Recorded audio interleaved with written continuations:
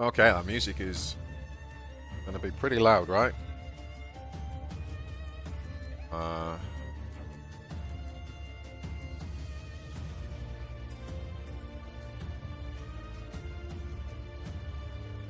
cool. Okay, welcome, boys. We're gonna do a bit of a midday stream. Um,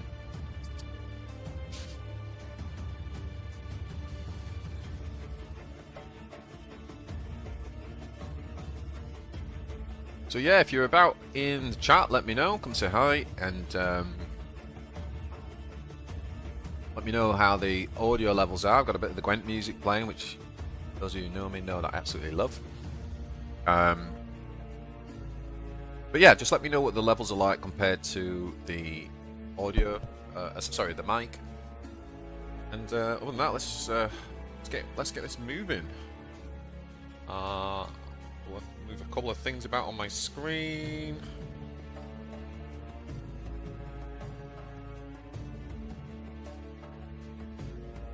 Oh yeah.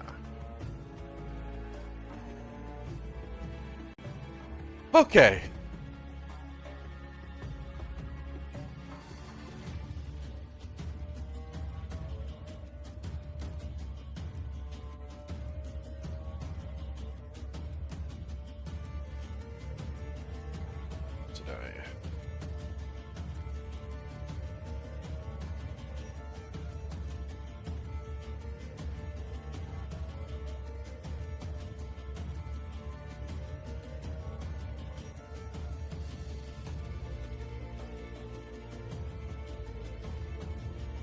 That beautiful card, maximum tier.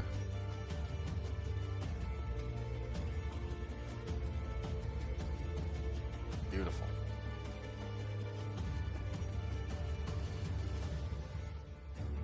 Audio is neat.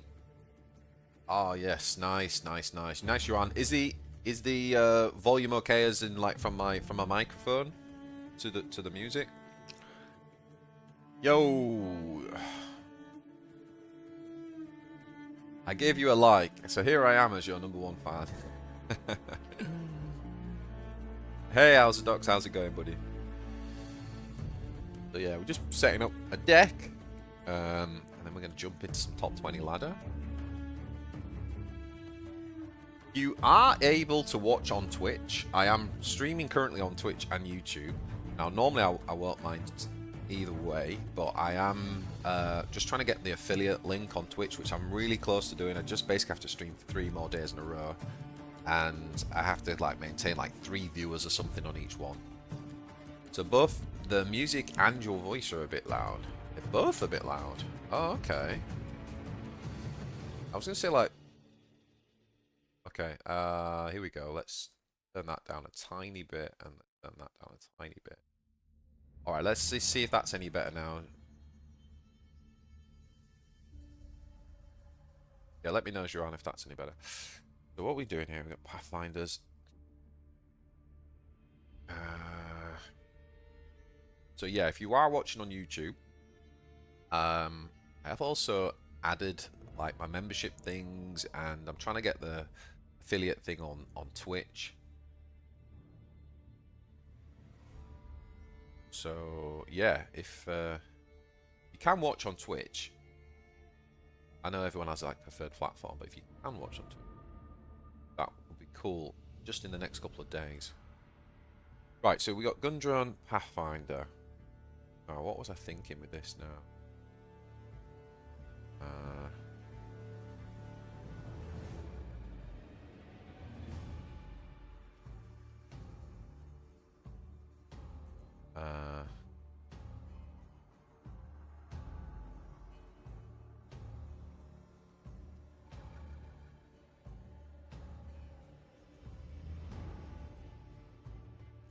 Crisis.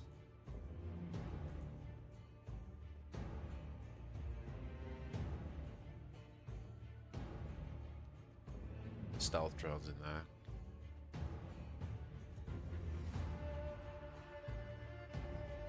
Oh, drop the Twitch link. Ah, yeah, of course. Yeah, sorry. Oh, yeah, because I put it in Discord and then I didn't put it in there.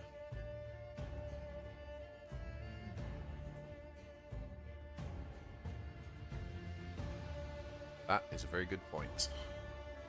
Okay, so my Twitch is... There you go, buddy.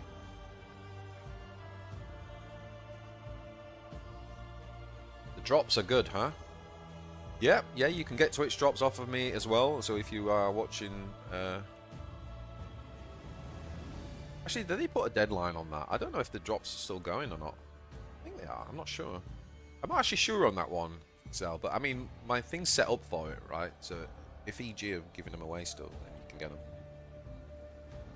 Okay, I want... I mean, definitely want... What do I want this deck? Sides.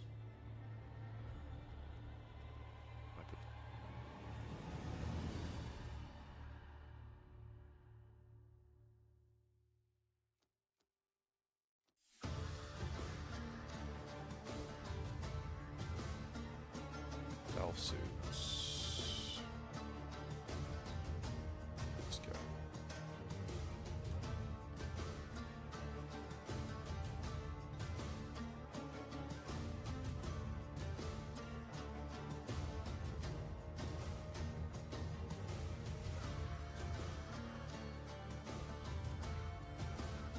Yeah, the valued sacrifice I want to test.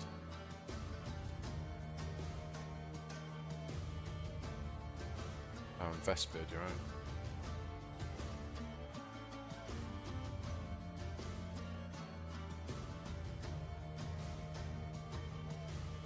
If I was playing Necrons this season, which Warlord would I choose? That's a good question. Do you know what's interesting is traditionally Imatech was like the control warlord, and Orican was the he was the warlord obviously for the Scarabs. But I actually wonder what the Imatech and Scarab build looks like. Because Imatech's very good at clearing drones. I've lost that deck a few times this season with Tau. So if you just want to beat Tau, then Imatech with Scarabs could be interesting. Otherwise, you go real deep on the value, right? So you want to go, if you're going to go control Imatech, you have to go like quite late game, and you want to play things like, you want to play things like, let me just come out here and I can show you.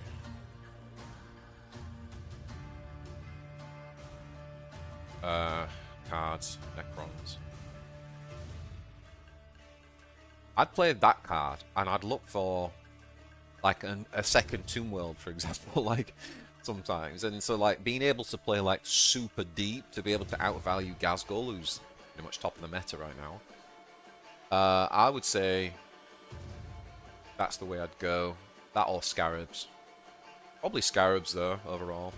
But honestly, Necrons are in a very bad spot. The only thing about Necrons that's interesting is that they are pretty good against Gazgul.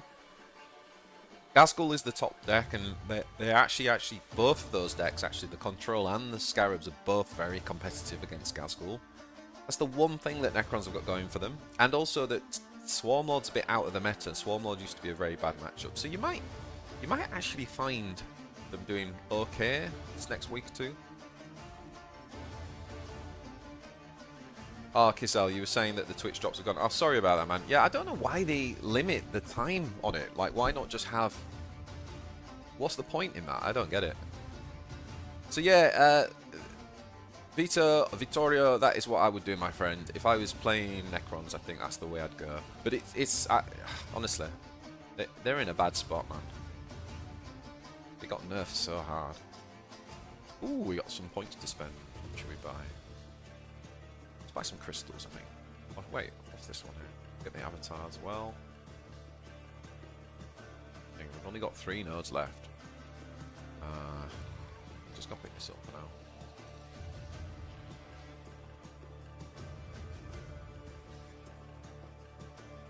now. Ooh, booster pack.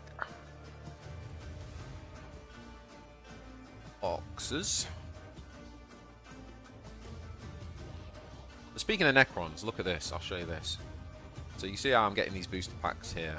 I've been saving my Necron ones, right? So my Necron ones, I've got like 27,000. So I can basically get like 26 packs or something stupid, 25 packs when the expansion comes out for Necrons. So we shall keep saving those. We'll click back on Tau for now. Okay, so what I was gonna do with this one? What's I gonna do with this one?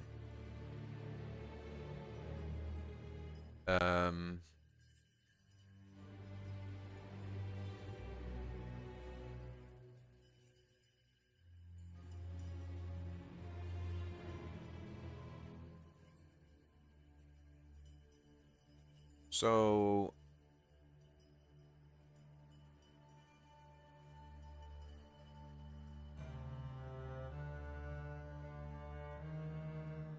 I think this is basically no cheats. That's what I was going to call this. So the idea of this version is that don't run anything that's like, make this cheaper.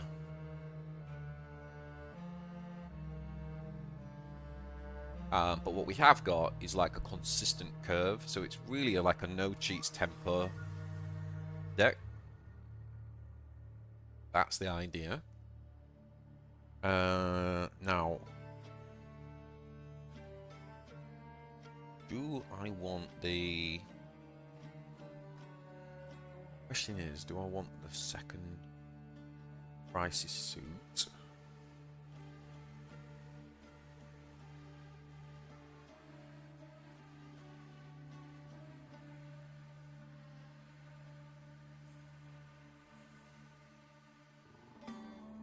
Maybe only run one valued sacrifice, and that gives us the Allion tactics. Well, I don't want to go heavy on the tactics stratagems here because I've got to hit tempo is the idea.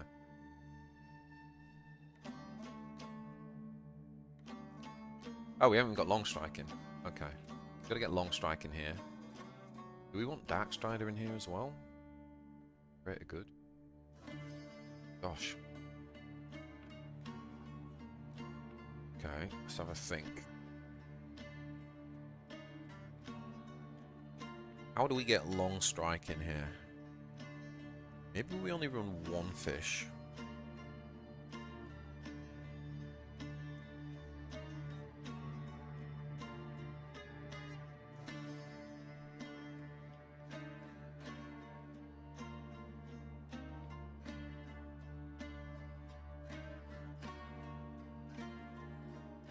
Maybe the idea is, if we're going tempo, maybe we just don't even run Fusillade. I've not tried that yet. It feels really bad not to run that in this meta.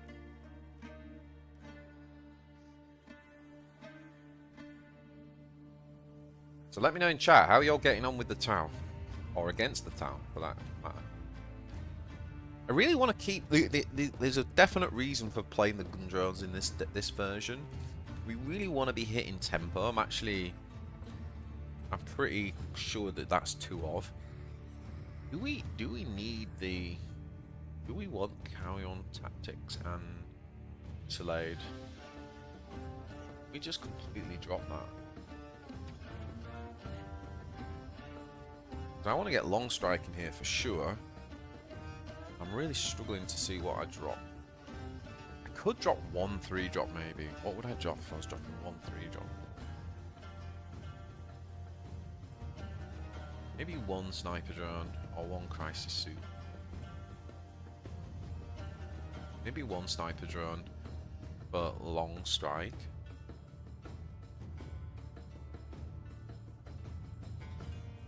Onvar and Shadow Sun will dominate the meta this month. Well, the Ecclesiarch and I have just finished recording the next episode of our podcast, Forgecast. That's coming out tomorrow.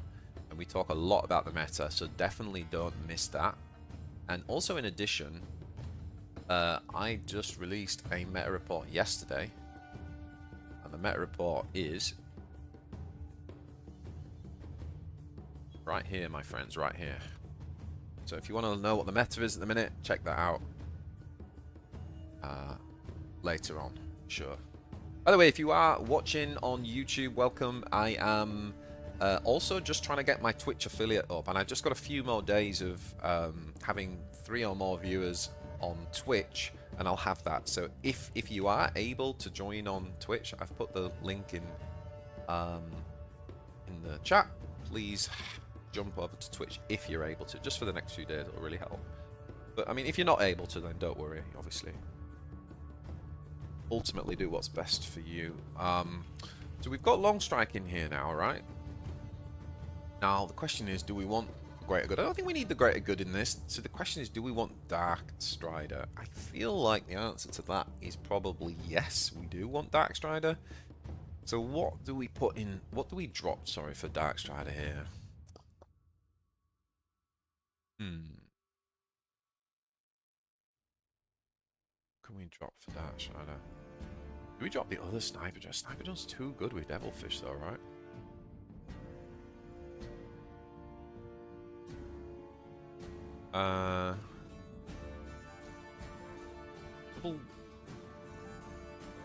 Yeah, I really wonder about the Carry-On tactics in this deck.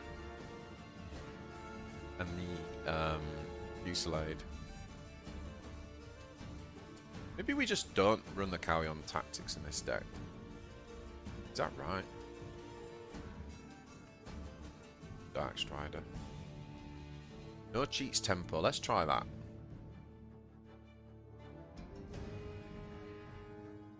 So this is... I mean, it's a slightly strange deck because it is pure tempo. Like, if we fall behind here, we don't have the AoE, but we do have the Devilfish and the Long Strike as the comebacks. So let's try this. See how it works.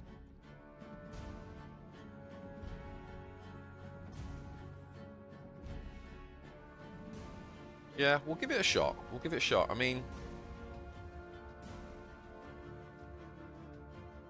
Ecclesiarch still top of the pack.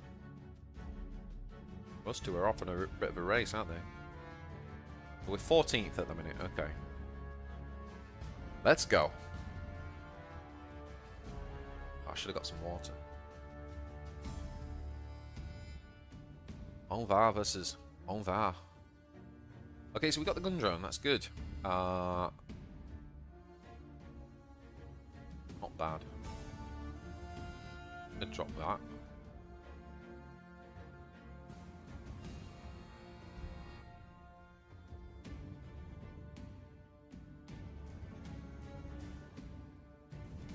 Bamish!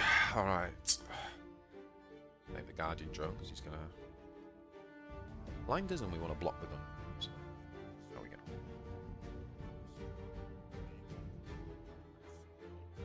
So you see, we should definitely have the early game in this match, right? Because you see what he just did? That's like a typical Anvar turn 1.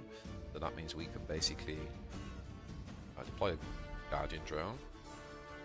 Basically play this here.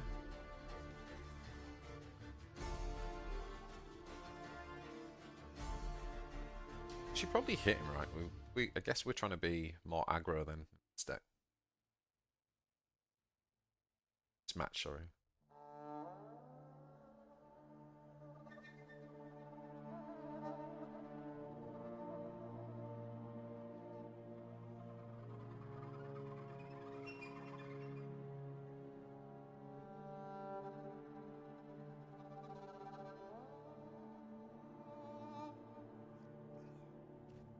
Urgency dispensation. Nothing. Okay.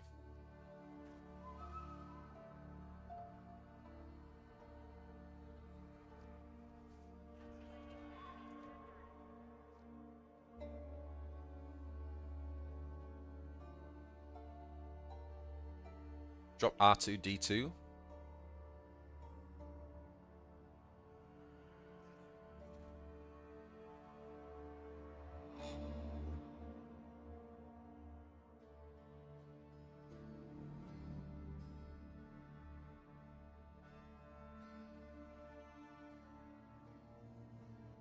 Next turn we're going to stealth this guy.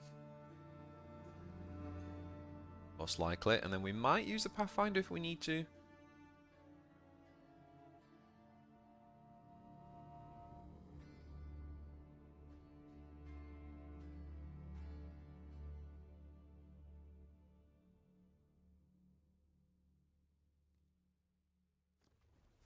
With courage and discipline, we shall stand victorious.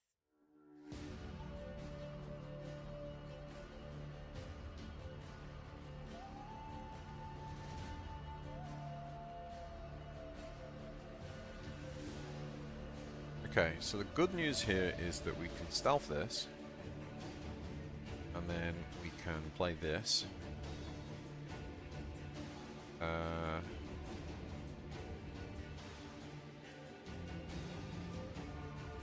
he's stealthed that, hasn't he? I mean, not stealth. He's so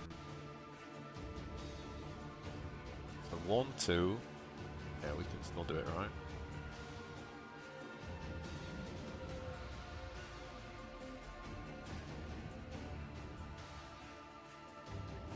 We do this.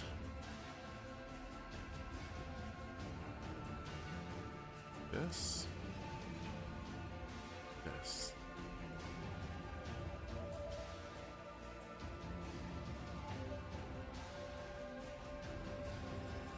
Hey BJ, I'm not a fan of nerfing cards, much rather see buffs on others, but is there a card or cards in particular that you think need to nerf next patch? Oh, MB, my friend.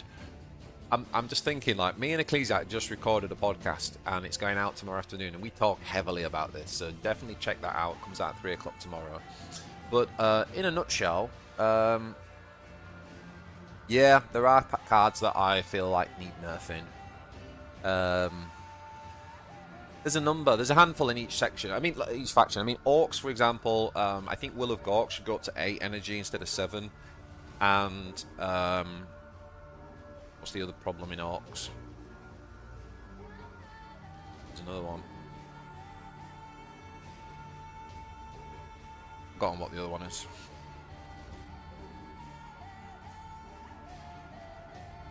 Okay, so basically we're gonna get that again.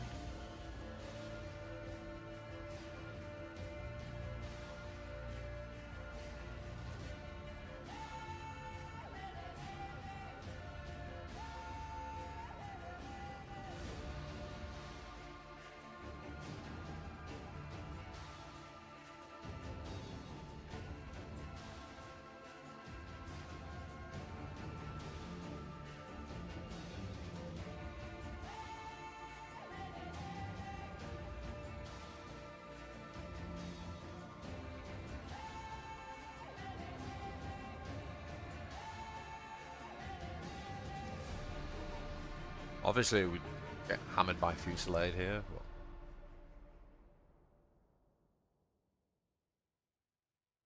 But... no, not the Orc Knob. Not Rock Invasion.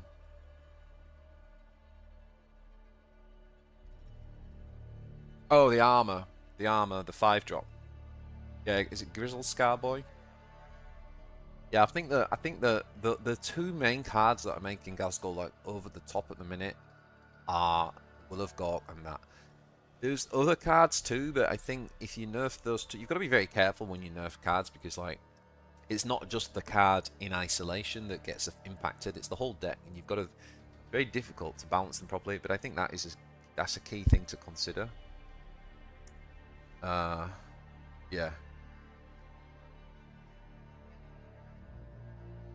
And he's really trying to keep this alive. He really wants to keep this alive, doesn't he?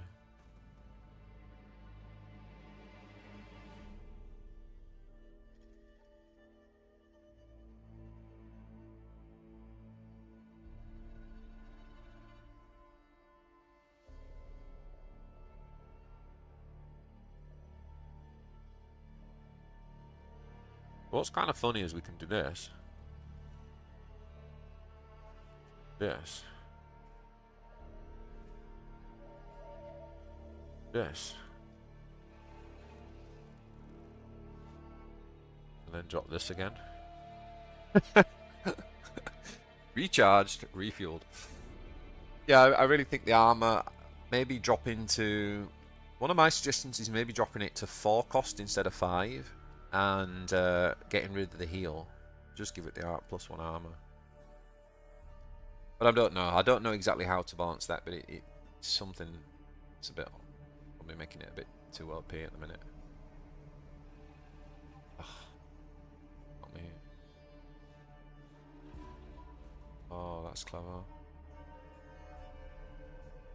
That's very clever. Think about that card on there.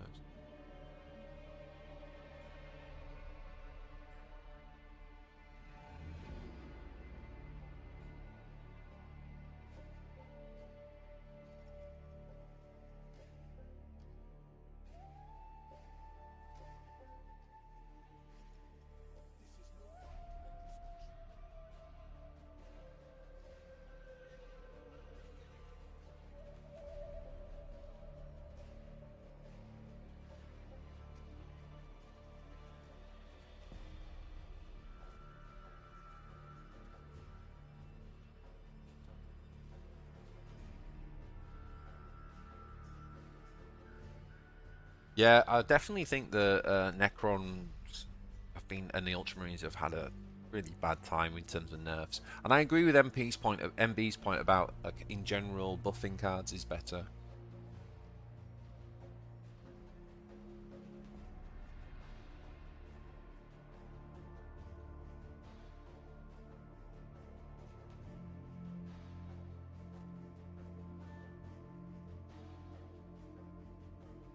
I'd quite like to see. I think the Lich Guard's gone too far.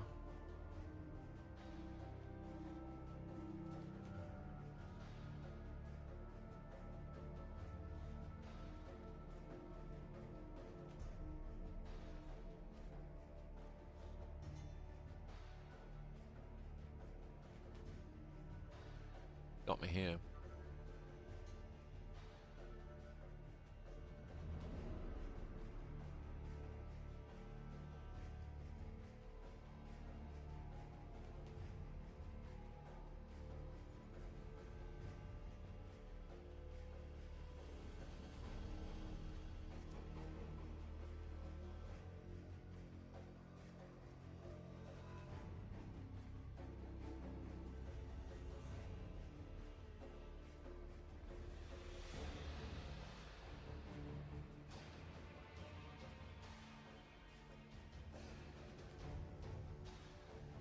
That to be.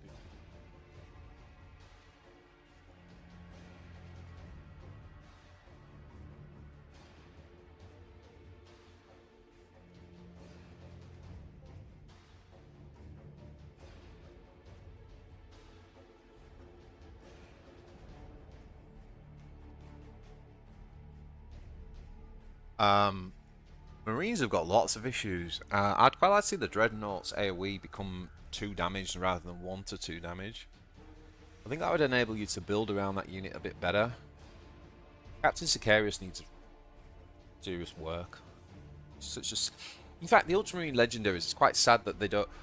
I even think Sergeant Telion could do with getting long range. Now they've introduced that mechanic, I think long range on Telion would be good. And also, I think the 7-drop that they nerfed to death, the Angel's Death, I think quite like to see that card being playable.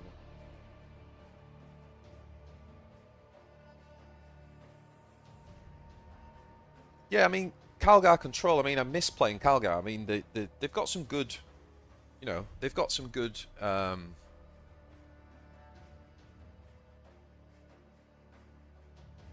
there been a patch? Have I missed something? Oh, there's been a patch. Okay, we're going to read the patch in a minute, boys. I'm going to read the patch. Okay, that's exciting. Right, we'll come back to that. We'll come back to that. There's been a patch.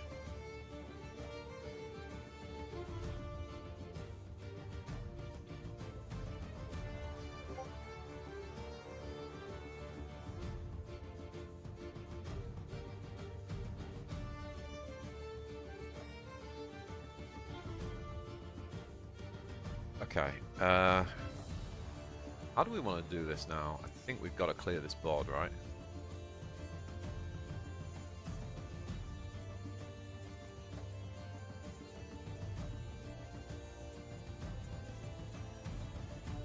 If we do this...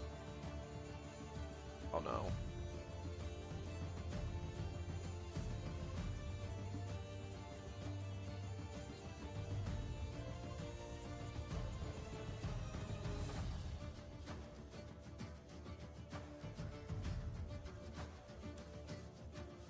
Oh, messed up.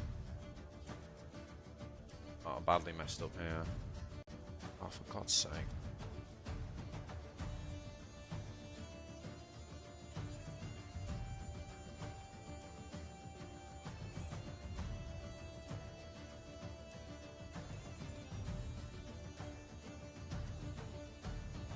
Yeah, I messed that up. I could have cleared this, and I should have done that turn. So, I've currently got loads of guys watching on YouTube and no one on Twitch. If you are able, and I know not everybody is, but if you are able to switch over and watch me on Twitch, please do so. The only reason is, trying to get my affiliate on Twitch, and I've just got to go 3 more days with a minimum of 3 viewers. But no one ever watches me on there. So I've just linked my Twitch, if you're able to.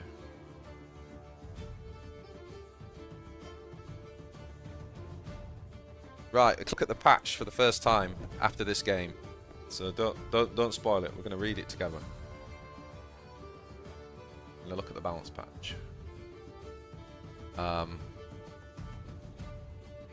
No! Oh, thanks, sausages. Got you on both. Now, bro. Excellent.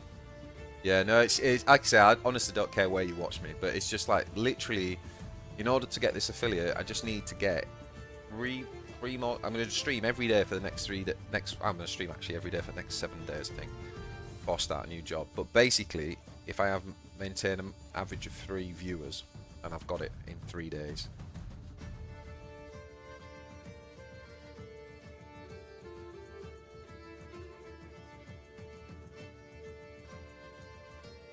This game's crazy.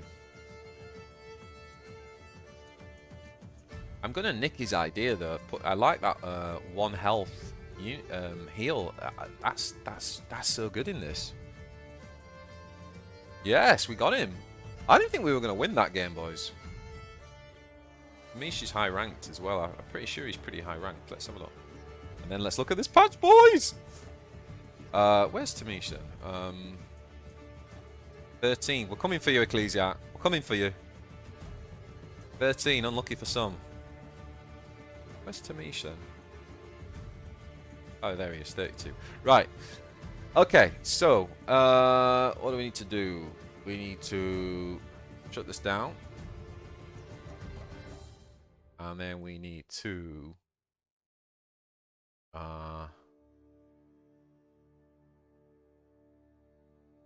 here we go. Y'all still with me? Okay. Tau buffs incoming. Oh, we have not got Tau buffs coming. Right, here we go, boys. Here we go. Okay, upcoming balance changes. The Tau Vase light dims this month. Oh shit. Things are soon changing in Warhammer 40k Warpforge. The Tau Empire arrived as an entirely new faction in the game, bringing the light of the Tau Vase and changing how battles are waged drastically.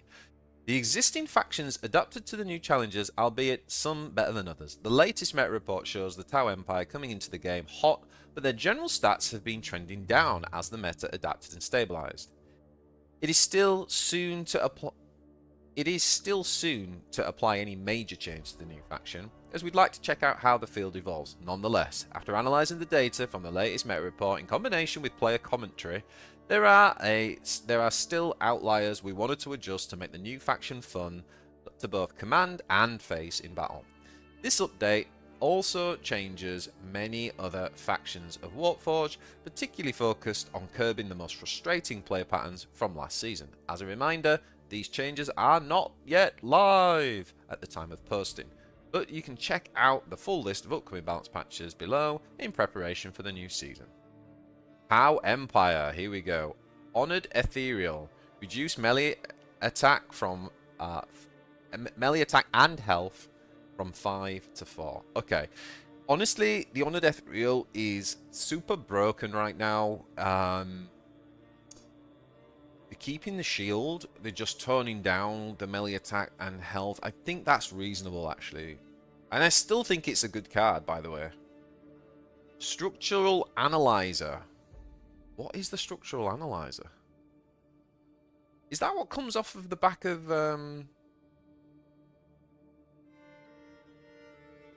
Is that what comes off of...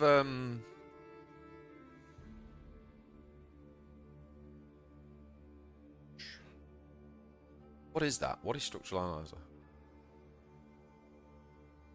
I'm confused. Is that what comes off of the 3-drop?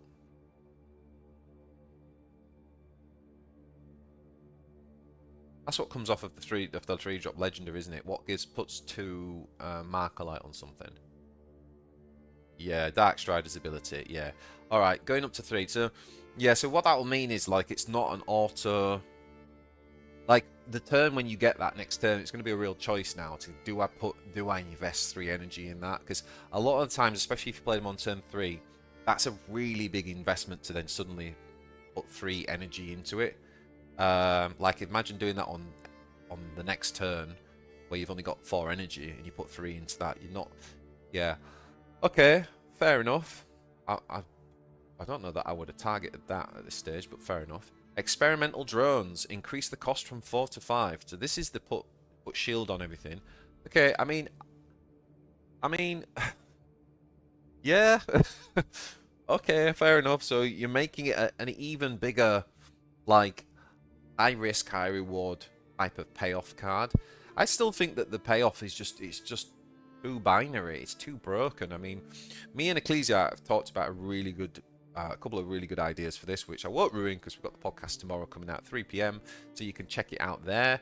Part 1 will be on his channel, part 2 on mine. But I don't know about that. I'm like, I just feel like I'm happy to see something, because I do think this card is like not good. It's quite toxic for the game. It doesn't feel good. Yo, Von, thanks for going over to Twitch from YouTube for me. Appreciate it, my man. Coordinated engagement. Reduce the marker light from 3 to 2. How are they thinking that that's the problem? That's not the problem. Guys, am I playing a different game to you guys? What, like, is anybody experiencing, like, I don't know about you, but when I play against Tau, or when I find it difficult, that is not the issue. They are not the issues. I mean, this one is the experimental drones and the honor death reels. Yeah, okay, those 2 are reasonable. I think the other 2 are a bit like missing the mark, to be honest. Let's move on to Tyranids. Tervigon. Increase the talent's cost to 1 and change the description to create a Termagant in hand. Your next troop this turn will cost 1 less. Okay, interesting. That is very clever. That's a very clever change, and it's one that I support. I think having a 0 cost hero talent is a problem, and I do like that change. I like that they've kept the 1 reduction. That's a clever way to do it, and it is only this turn. So, like, you know, if you create a Gaunt and you don't play, if you don't make use of this discount that turn, and it's gone. So that's very clever. I like that. I like that. Yeah, coordinated engagement. That's a weird one, guys. I agree with you in chat for sure. Termagant, change description to Swarm Tide 2 instead of Tide 3. Oh, interesting. Okay.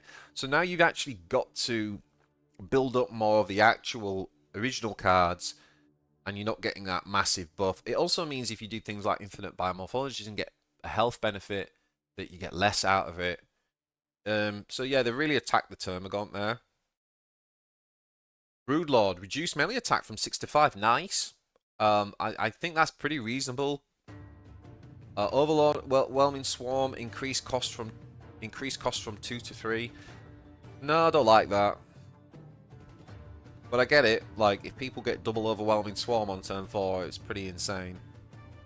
But I think that with the Termagant change, I mean, they're really getting hit hard here. Ravenous Hunter! Oh, they've changed it! 7 seasons later, this change description to give Bloodthirst to a friendly unit this turn.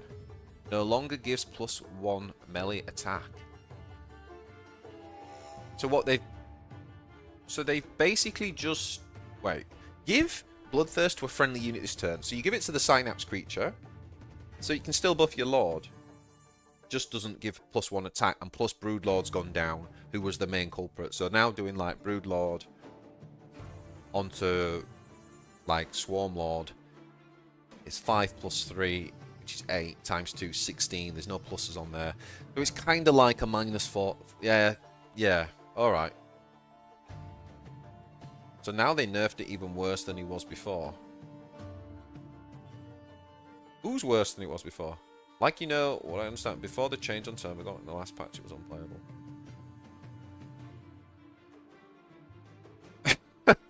Well, Mid's got more nerfs than Tau. I feel like... Oh, God. Hold up. Right, Orkz. Gazgul. Change talent's description to ephemeral. Give +1 melee attack to your troops. If you don't control any, then deploy 1 grot. No longer gives +1 ranged attack. Oh, okay. So Gazgul's buffing ability basically has become only melee and not range. I mean, that helps Tau. That definitely helps Tau. And I don't think it is just Tau, actually. I think that helps a lot, because there are a lot of times where, yeah, the grots can basically take out range things that get silly. Like, I think that makes sense as well. I like that. I think I like that. Do I like that? I think I like that change. Yeah, wow. Yeah, Gazgul still meta. Will of Gork increased from 7 to 8. Yes! Finally! Oh, Ecclesia, our podcast is going to be so out of date tomorrow afternoon. Will of Gork has increased, and I have to say, that is a good change. That is a really good change. And that's coming from someone who's an Orc player and loves abusing, you know, and loves playing Will of Gork. Because I love Will of Gork. I love that being in the game. I want more control tools. I like that. But I do think that 7... I think about other CCGs with similar abilities. 7's quite early for it. I think especially because you start the game with 2 energy and not 1. So I think like increasing that to 8 is a very, very reasonable change. It's a very good change. And I agree, like Ecclesia, like even despite those nerfs, like Gazgul's still meta. It's like, still good, but it's a little bit more. That Will of Gork's the big one for sure. Black Legion. Oh my god, Lord. Iskander, add a shield. Whoopie doo. Hey guys, the guy that no one plays and will not play again next season now has a shield. Excellent. Nothing. No buffs. No buffs at all. It's man. What am I giving this? What do we give this out of 10, boys? Let me know in chat. What would you give this as a balance update for the month? In fact, let's keep it simple. 5-star review. What would you give this out of 5 stars? How good of a balance patch is this?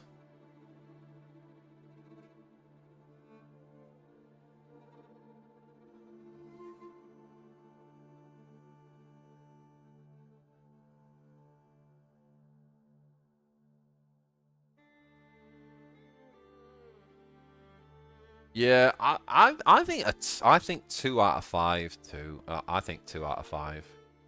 Black Legion, I mean, that's just lazy. What's that all about? No one plays him anyway. I mean, like, seriously, up here it's like based on the data and what people are saying in the field. What? That Iskander needs a shield.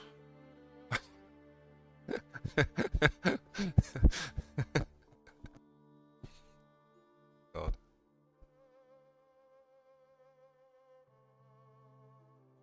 Yeah, they've killed Turbogon.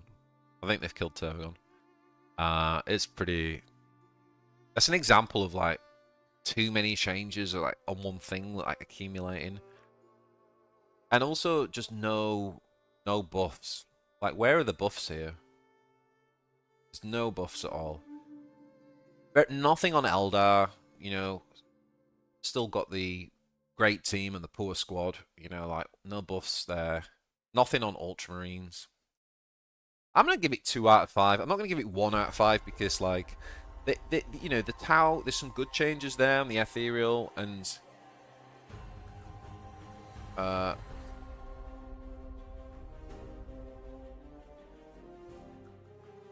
yeah, I don't know, man. No Eldar, no Crons. Did they do anything with Necrons? No, nothing with Necrons. No Eldar buffs and no buffs for Ultramarines and Necrons is sad, man. It feels like a very last-minute type of patch, that. It doesn't feel like... And to be fair, I know we've had, like, Easter and stuff like that, but... Yeah. Happy with Will of Gork. The big ones that really impact the game is Turbogon's no longer in the meta, which means that... What does that mean, then? If Turbogon's not in the meta, it means Abaddon's better. And it also means that... Gazgul is better. What? They killed the Ghazghkull killer. So Ghazghkull is better. Tau are a bit weaker. But when I say a bit, I mean a bit. Like, a very little bit.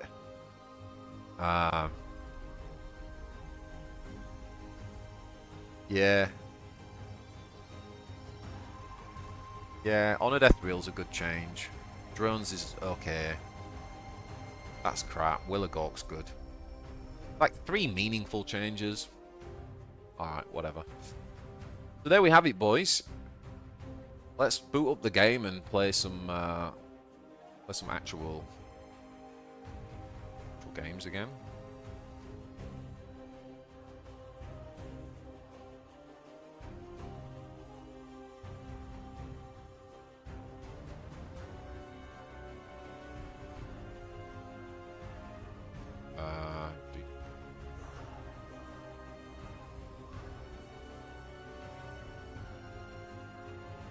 Gaz is even more meta. I know. Like, honestly, like, they have an amazing ability to just ensure that Ghazghkull is always meta. They really are good at doing that. That it's almost uncanny, isn't it? Like, no, Ghazghkull is OP. Ghazghkull is OP. Guys, if you want to, I can play Ghazghkull if you want, but Ghazghkull wrecks Tau. Like, he wrecks Tau. Trust me. Ghazghkull is still, he's still the big boy of the he's been meta since season 2. Yeah. Happy days if you picked Ghazghkull back in the day. If you're like, what faction? I can only afford to do one faction just in terms of time or money. I only do one faction. What faction shall I build? Oh yeah, I'll try them Orcs, you know, they seem good. Man, what a decision. You are a god. You are a genius. Absolute genius. Congratulations. You've owned the meta for like 6 months or something now. Yeah, they just made Ghazghkull better.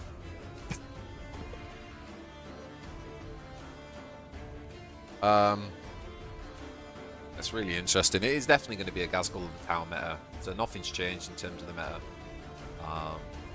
Abaddon's going to be better. Abaddon is going to be much better, right? Because now Abaddon is going to be able to prey on Ghazghkull, because Ghazghkull are teching for Tau, and then that means they're not as good against the Go Tall Chaos. And I think Abaddon is favourite then in that match. But Abaddon loses to Tau. So that's going to be the round robin, I think, right? The round robin is Tau beats Abaddon, Abaddon beats Gaz, Gaz beats Tau. The devs are sitting on a big old pile of teeth right now. Thoughts on Imatech as well. I mean, like we said earlier, Blight, you know, currently Imatech, so traditionally Imatech was like the control guy. Oricum was the guy to go to for the Scarabs, whereas actually I think an Imatech Scarab deck's not bad right now, because Imatech does very well against the flyers of Tau, and then you get the bonus of Scarabs, which have always done well against Orcs, and they do well against Tau as well, actually, to be honest. So yeah, that's probably, I mean, the other way, I think Ecclesiarch was talking about using going late game controlled still, but making it more like greedy. So you can run things like the 2-drop, the Hyperlogical Strategist, and try and get like a second Tomb World and things like that. But I mean, they're in a rough spot, don't get me wrong. I think the Tyranids are in a rough spot, for sure. Now, I did want to change. I did want to do something to this deck. We wanted to steal that guy's idea, didn't we? The idea was, and I really liked it, and I also feel like that needs to be an extra. But the idea was, let's just drop the Fuselage. Should we just drop it and go make this the real proactive deck? It was to put this in, wasn't it? I really like this idea, man. Let's put a second one in. What can we drop for a second one of these? What can we drop? Maybe we drop Darkstrider, right? Because if... Because he's getting nerfed. Are we going to be playing him in this? With that nerf? That nerf might be big, you know. That nerf might be bigger than I'm giving it credit for. What do you guys think about the Darkstrider nerf? So this going up from 2 to 3. Let me know in chat. I'm just going to grab some water while you have a think.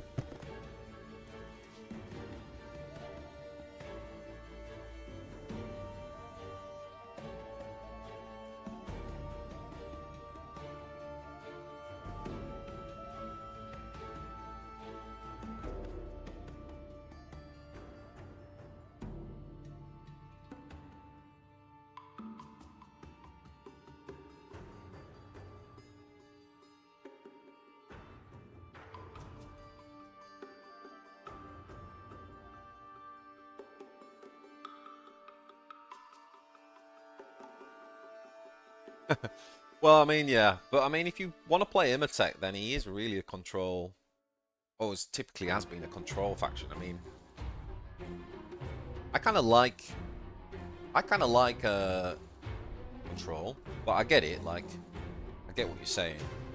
I just think this one I might have like underestimated a little bit in my first impressions. Like this might be a bigger deal actually than you think, because there are a lot of games with this type of deck where, you know, you drop the structural analyzer. You drop the structural analyzer and then it's almost like you're banking it for later, but I just don't know whether you'll have the energy to do it. The E. Okay, so what can we drop? What can we drop?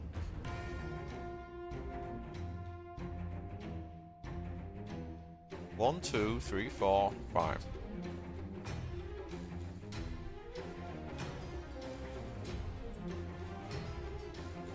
The turrets were really good in that game. That might be the first game I've played where I really liked them. Could I drop one crisis suit? Ah, oh, man. We really need the 3 drops though. It's a guarantee, don't we?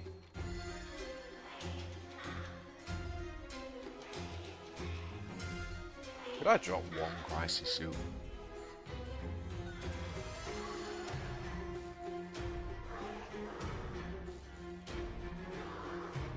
So we'd still have 1, 2, 3, 4, 5, 6, 7, 8. Yeah, let's drop one crisis suit. And let's put the second technological supremacy in there. Okay, so no cheats tempo. Let's go. Ah, stealth suit. Maybe. The problem is with this type of build, because we're not running any AoE, we're not like you have to hit. I mean, if you have to hit the energy, like if you get to turn 4 and you don't have a 4 drop, it might just be game over, or like 2. I don't know.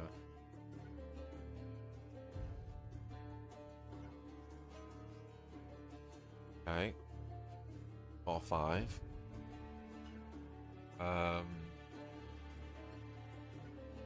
Meant to drop that.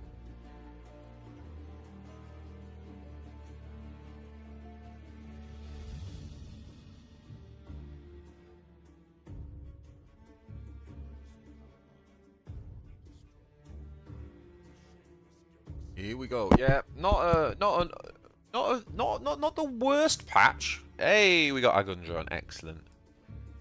Not the worst patch, but not the best. And not good enough. I really want them to put a bit more time into one of these patches one of these days, because they feel very rushed. I mean, to be fair, I don't know how much actually goes into... Are you going to ping that? I mean, I don't know how much goes into...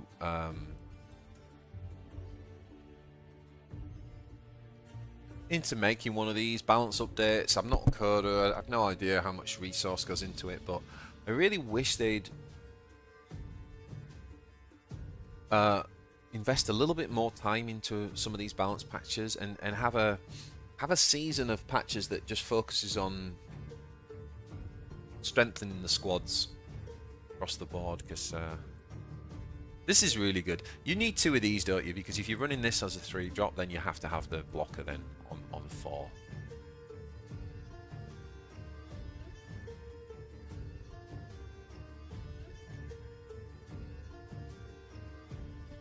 So yeah, we just built this deck at the start of this stream, guys. I've got a few different decks that are working well for me, but I wanted to try this like completely proactive thing. And the main reason why I wanted to try it is just because it's very like the big weakness of Tau is the early game, in terms of how a lot of the builds have been made so far. I'm really trying to sort of tighten that up. So what we could do here is we could drop the Devilfish, right, and then next turn we've got drone into Darkstrider. That could be quite good.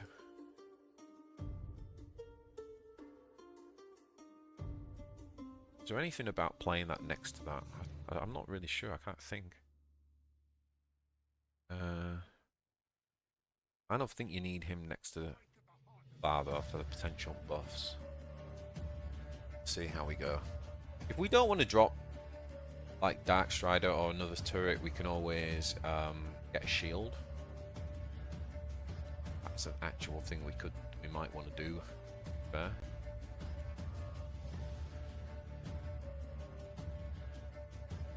Things are remnant, right?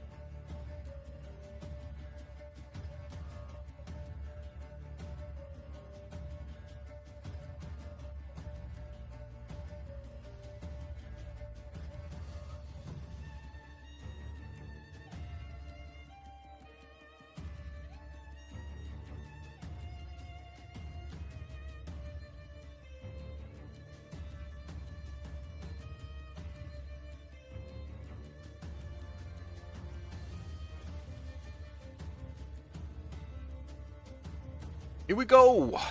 Here we go. Stephen! Hi BJ, how's it going? Did I hear that Abaddon's been buffed? Yeah, you missed it. If you just joined, Stephen, we just had a read of the balance patch, which we're giving a 2 out of 5 overall. But no, Abaddon hasn't really been buffed, no. He has had his legendary gain a shield. You know, the one that no one plays, the 9-drop. So if that excites you, potentially. But it has been buffed inadvertently, and what I mean by that is... well, first of all, let me just do this. Second of all, let me just do this. Third of all, let me just do this.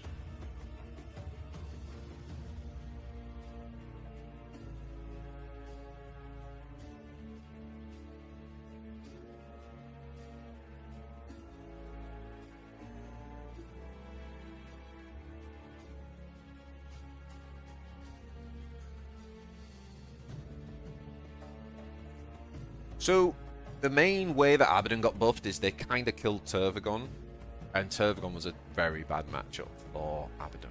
So that's the main way it got buffed, but not directly buffed, really.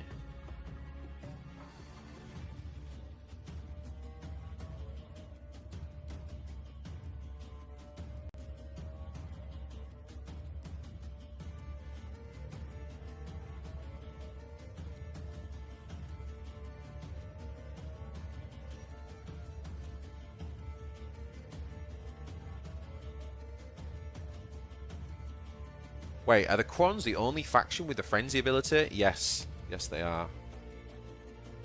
Yeah, it's one of those... It's one of the worst designed mechanics, really. It's never really worked. It's never done anything, actually.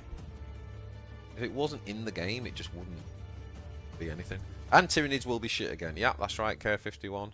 Tyranids will be shit again.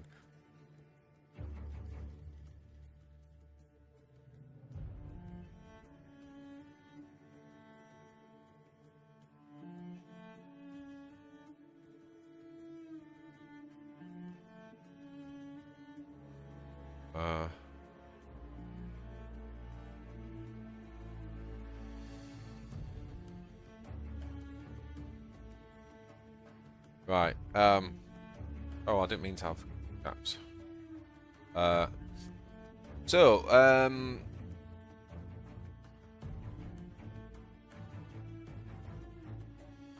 Yeah, Abaddon's going to be decent, man, because he's really going to... I think the play rate's going to go way up on Gaz and Tau. I don't understand some of those Tau nerves, like the coordinated engagement one. Why is that a problem? That's a super weird one.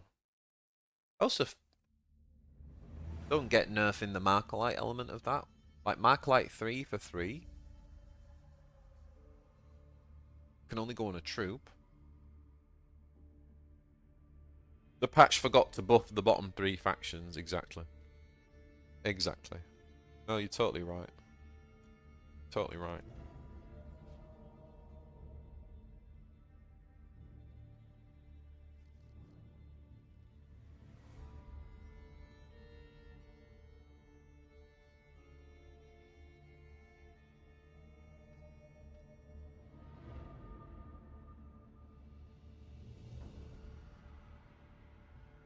Man, this gun drone coming in clutch, man. Third game with the deck. Third game with drone gun drone.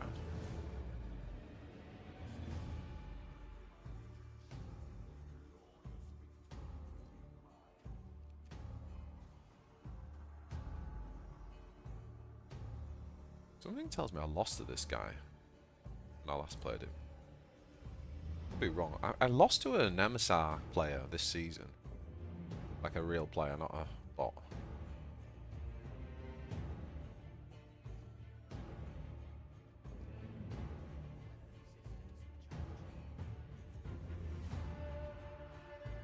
Which Abaddon is better, mid-range or Crusade version? So, Boogie's Chaos deck, which is late game, but he has quite a good balance, is the best Chaos deck I've seen. I think it's the one I would point you to. If you've not seen that, go and check out my my video with him, my masterclass with him. It was a great video. I'll put a link in it if you want. But I want to talk to you about the mid-range, or what I call control. I call combo. Because a bit of a trick people are missing at the minute. I think they were just starting to get it, and then Tau came out and everyone got distracted. So this is the best Abaddon deck. A really good guide by one of the best players. He's been playing Abaddon since the start of the game, and he really knows what he's doing with it.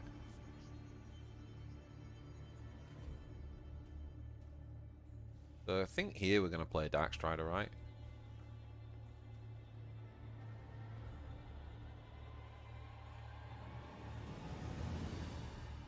I feel like that's correct. Correct? Or you can play Stealth Drone and buff. Would do Stealth Drone and buff, and then the turn after you Dark Strider and they both get Stealth. Is that correct? That might feel more correct, not gonna lie. Because then the stealth will be there for the Devilfish. Yeah, I like that. We like it, we like it. So the thing about what you might be calling mid-range,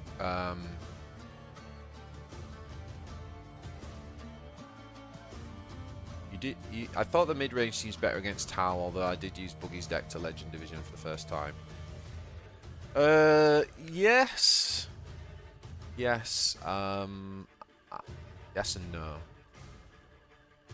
So, look, the thing about the mid-range deck, I call those combo decks, because if you think about them, they usually finish with a Frenzy or Murderous Desires, you know, depending on which version you go with.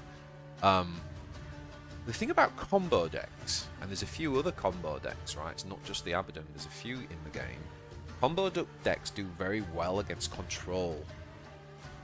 Because control wants to slow the game down. Think about Gazgul control, right? It's a fatigue deck. It just slows the game down, removes. In other words, you've got loads of time.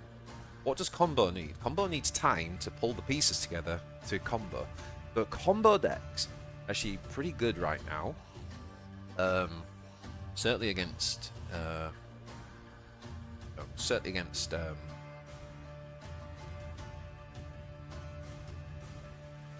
Gazgul. I'm just blown away that they just keep picking on Tyranids, man. Jimatsu's already messaging me on Scott. Like, why do they keep picking on Tyranids? Like, honestly. Don't get me wrong, the Ravenous Hunter change, and it was needed.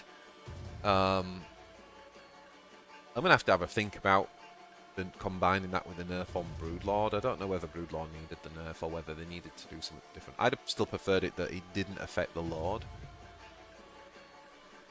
But one of the things I think about is how easy to make these changes from a coding point of view. And does that influence how they change something?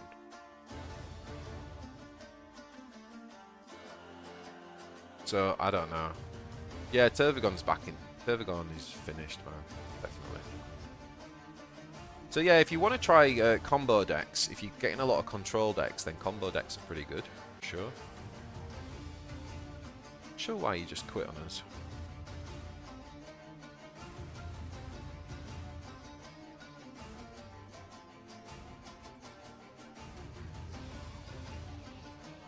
I'm so sick and tired of Necrons being scarabs in a trench coat. Scarabs in a trench coat, I like it. Oh, boys! It's the second Wailing Doom.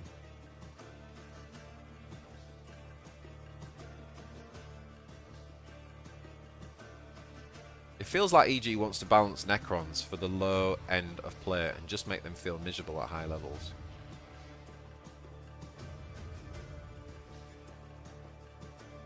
I mean, they've got, you know, it's a small dev team and they've got a lot of stuff to do, obviously, on new releases, which we want, and they're trying to get like guilds out or whatever they're going to be called, and then they've got the balance patch. There's a lot going on, and so I can understand that they can't kind of put too much time into going back over old ground. I mean, I don't have a combo of, I don't necessarily have a version of the Abaddon combo, but the best thing would be my masterclass with Ecclesiarch, probably. He did a really good mid-range combo deck. So this one here, get a shareable link. Abaddon combo. I can't remember off the top of my head exactly what was in his list there, but I'm pretty sure this was like you know, so you know, you stealth a unit, putting on the packs, then you can use Skins of Fate, which puts it back into stealth and draws more cards, more things you've got. Then you play Frenzy on it, which gives it a attack buff for how many dark packs it's got on it. That's one example. Another example is like if you're playing against Tau, maybe the Murderous Desires thing's good. Because Tau go wide, right? I don't know if Ecclesiarch's still in chat with us. Ecclesiarch, what do you think, if you're there, what do you think to Murderous Desires against Tau? Because what you do is you run this, make a damage friendly unit attack by itself. And you run it with this.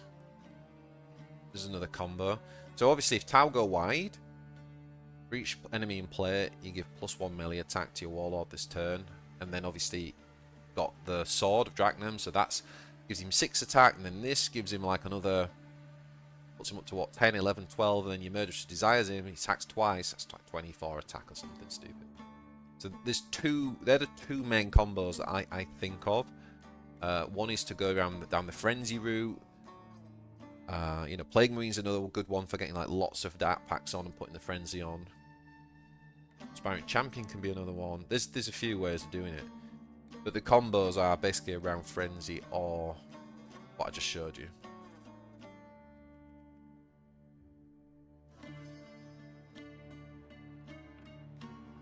Ecclesiarch's still top. MK is chasing him down there. He's hot. Hunting him down, isn't he? Up to 12th. Come on. We need for top 10. 3292.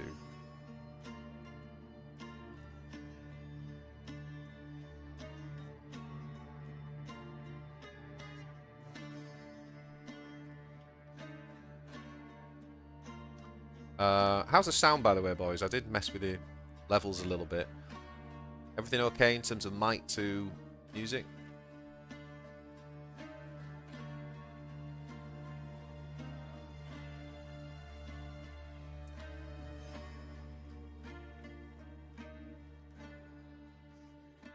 If you're on YouTube, what do you think to my little badge that I made for my membership thing?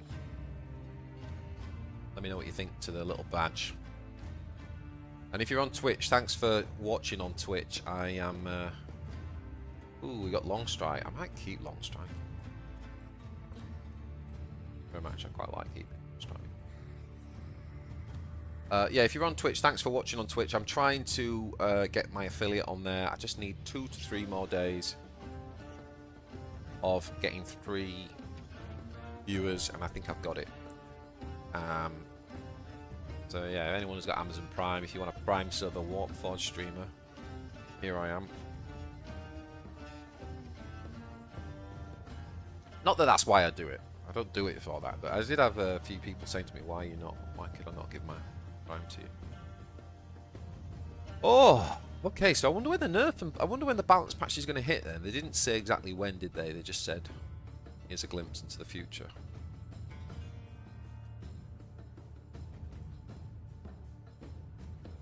Okay, so we're gonna gun drone and this.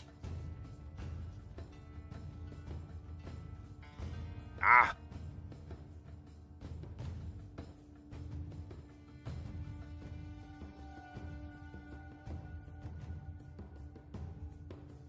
Does he pathfinder here? Semi-read. Okay, blocks with that, I see. Oh wait, what?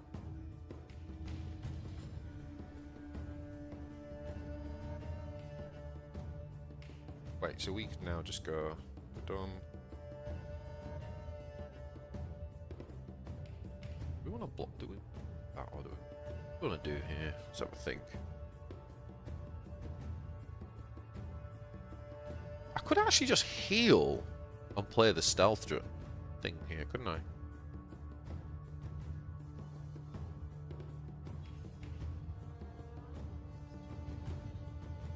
Does that make more sense than just dropping the DS8 and trading that?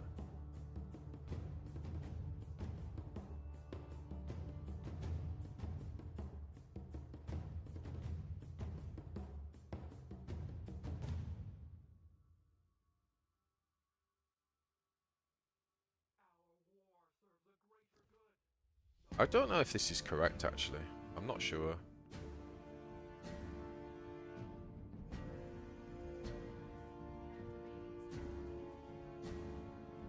The reason why I'm not sure it's correct is because I kind of want the stealth drone to play into Devilfish.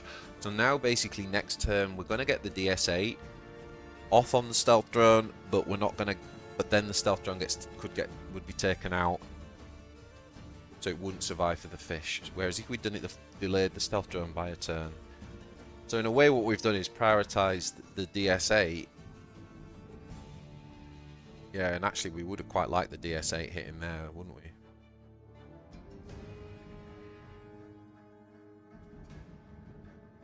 Well, I mean, actually, we could just play Darkstrider here, right?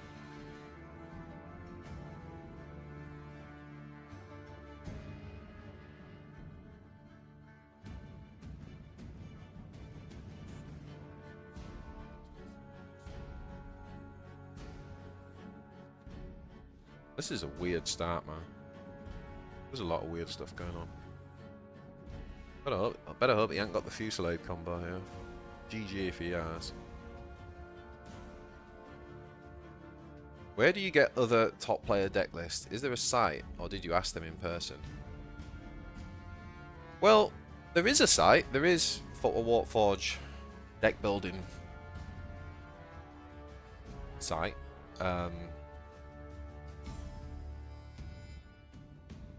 Oh baby, look at this.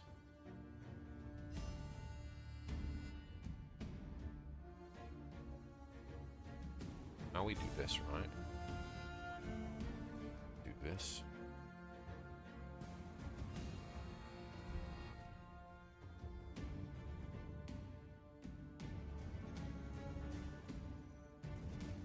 Yeah, so there is Warpforge decks where you can definitely go. But I mean, I've just built relationships with the community and a lot of like top players and stuff. And Discord is good. If you're a member of the Discord, then if you're not, then definitely get on that because all the community's on there.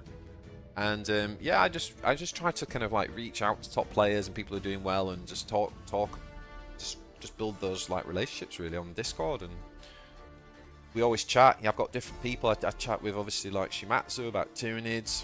You know, I chat with like Barik a lot of the minute about Tau. We're actually going to do a review of all the Tau cards 1 month later. So we're going to do that in a couple of days. Might be filming that tomorrow actually.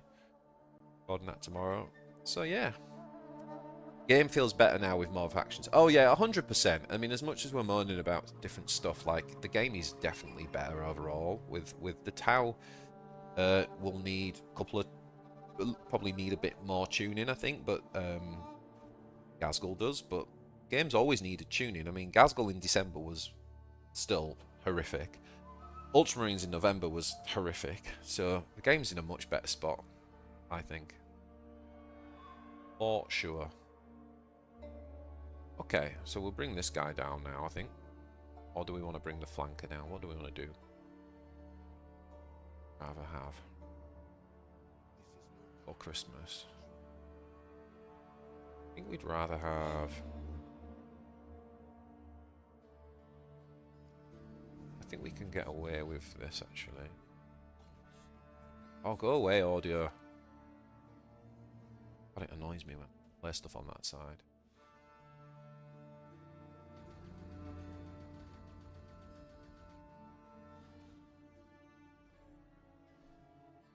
Devilfish OP! Yeah,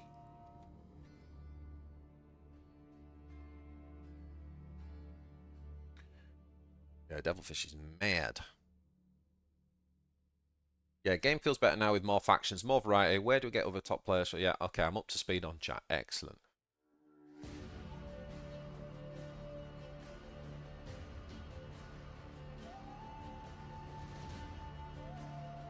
What do you guys think about Ultramarines? What are we going to do? What needs to happen there? Because I'm quite sad about Ultramarines' state at the minute. I really want to play. I like Ultramarines.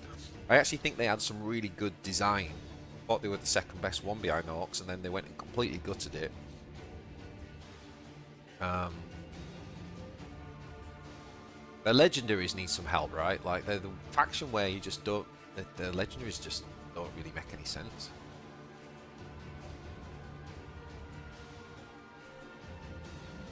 Okay. So he put that down. He put solar eclipse down, and he's got coordinated engagement. Interesting.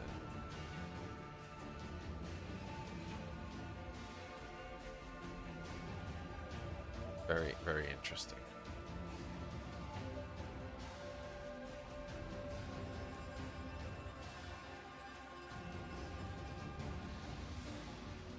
Got to play this because we need the buffs, really.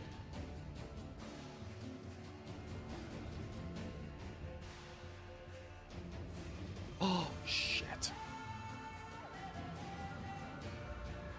Okay, I just temporarily forgot that that doesn't get to flank.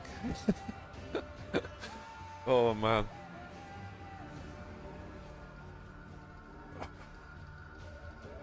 So if he's got Fusillade now, that will kill this. The drones get to flank though, don't they? Okay. We could have flanked with that, right? Save the ping. Not in that example, but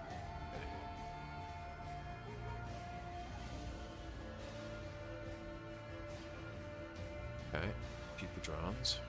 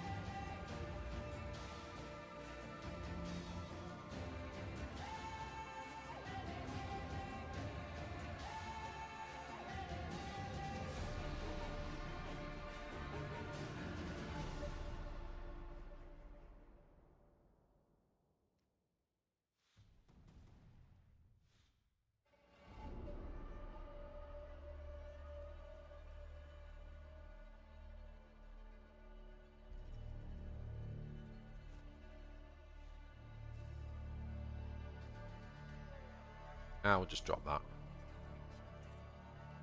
Okay. Out tempoing the drone player, eh?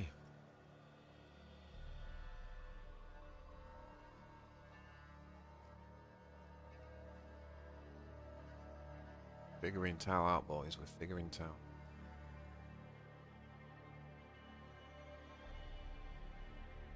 Ultramarine solidly at the bottom. Yeah, I mean, they're not, I don't know, man. I don't know where... Like, I'm really sad what they did to Uriel. They need to revert that. I really want them to give Uriel his card back, because they actually created an archetype, probably accidentally, but they created an aggro archetype that was good, and it wouldn't be as OP as it was in the season. I don't think it was OP then, but The season where it was top of meta with 60% win rate, it won't be that anyway because they've updated Orkz since then. So the armor control is a bigger issue. Oh my god, what's going on here?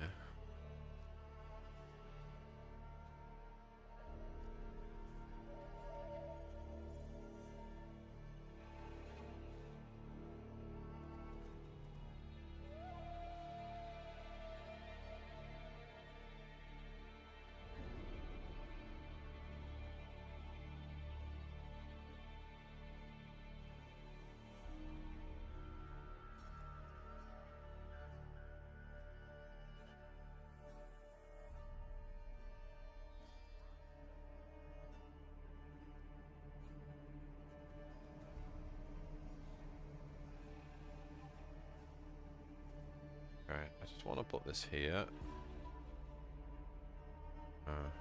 So when that dies, that then gets Vanguard from that. And then these guys are going to come out now and just wreck this board. It's going to wreck this board, boys. Wreck this board. Devilfish OP! Like that? Like that? Yes! Yeah, I had lethal, I know, but I was... I have this, like, weird,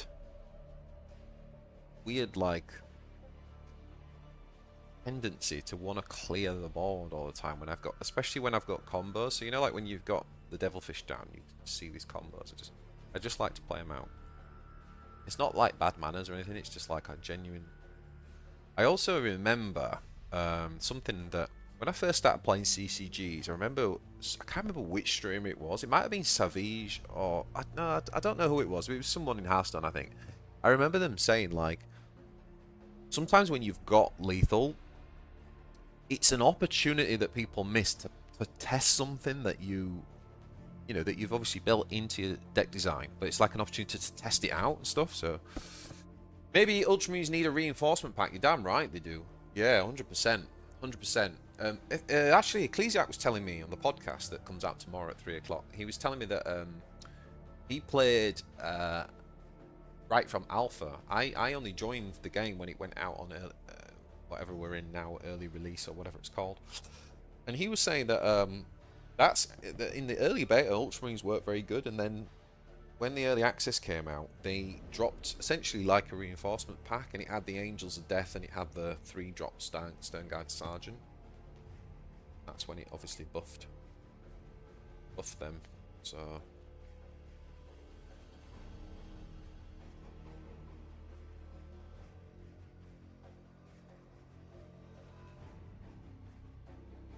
3 to 80, the 13 point getting top 10. This is working pretty well. I don't know whether this is like a bit too meaty in here. I don't know. I feel like it should be good though, right?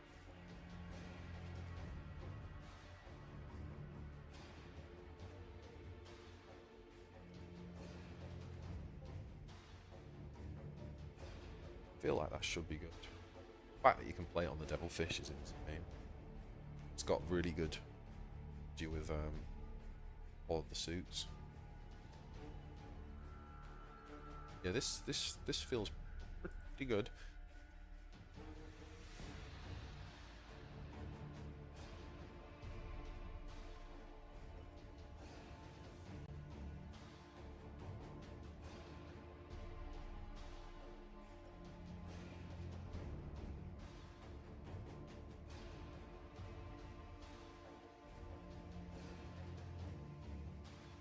Come on, come on. Yeah, so Assault the Legendaries out for Ultramarines. I'd like the Dreadnoughts AoE to become just 2 rather than 1 to 2.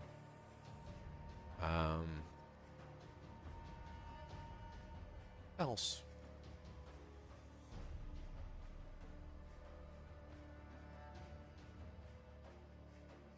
Gun drone, baby.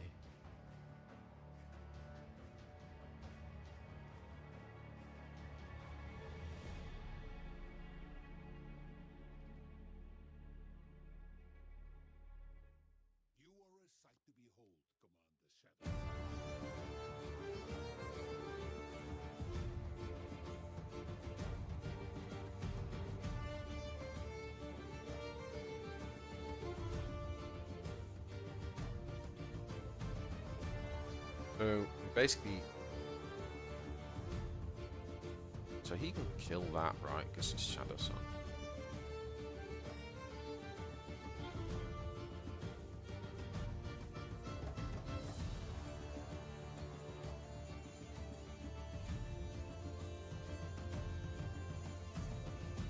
Looking at the sniper drone just shows how bad Sweeping Orkz are. Yeah.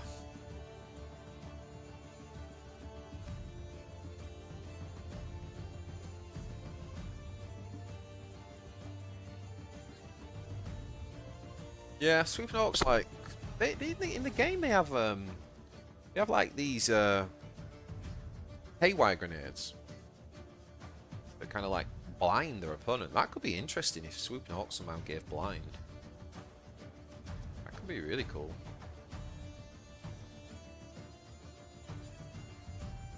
Combo's doing work, man. Doing work.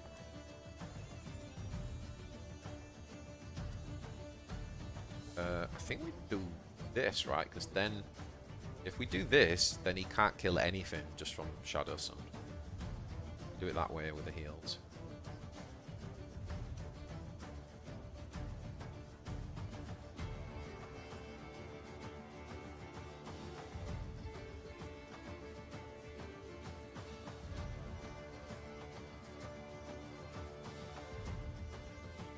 Been a bit lucky that we haven't played against Gazgul yet. Wait, what the hell just happened?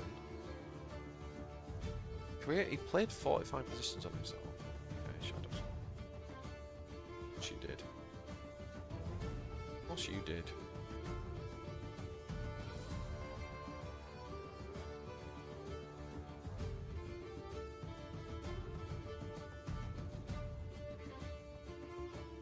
John, sup BJ? Saw the message in the game chat. Always great to catch the stream live. Oh, nice one, John. Oh yeah, I put that in randomly. It's nice. It's good that someone saw that. Thank you, man. Yeah, AI is so terrible. Lol. Do you know what? There's a good question. Which AI bots have you lost the most games to? Because I agree, the AI bots are terrible, but Gazgul's actually pretty good. I don't know if you've played the Gazgul AI bot. It's pretty savage. It runs like Will of Gorks and Rock Invasions. And pretty good. There's another AI bot that's pretty good. I don't think who it is. But yeah, some of them are shocking. Shocking. Right, what do we do here? Do we beat him and how?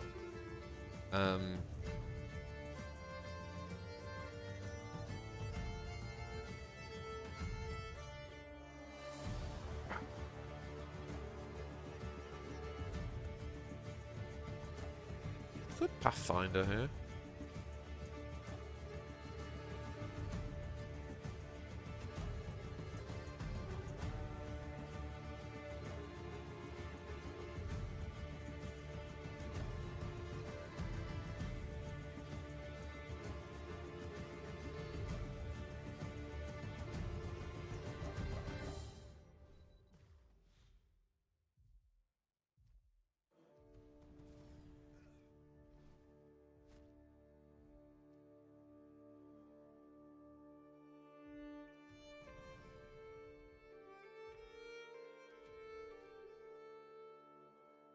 Setting up lethal.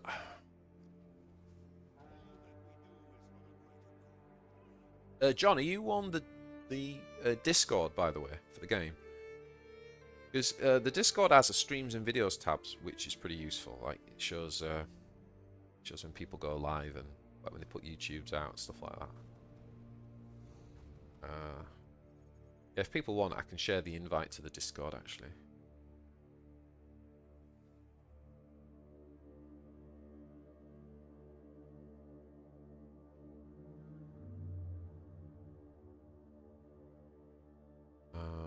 Copy.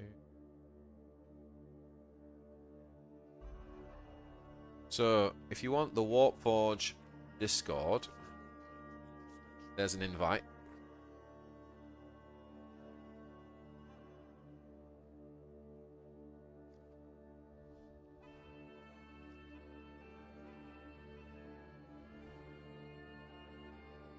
Another stream.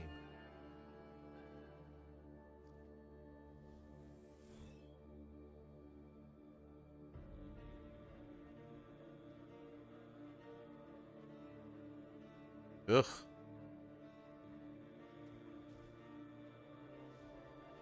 Yeah, long Tim.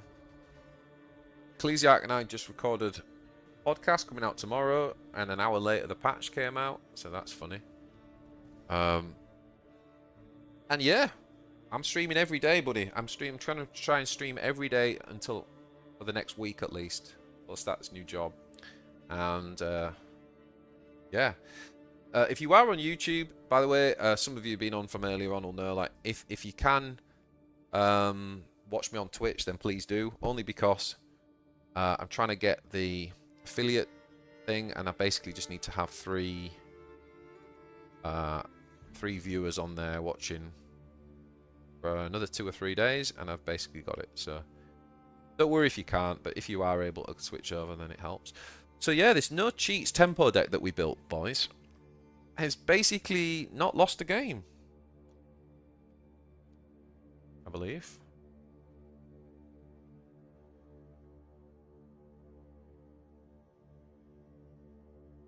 Yep. It's going well. We haven't played Gazgul yet, though, so who knows how it'll do there. But yeah, it's going well. Oh, cool. Yeah, John, so that's great then. If you were on the Discord, I'm glad. Hey, you look like that guy from Prison Break. Oh, I love Prison Break. I mean, he's way more good looking than me, let's be honest. But thank you. Appreciate it. Yeah, I mean, when I first shaved my head, maybe a tiny bit. I'm slightly darker skinned than him. And he's way better looking. But other than that, yeah. Thank you very much. Guess we get rid of one gun drone, right? We got a nice 2-3-4 curve here. Muddy, still trying with the Calgar. Respect.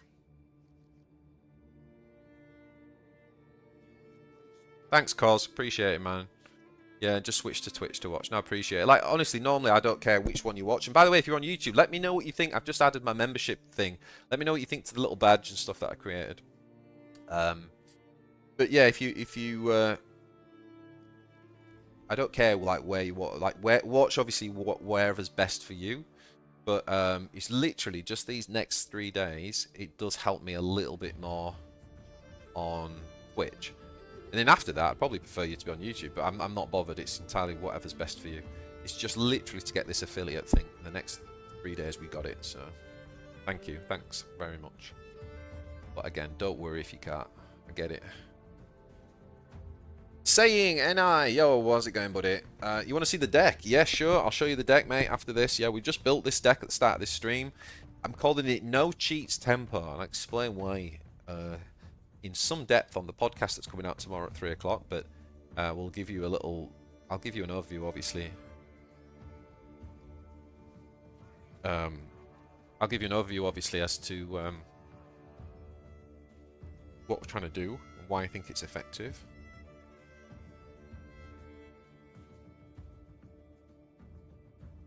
Ah, Grey Knight, cool.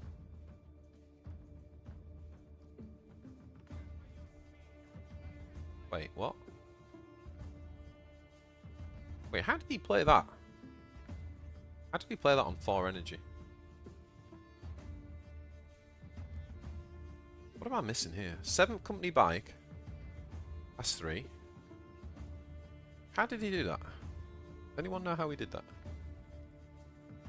7th company bike. Oh, he played Battlefield Supremacy. Oh, okay. Vehicles. I see. I see. Okay. Fair enough.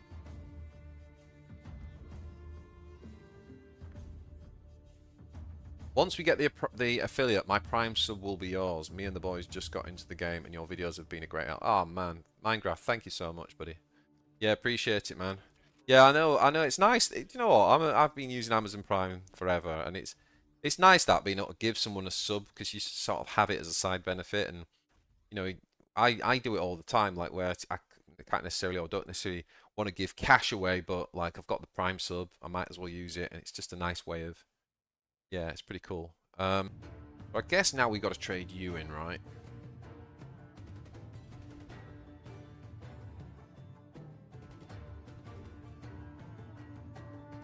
Oh no. No, don't be losing my win streak to this. Oh, if only we had one more energy.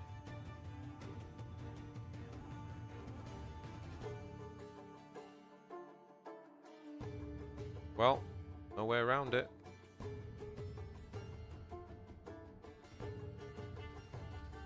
I do like this card, by the way, in the Ultramarines. That is a card that I think is a little bit... It's a little bit kind of like...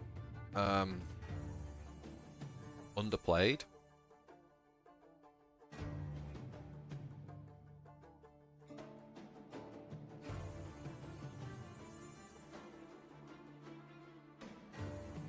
What do we think of the balance changes? I gave it a 2 out of 5 overall as a balance patch. Wow, yeah, this discount is nice, man. I mean, it's all he's probably gonna get us here. Like, the problem is that this is inconsistent, isn't it? Oof.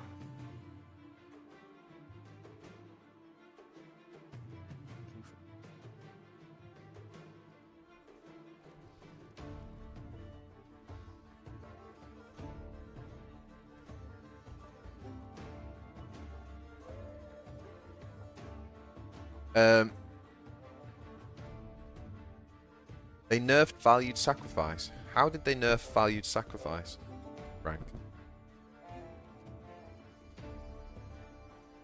I kind of missed that if they did.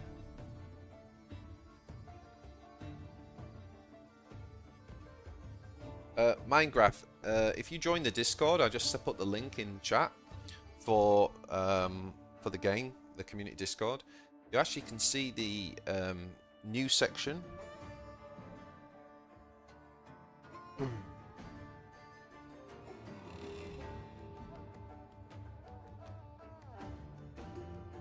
I want to, like, emergency dispensation? Because then I can't actually do anything with this, right?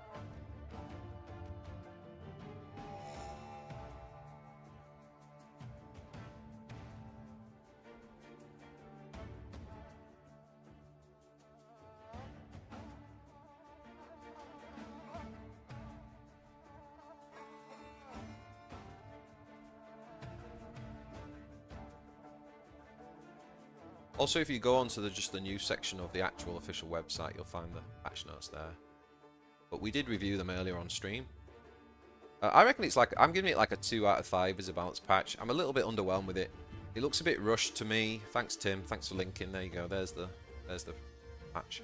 It looks a bit underwhelming to me. I think that it's a bit of a lazy patch. They made a few good changes. I think they made 3 really good changes. One was they nerfed the Honored Ethereal a tiny bit, which it kind of did need. One was that, sorry, just a second.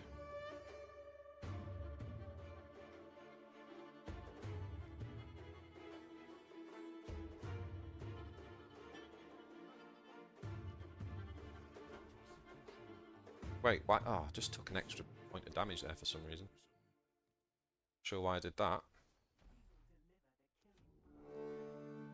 This deck's pretty good, but you've got to draw like he did. You've got to draw it in the start of the game. Yeah, it's a shame that it's a bit sad what they did to. I mean, sorry, the good. I'm trying to think about the game and play. I'm so bad at streaming. Will of Gork was good. They made Will of Gork 8. That's a good nerf. Will of Gork's still very strong. Ghazghkull's still going to be meta. Basically, they wreck Tervagon, so that means that Abaddon gets better because Tervagon's gone. It also means that Ghazghkull gets better, so Ghazghkull's still meta. Oh boy.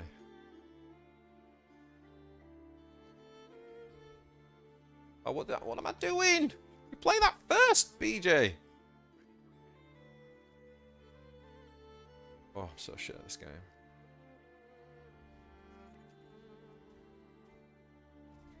Alright, he should be on 5 health. These have been sitting here a long time, haven't they? Maybe I only play one of them. Yeah, so Will of Gork's good. Honored Ethereal's good. I like what they did. I'm glad that they made the Tau stratagem that makes drones shielded. They made that more expensive. Although I'm not sure that's the best way to buff it, but I'm glad that they did do something, at least.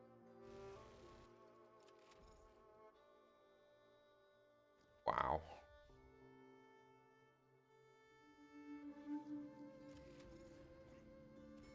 Okay. Correct here, man.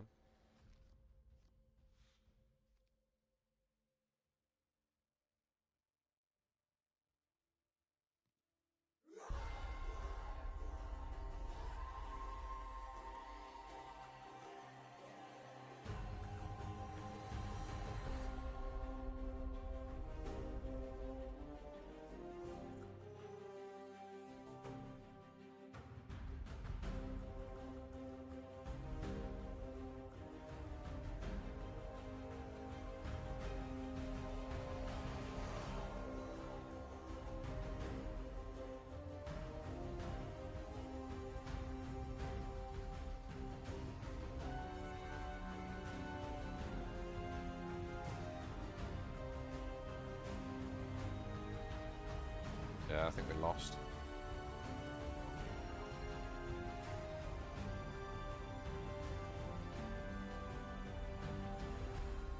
I don't know. I think we lost this one, but we'll see.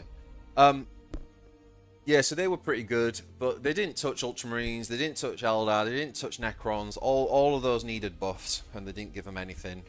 They keep battering Tyranids for some reason. So, I mean, finally they changed. The combo piece isn't as broken anymore with Tyranids, so that's good. I don't know.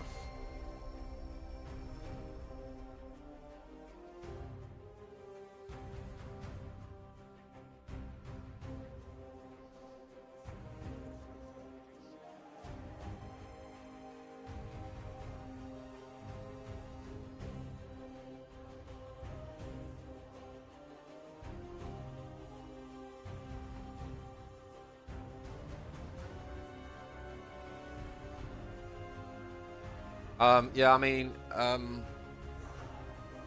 we definitely need buffs on those weaker factions. The squads are too shallow. I made this football analogy on the podcast that's coming out tomorrow, which is that, you know, it's not the best teams that win the league, it's the best squads. And like Eldar have a good team. They've got a really good team, like a good 30 cards, but got a really bad squad.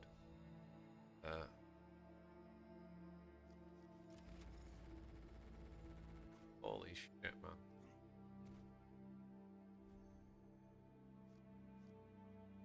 Back to you.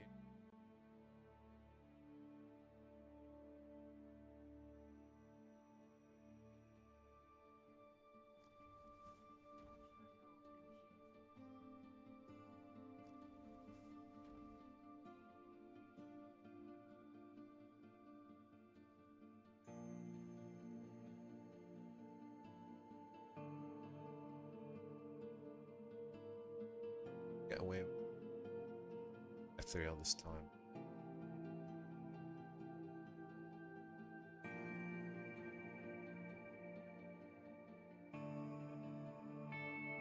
He dropped long on a broadside here.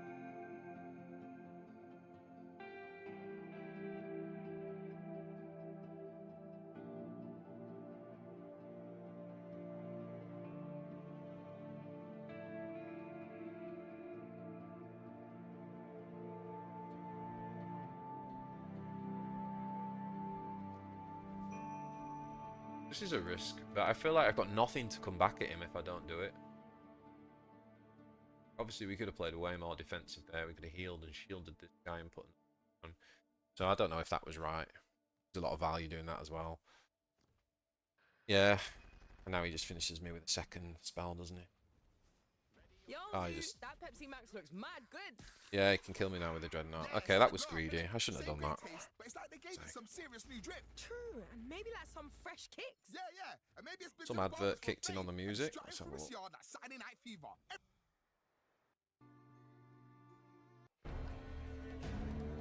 Finally, a defeat. Well played, Muddy.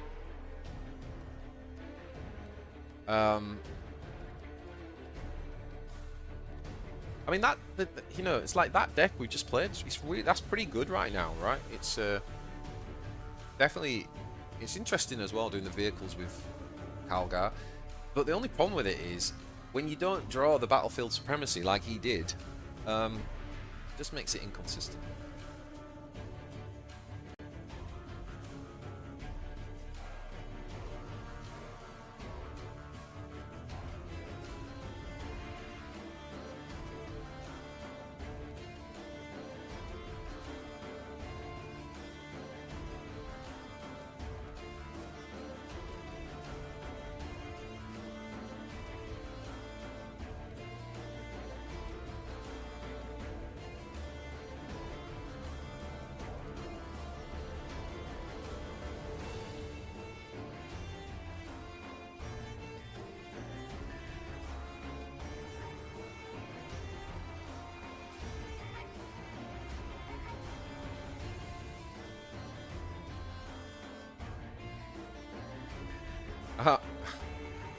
BJ, I love you, don't fight me, I won't lie. They changed valued. What is this valued thing that people keep going on about? Ecclesiarch, someone else told me something about value. What does that mean? I don't understand. There was nothing in the patch notes about valued sacrifice, was there? Or am I completely missing something? Have they updated the patch or something? What am I missing? Second person to mention about value.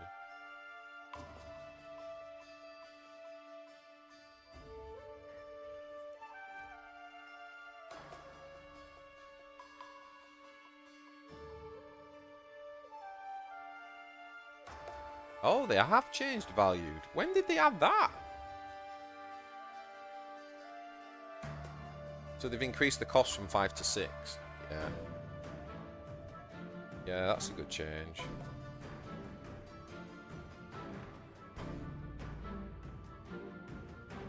They've just added it. Oh my god. Yeah, no, that's fair. They needed to change that card. It was completely broken.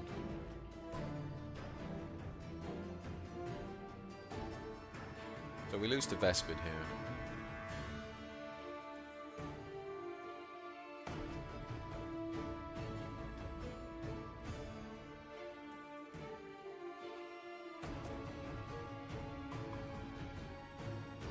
Ooh, I missed the 1 HP win against Buggy. Easy out on your stream. Watch that.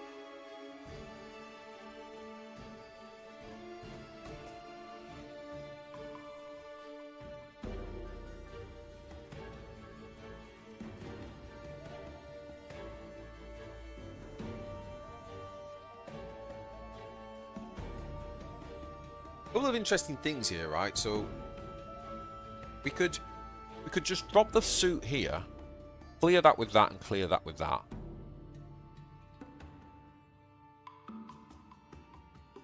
Or do the same but battle suit, but then that's not protected. Or we could use this guy to do the clearing, and then we could heal, and then that would be out of range of that.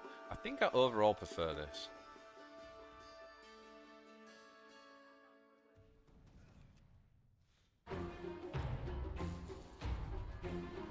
Overall, prefer that.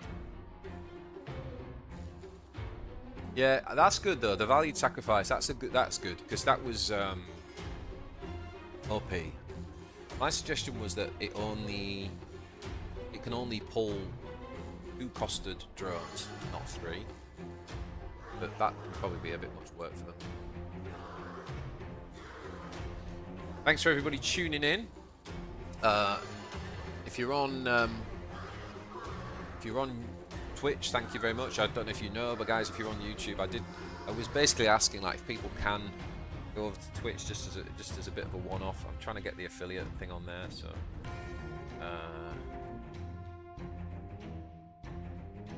we want to just draw. I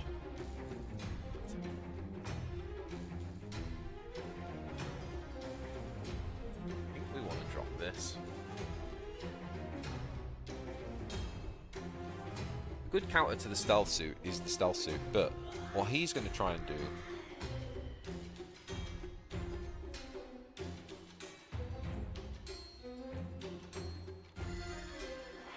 I think what I might do is just protect this another round, to be honest.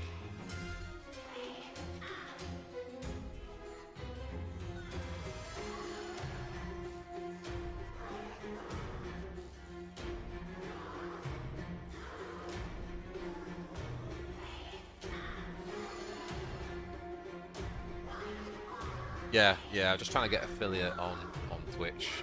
It's coming, guys. I think I'm 2 more days off of it. I've hit all the stuff I need. I just need to have a minimum of 3 people watching for the next 2 days, because I've got to stream like 7 days or something. Then we got it. But then you can watch me wherever you want. Also added like a membership thing on YouTube. Check out the little badge I made. Let me know what you think. Had fun making that. Okay, nice little trade for him. Stealth suit. Zoom is gonna trade. All that.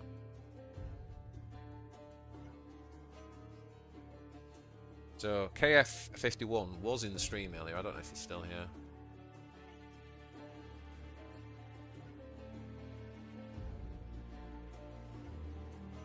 Have a nice. Oh, did go for it then, yeah. Cool. Just melee trade there. Oh no, he does go for the full. Okay. Fair enough. See, this is where the, you know, the heal, the one cost spell would be absolutely insane here, right? It would be insane.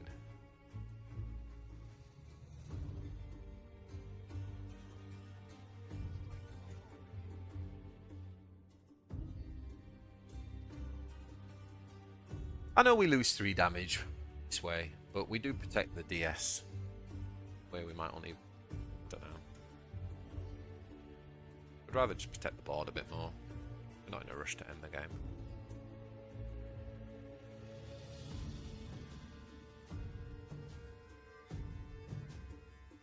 This DSA is horrible against Tau. I mean, good, like horribly good. I wasn't a fan of it before. This is the first deck I've actually put this in that I actually really enjoy it. Wasn't actually a huge fan of it, but I've got nothing but things to say now, that's for sure. Alright, what do we want to do here? Let's have a think.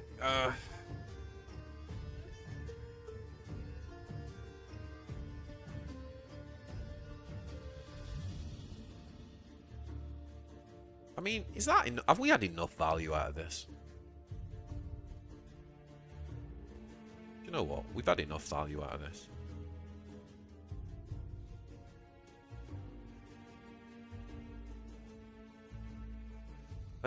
Let's protect this instead. I think we can go ahead and hit here as well. Yeah, I think that's better. I was going to do it with a Vespid to clear it and protect the DS another turn, but...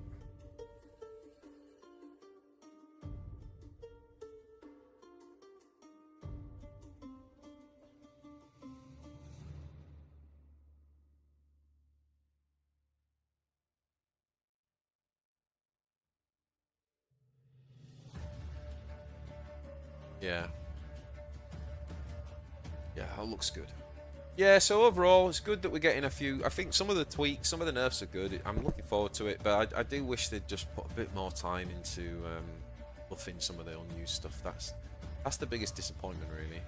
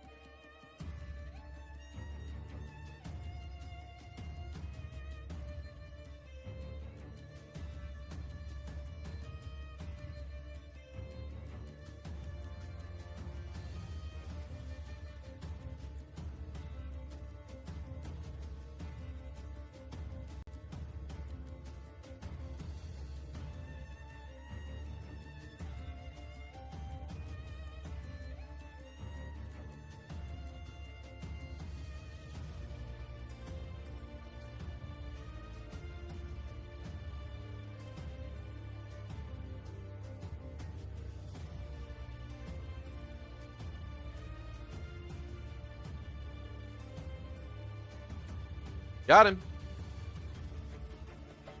Glad you enjoyed it, John. Was a crazy game. Yeah, I'll have to go back and watch that one. Okay, Ecclesia. How far ahead are you? Oh, you're very far ahead.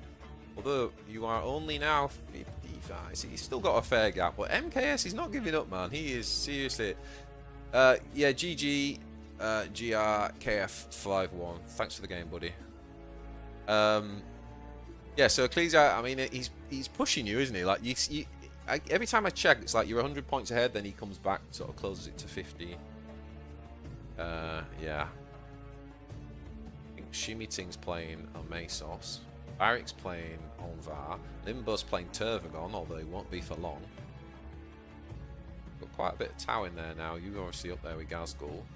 I think there's a Swarmlord player down there somewhere. Still not top 10. Oh, we lost a game, didn't we? We lost to Ultramarines. Okay. Yeah, DS8 is very good against Tau. Honestly, it's the main reason I'm running it. This is a lot of Tau at the minute.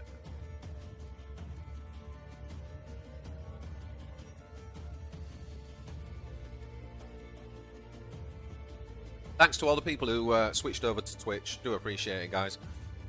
I mean, to be fair, like we've got 14, we got enough on there, so we're all good. We're all good.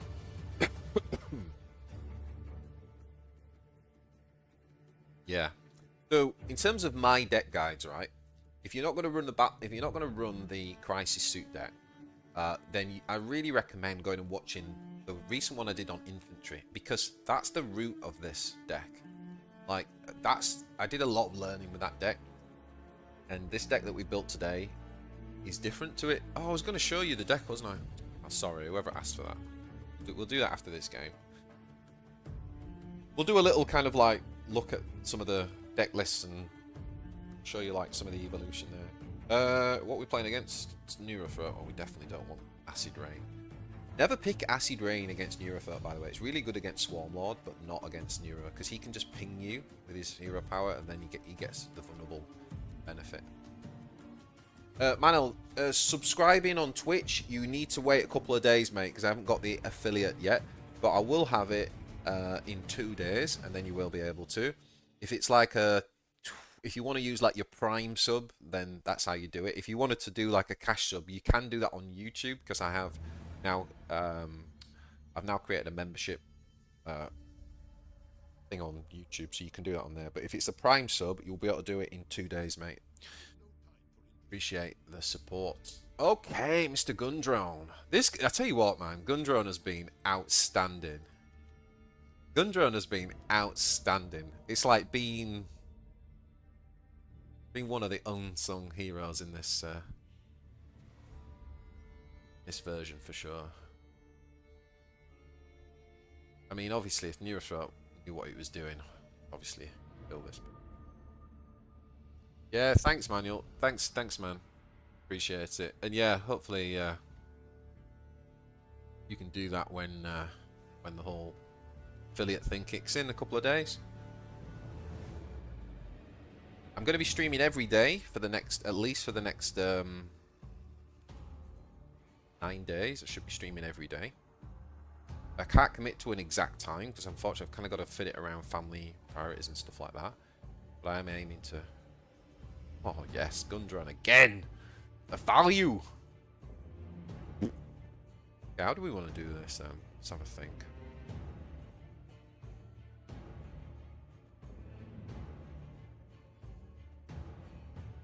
I think we want to... This might be an emergency turn. Yes.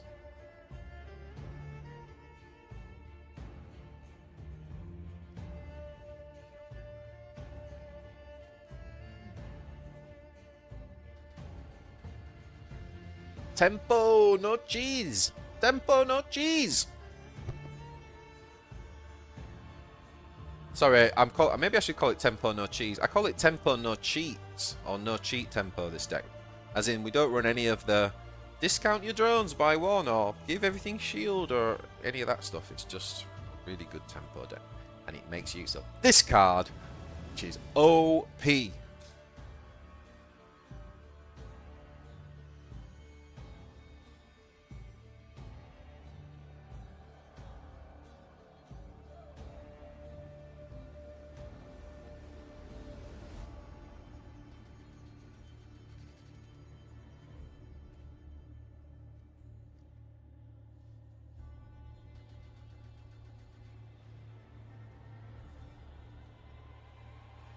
Hey, Rapcat, how's it going, my friend? Good to see you, buddy. I'm getting good now. I'm starting to recognize people, recognize names from the Discord. It's all cool, man.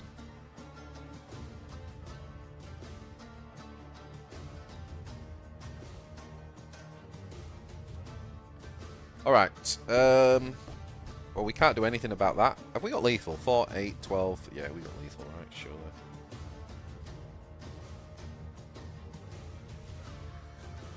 I think this needs to get nerfed, by the way. I don't think we should have access to Storm of Fire. I actually think that the Onvar adjacent thing with the heal should apply to all of his buffs. So it should be only the adjacent ones get the heal, only the adjacent ones get the armor, and only the adjacent ones can get the Storm of Fire buff. I think that would be a really, really good way of balancing Onvar. And by the way, it would still be a good Warlord.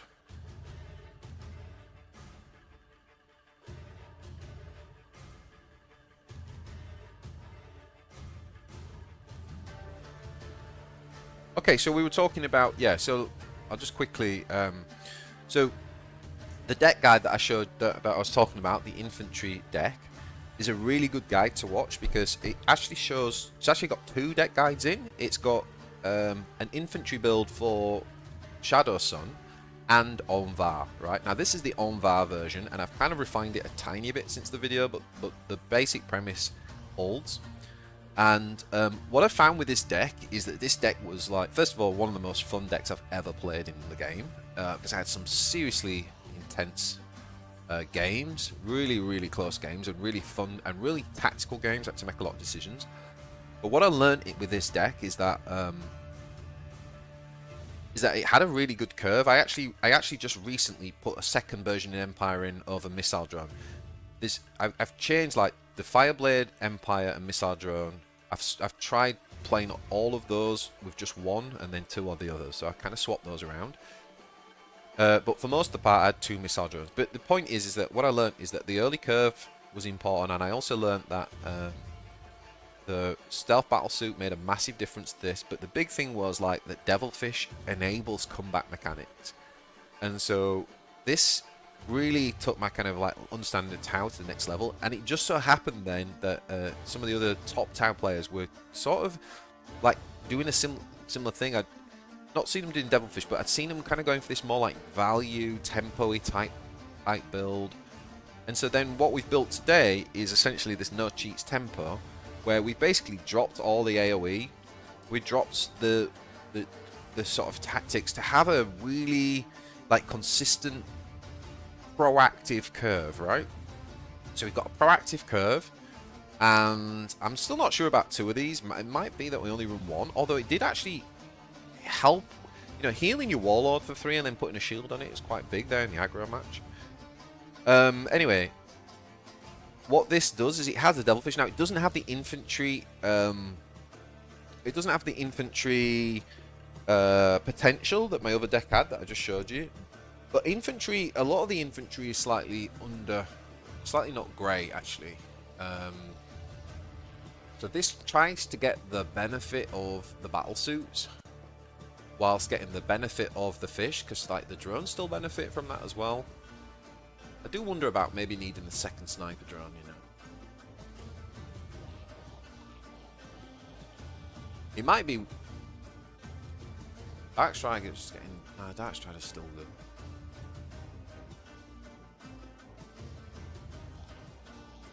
Yeah, this card's very good in here. So this is kind of how we end up with this. It's kind of like a proactive tempo based deck, and it's got the Devilfish in there, so for the kind of, like, later mid game it can do some pretty good stuff. Things like having Onshi and Ethereal, these are infantry, so these do get to actually get flank with Devilfish, which is super strong. It's a good deck. No cheats tempo, baby. Hey BJ, I'm fine, how are you? I'm doing well, my friend.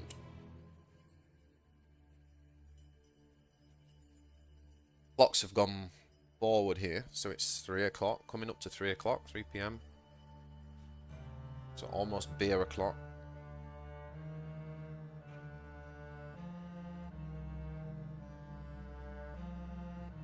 Might have to go and get a little coffee or something in a second. Okay, so we don't have a great curve here, so I think we're going to get rid of everything except for the Vespid.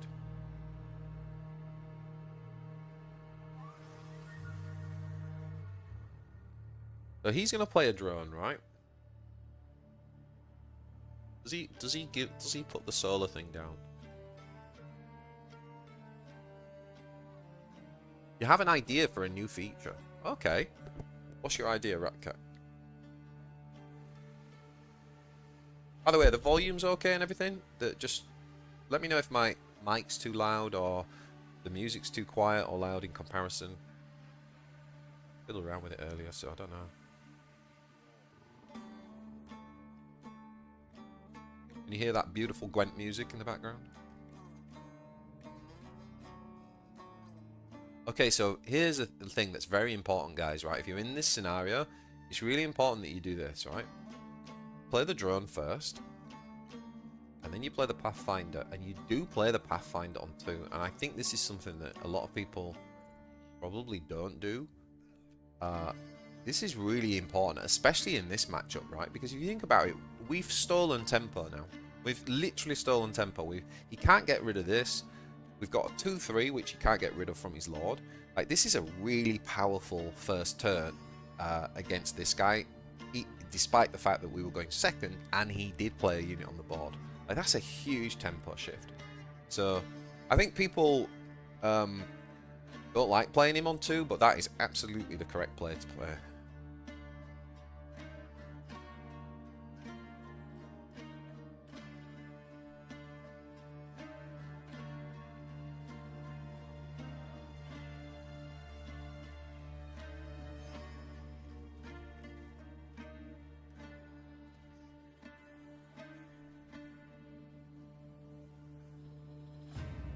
Okay, he had the Pulse Onslaught.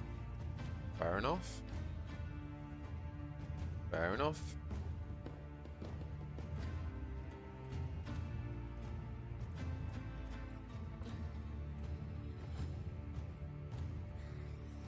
You know what we could do here? Yeah, I think I was gonna waste my stealth drone there, but I think I'm actually this might be wrong though. This is not a tempo play. I'm not sure about this play. Kind of giving it him back here, so I'm really not sure about this. Actually, I'm regretting it already a little bit.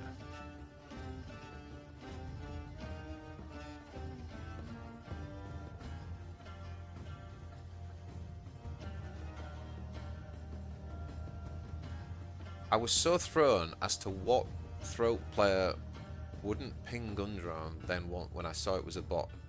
Yeah, it was a bot, that guy, yeah. Yeah, bot doing bot things. Except for Gazgul, who's like, you know, even the bot is S tier. It would be nice if you can train match a deck of your choice so you can test decks against specific enemies. Build some decks and play against.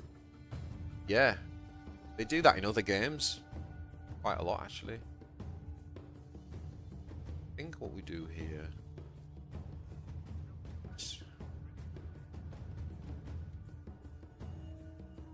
We got lucky that we drew into that because we didn't have that in hand. But and so now this play to get the Zephyr's Grace looks really clever and really good. But we didn't actually have that in hand when we did that, so we've kind of got a bit lucky here, to be honest with you. Yeah, I agree, Ratcat. That would be very cool. Shadowverse does that. You know, you can kind of choose in the practice mode. You can kind of choose which decks you go against and stuff. And other games that I've played, the Elder Scrolls Legends, I think, let you do that.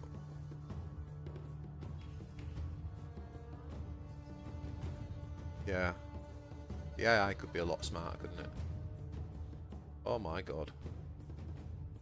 What the hell just happened?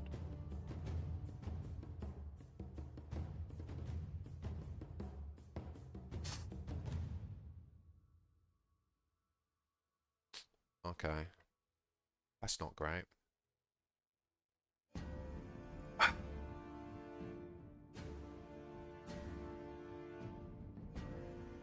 What do we do here then?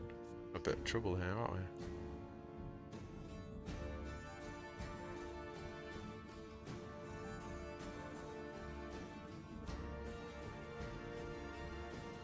Yeah, we're in a lot of trouble here.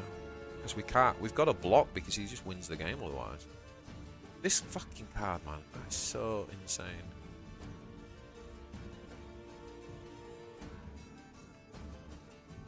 Let's see.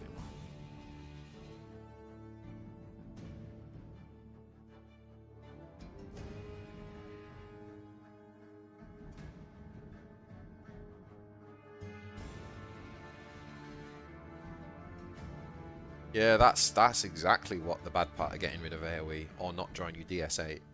100%, yeah. Yeah, we're in a lot of trouble here. But also, this card, this is the RNG shit, you know. It's like we had a stealth set up, and what does he do? He plays an entire board of stealth at random. I mean...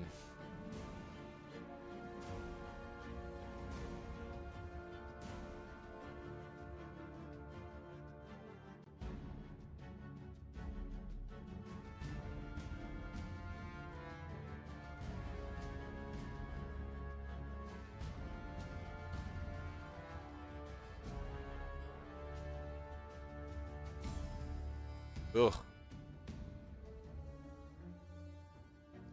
Ugh.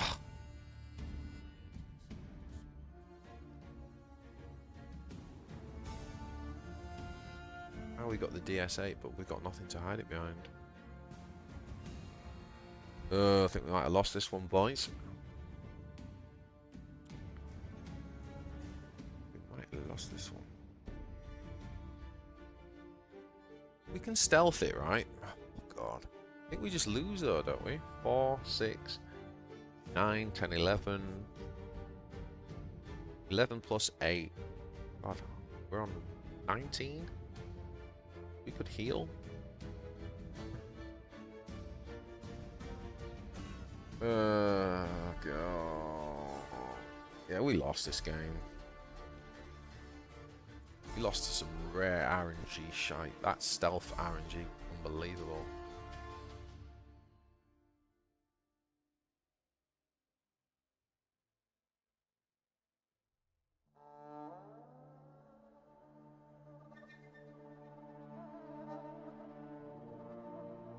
%70 of this game is just like... I wouldn't say 70%, to be fair. He's won now, yeah. Okay, well, fair enough. Right, I'm just going to go and get a drink. I'll be 2 seconds.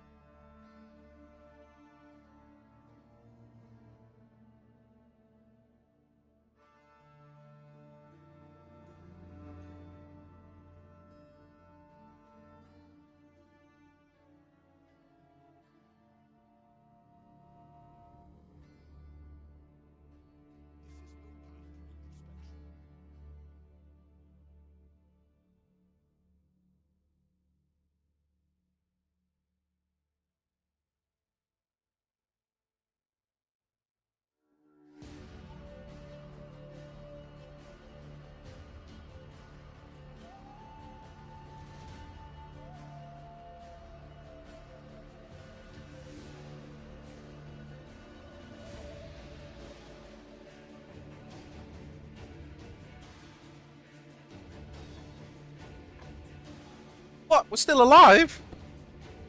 How are we still alive?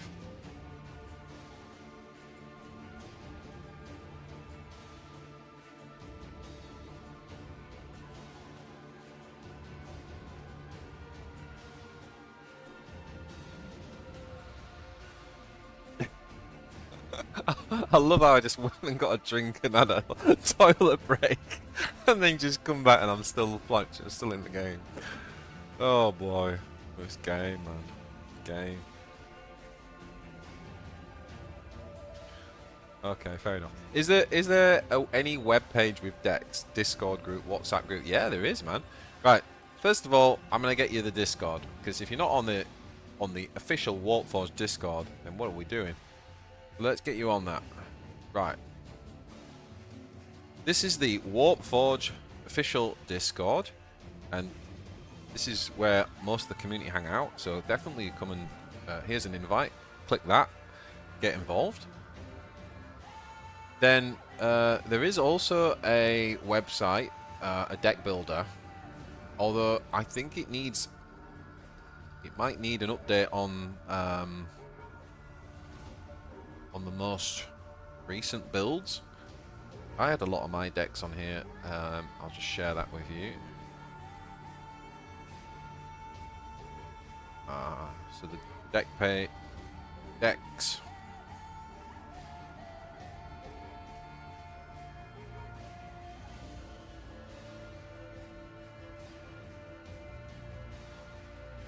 Yeah, I think the deck builder might be a bit abandoned because they haven't done an update, have they, for a while? Did notice that. Ugh. Okay, we lost quite a few points there, didn't we? You know what? Actually, wait. Let's drop one of these. Let's put one AoE in at least.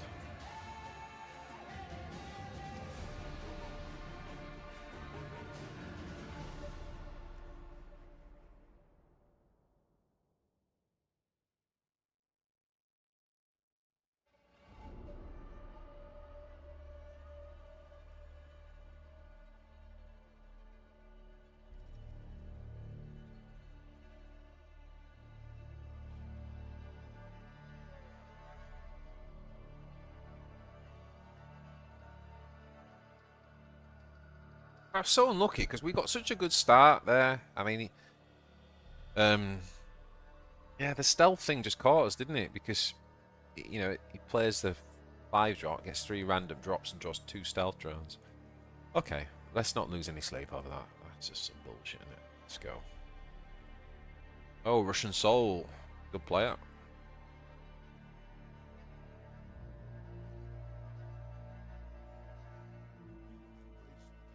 So I got a feeling that this is any team looking for new members. Yeah, I mean we haven't got the faction, we haven't got the guild thing yet, but they keep talking about it. So when that comes, then all that sort of stuff's gonna definitely start popping off for sure. So what we can do here is we're going to play a stealth drone. We're not going to play the tide wall just yet. And you'll see why in a minute.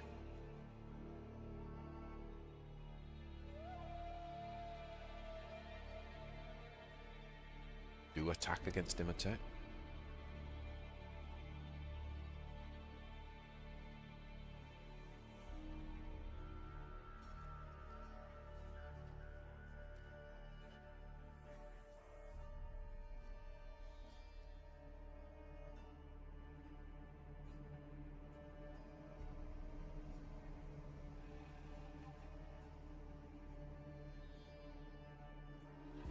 Ah.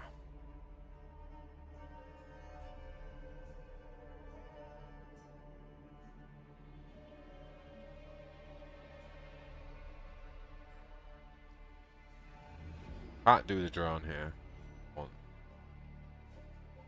So instead what we're going to do,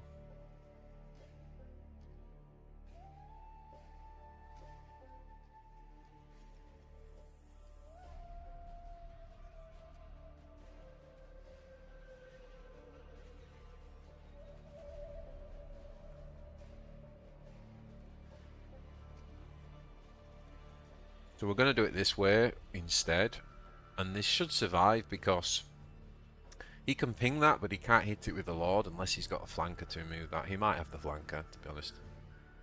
Oh, but then again, if he's got the flanker, yeah, then he can't kill that anyway. So that's okay. So that survives another turn, which means that we can then get Can then get the DS down if we want, but do we want to do that now? Or do we just want to put the battle suit down?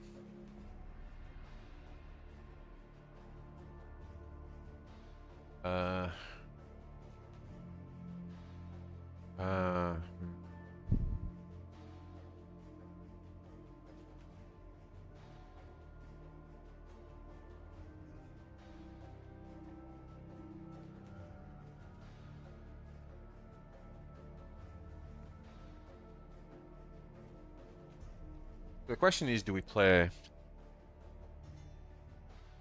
that? There, get the 2 damage. Or do we just drop the stealth suit here?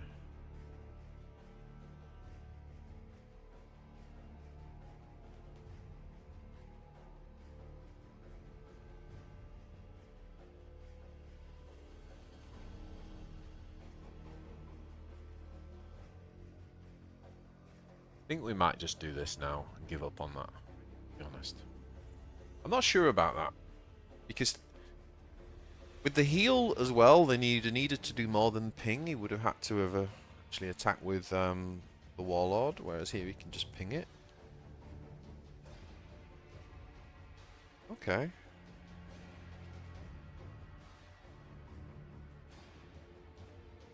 I actually think we're just going to do this.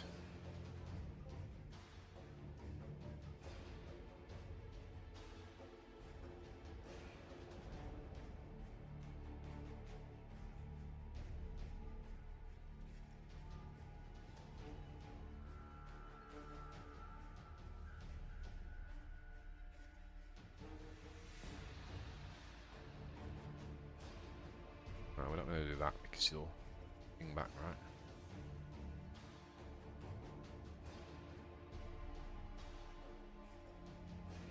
Fed up of Gwent. Oh, Manuel, have you been playing Gwent? Oh, one of my favourite games of all time.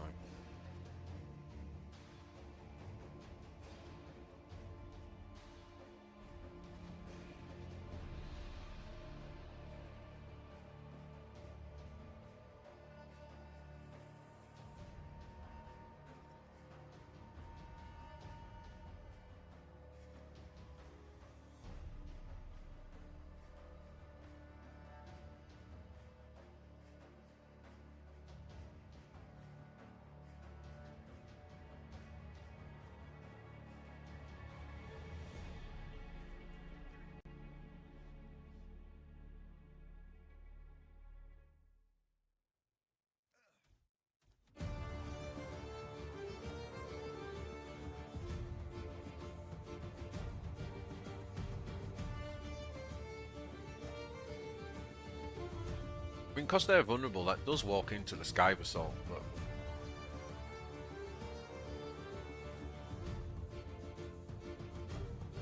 Maybe we should have dropped the Devilfish while we had the chance behind me.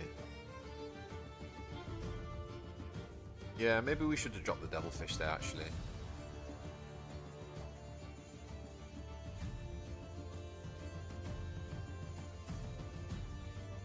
No. Ha ha ha.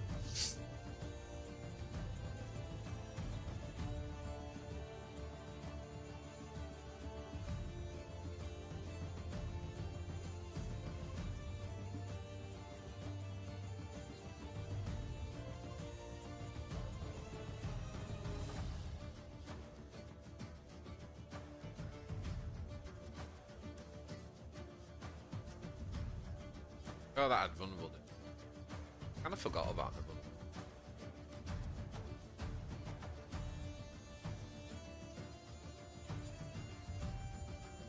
We should be good boys.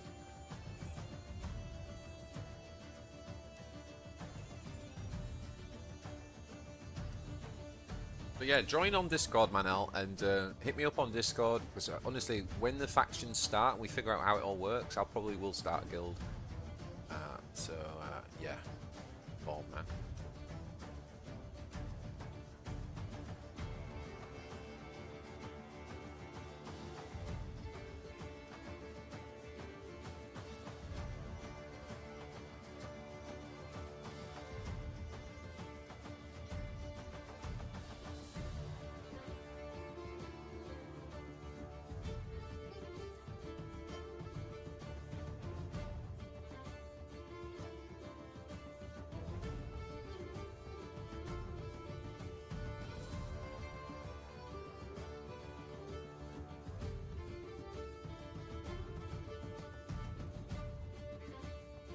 Doom World?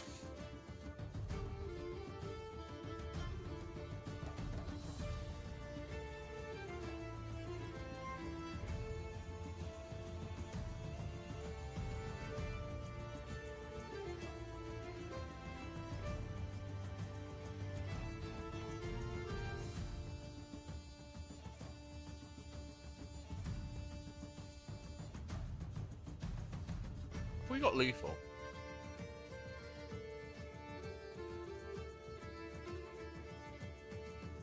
Uh, 2, 3, 4, 5, 6, 7, 8, 9, 10.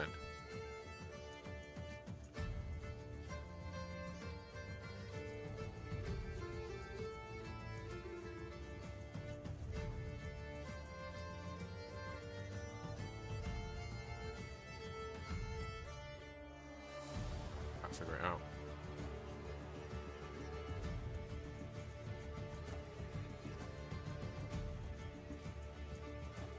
Oh, I've missed it, haven't I? No, I haven't missed it, but I did mess that up. I did mess that up. I could have just cleared that with this, right? I could have just put the buff on first and then just cleared it. But we haven't missed it anyway, so it's okay. I made it harder than it needed to be. Hey ho, we got there in the end. GG Russian Soul.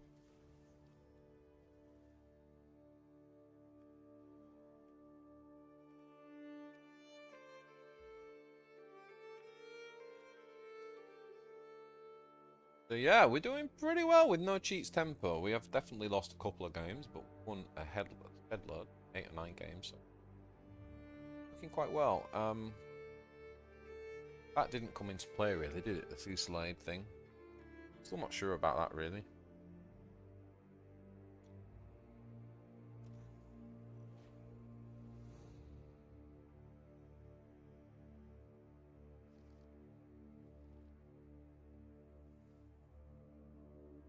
Okay, 2.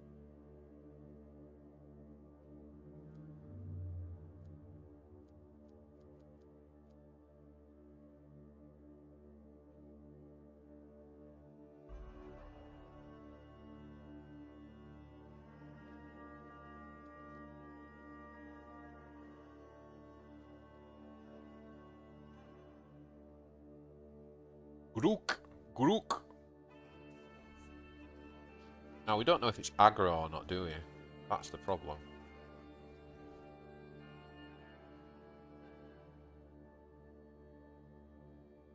Don't know if it's aggro or control. But it is Grook. Big bad vulnerable Grook. Ugh. Please don't be aggro. Please don't be aggro. Bad ball.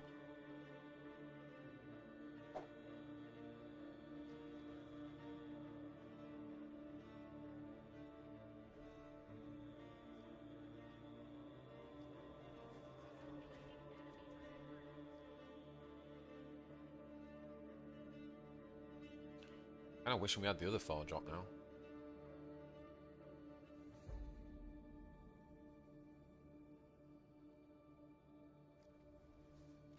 Squig off.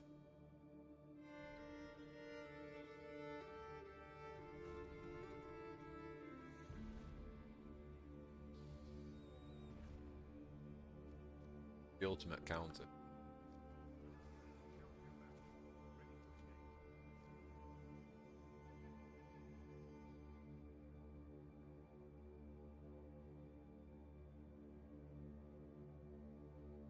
Cheers, boys. It's Friday. Friday and Saturday, Sunday, what? Friday again.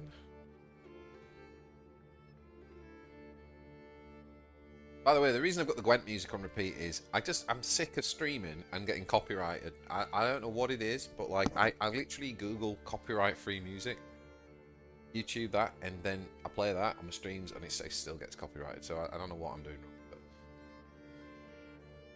I just don't want to play that game no more.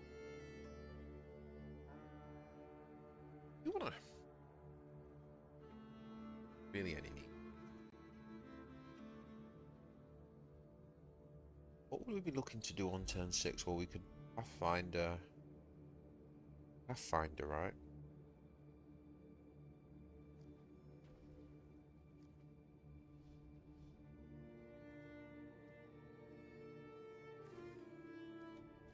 I don't know.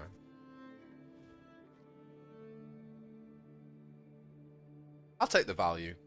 I'll take the value. There's no rush with fish. Fish is really there for your late mid game.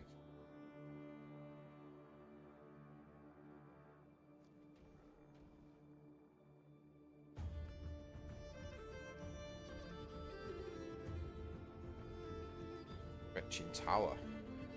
Okay.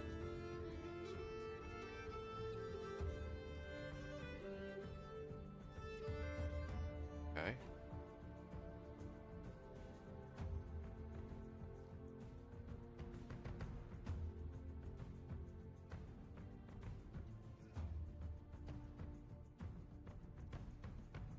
Maybe that blows that up. Certainly does. I feel like we could just, you know, we could just. We've got two options. We could. I don't really want to waste the Vespid. I think we're just going to set this up, you know.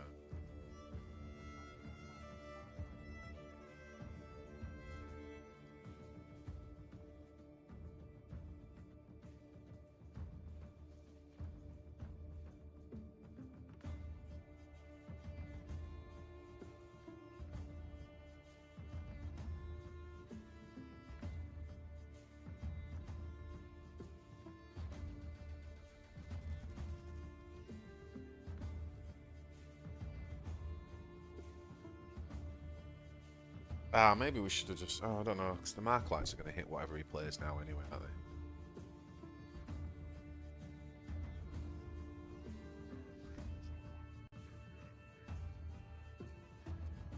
One thing I would absolutely kill for, though, Manel, I was going to say earlier, when you said fed up with Gwent, I really wish we had something like the Pro League has in Gwent in this game. It would be amazing.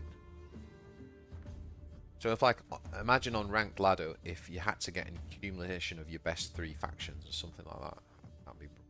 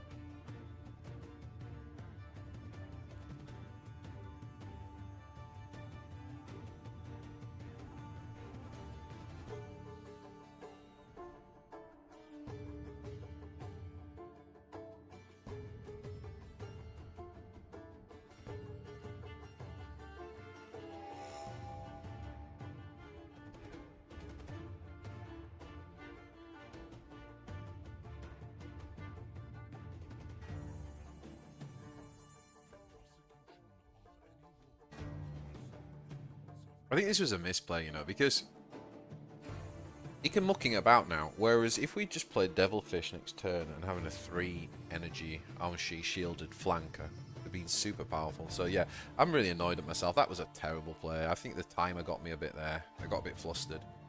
I'm really annoyed. We just threw away a really good play there. For fuck's sake. Ay, ay, ay.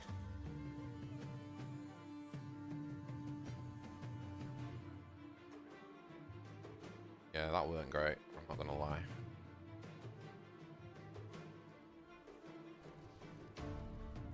Oh no, that wasn't great either. We should have just gone with... Not playing very well.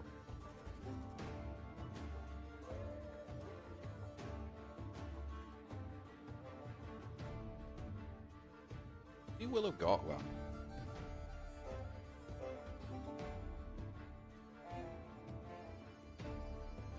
Yeah. Okay.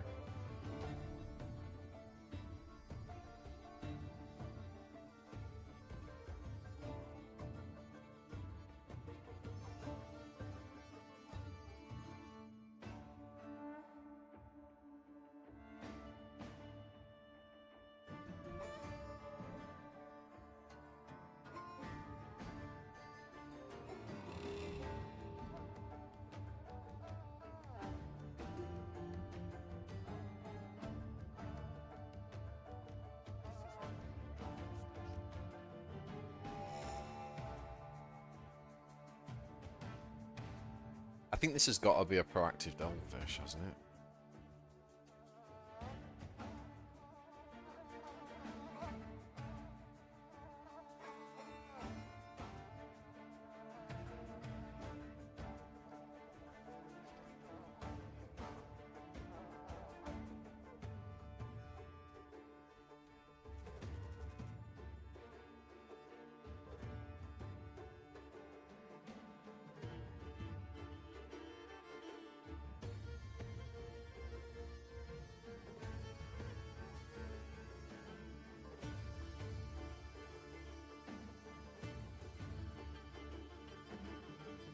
Veteran Storm Boy, you reckon?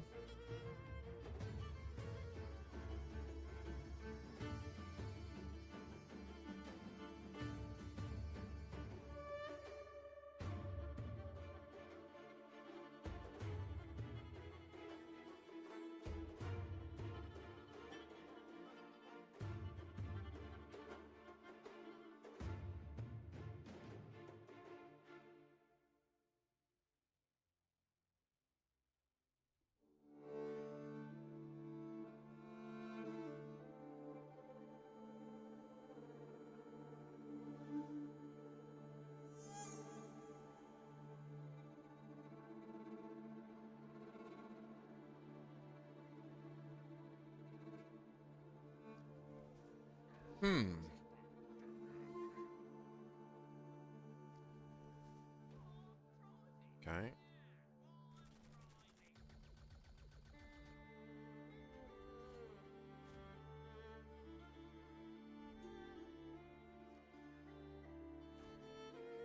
Huh.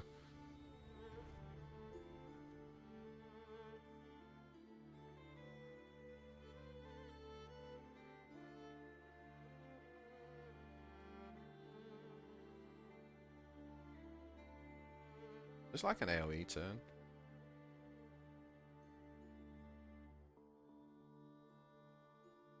Is it an AoE?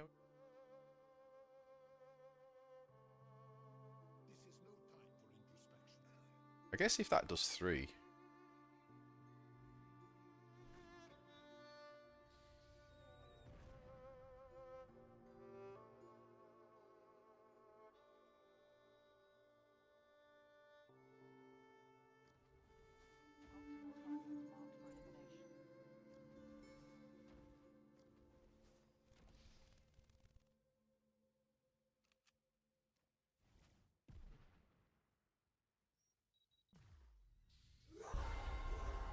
Oh, come on, that's two in a row, man.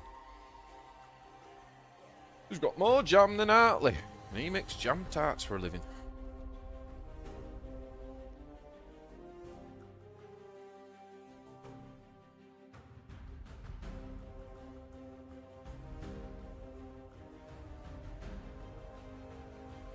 The big bad boar.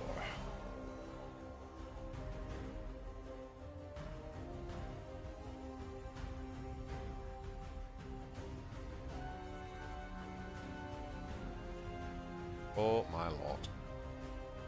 I fell into my own trap, boys.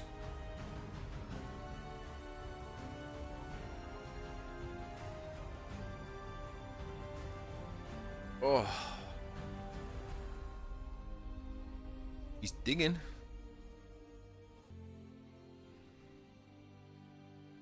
One, 2, 3, 4, 5, 6, 7, 8, 9, 10. No.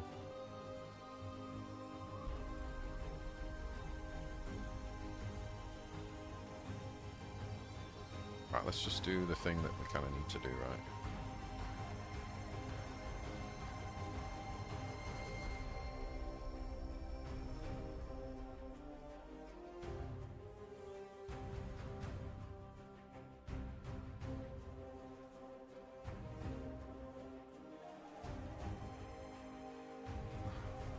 We got him.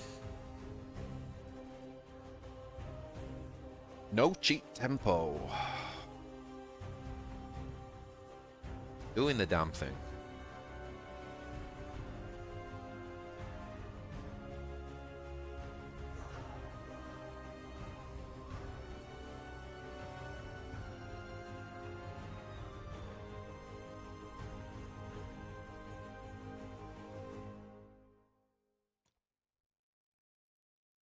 Okay, so we're back up. Oh, we hit top 10. Okay, good.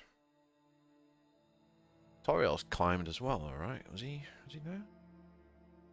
So, how far are we off 3-3? So we need 20 points.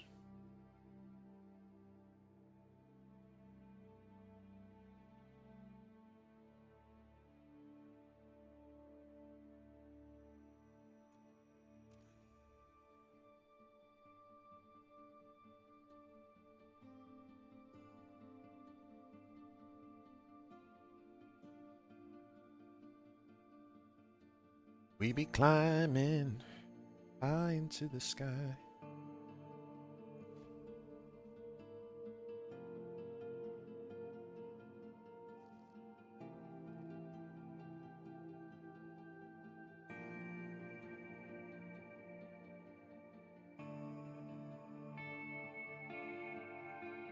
Ooh, what are we playing? Ooh, Zephyr Blade. Right, stealth's going to be pretty key here. Also, I wonder whether we keep Vine Sacrifice. Don't think we can keep it. Not when we're going first. If we were going second, maybe I would have kept that there. You know what though? The first troop each turn costing one less could be pretty big for us.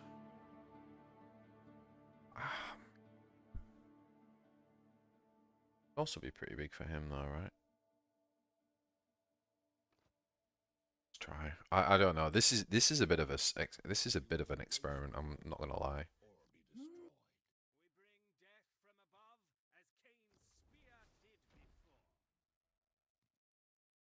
Because I've only just got this stratagem. I literally got this. Was it yesterday or the day before? Literally just got it. So I have not tested this properly against Eldar with Tau. But because we're playing like a tempo troop-based deck, although the only thing is that they tend to also be a tempo troop-based deck. But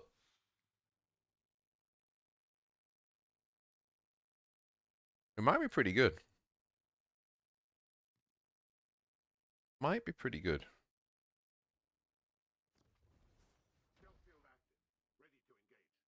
I'm not going to attack. I'm definitely not the. I definitely think he's the beat down here. By the way, guys, if you're new and haven't watched my Fundamentals, Warpforge Fundamentals series, they are really good videos. They're not like my highest watched videos at all. But they're actually very good, and they're probably the videos I did the most like producing on. And it's not just if you're new to the game. There's some really good like basics and unlike not basics but fundamentals actually about like CCGs and about the game. It'll really improve your game. So if you've not watched that, I'm going to put a link in chat now, and this is my Warpforge fundamentals. I mean, the people who do watch it, they message me and they say, oh my god, I've been mulliganing so wrong and like all this sort of stuff. So here it is. There's the playlist. There's 5 videos in there. Definitely highly recommend.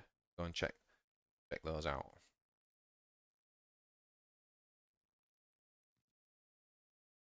See, this is interesting, right? Because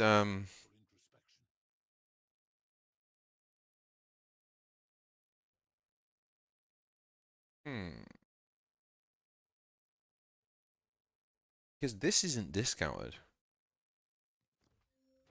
I'm not sure, man. Sure about this.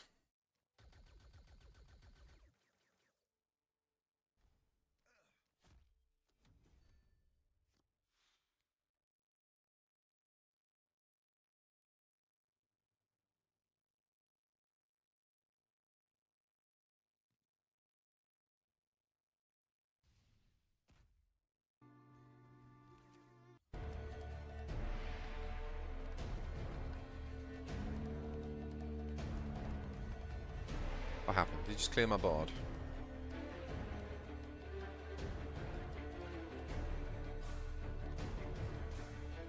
Oh man, do we do the devilfish thing here? Do you know what? It's Eldar. Let's do the devilfish thing. There's a couple of things we could do as well, right? We could just heal here, and then when he weakens, if we don't think he can kill it, we can play that next turn. That would be the greedy thing. Or we could just immediately put it up to 8 health, and there's no way he can deal with that. On turn 5, imagine it's turn 6. How does he deal with that?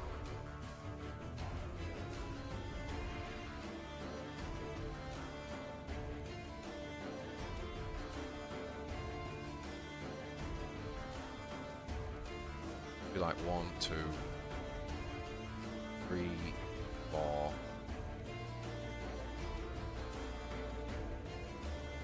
Tell you what, I'm not going to be greedy. Right. Do we do the greedy thing? Oh man, I just don't know. Okay, I'm going to be greedy.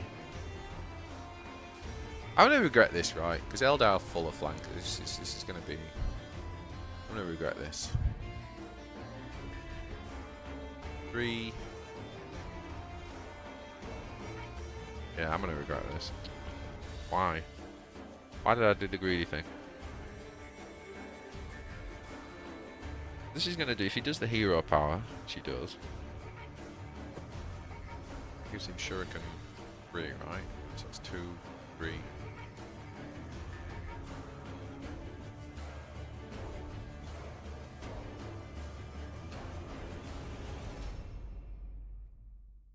Okay.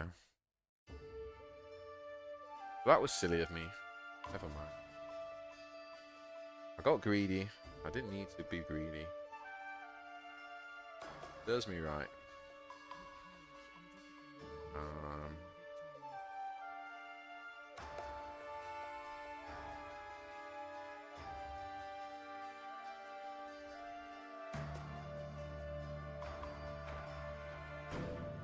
Yeah. That's annoying. I should have just... Especially against Eldar, right? Especially against Shuriken Eldar. That was silly. That was silly.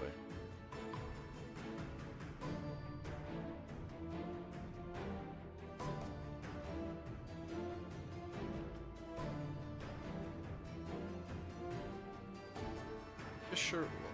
Oh, he's got Dance of Death. That's what I missed. Oh god. Well, he had that last turn as well. That was very silly of me then. Beyond silly.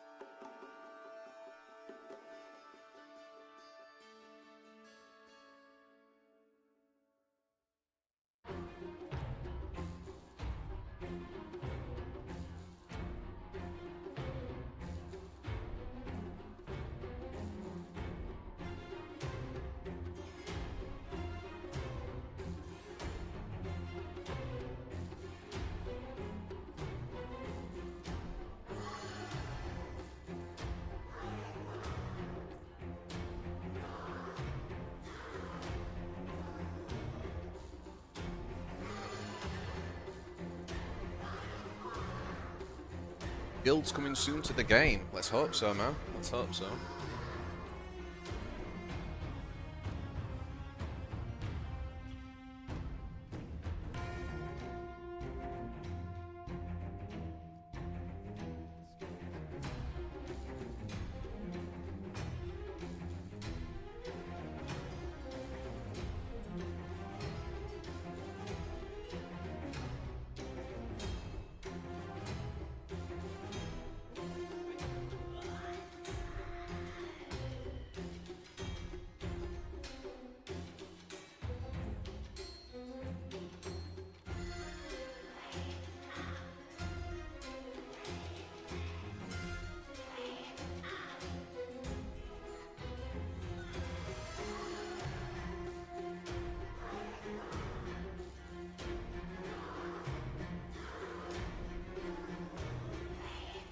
Quite low on resources here, so You might have me. yeah.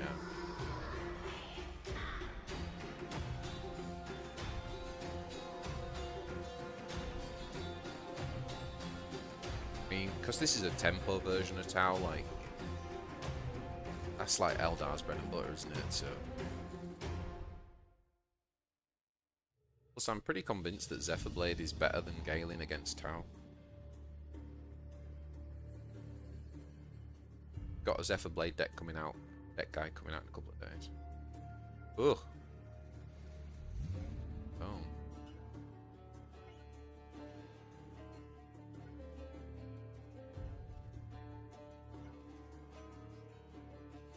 Oh.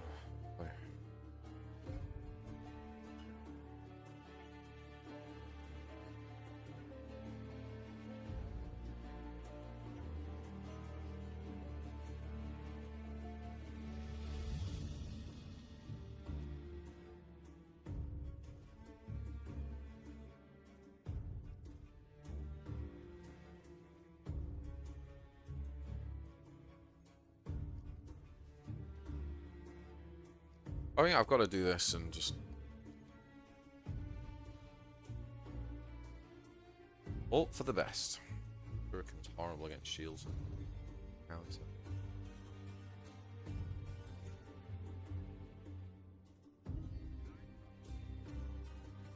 Yeah, he's got whatever do. It's GG.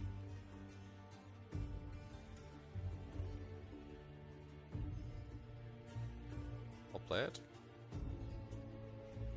Yeah, played that one nice. Played that one very nice.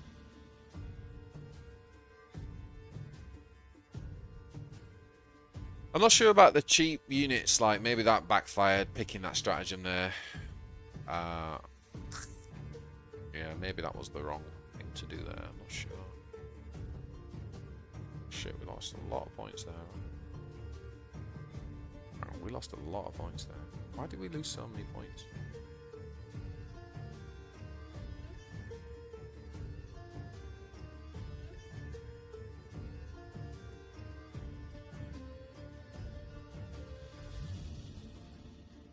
Because we lost 40 against this guy. I think we're reaching that point where it's almost not worth playing ranked. Look, 2 and 2 there. We got like lost 80 points, gain 32 points. Odds is not even that far below me as well. Right, quick toilet break. Right back with you, boys. Right back with you.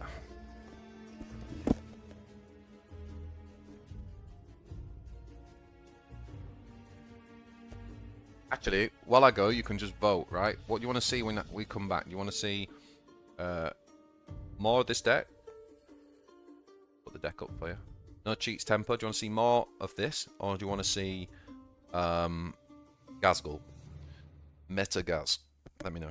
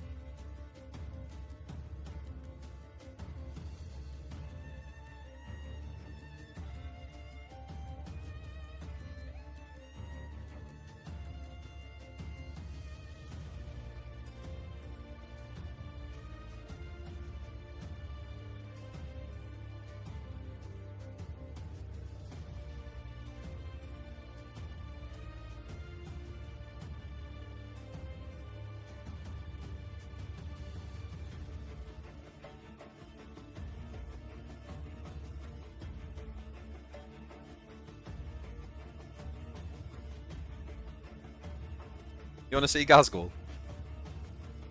People voting for Gazgul. Alright, okay.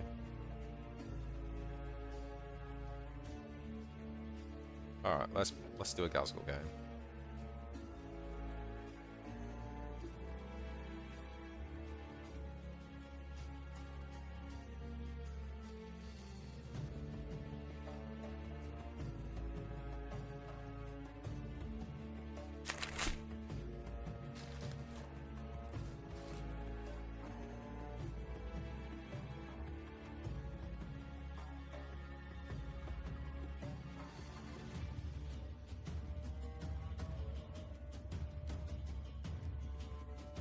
Go.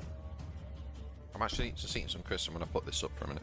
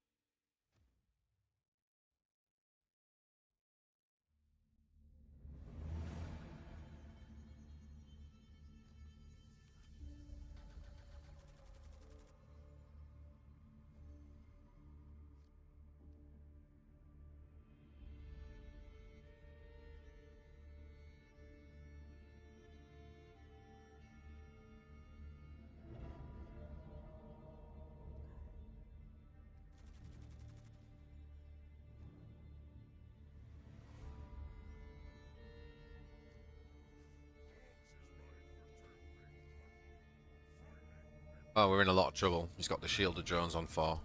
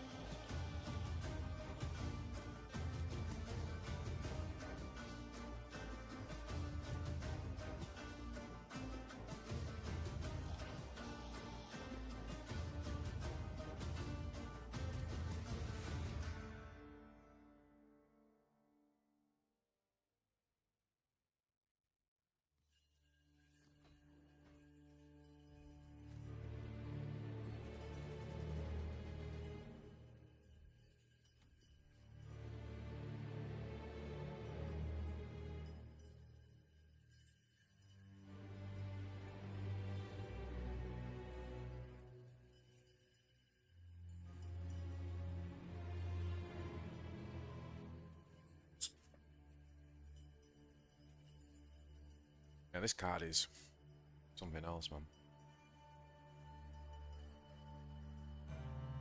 Both these cards getting nerfed, right? The one that gives it the shield is getting nerfed. The one that gives it 3 random drones. Okay.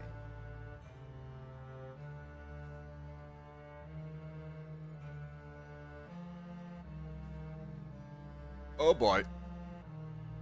Full of Gork or bust.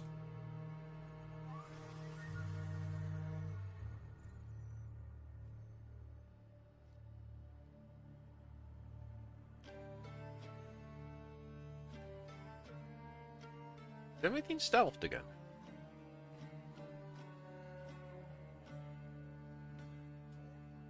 Oh, vanguards aren't stealth.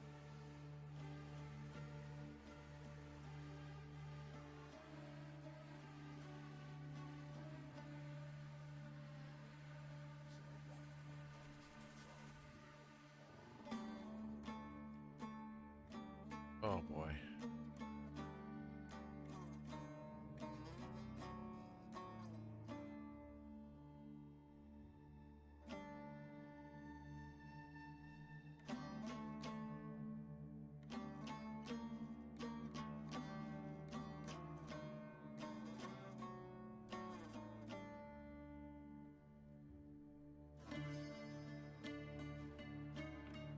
No! You silly sausage.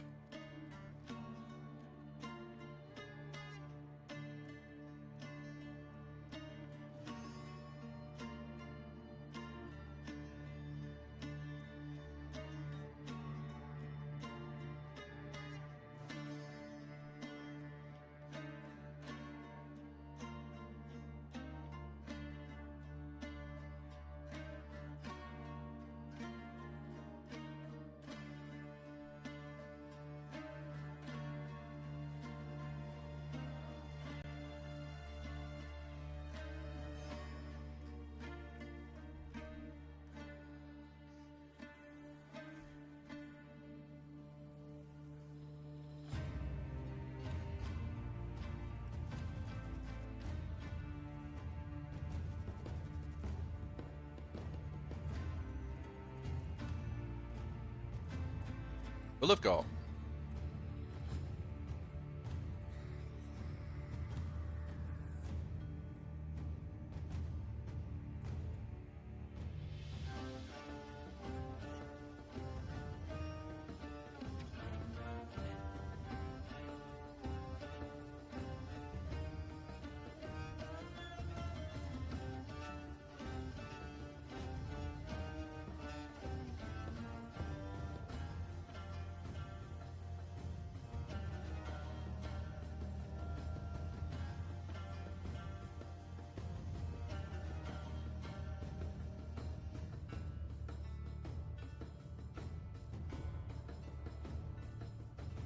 Yeah, it's GG.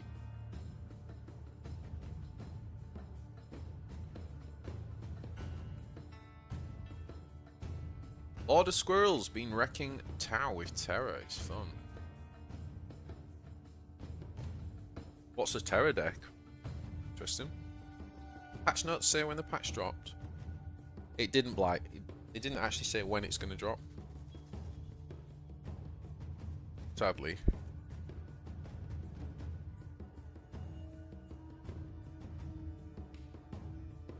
Ugh. Okay, another Gazgul or Tau? Another Gazgul.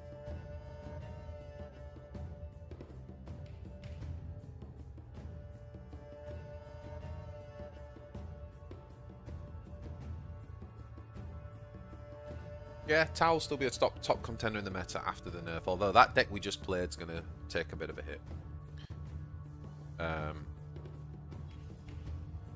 But yeah, it'll be Orkz and Tau. Gazgul will be meta.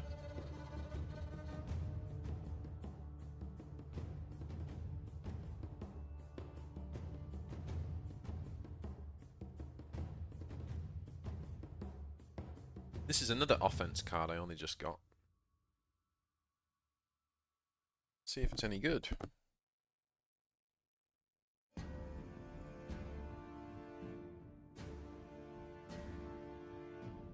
Oh, so we started off with an insane win streak, and we've lost 3 in the last 6 or something. So it's definitely time to get back on the horse.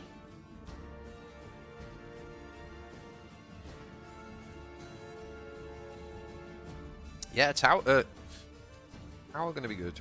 The drone deck's taking a little bit of a hit,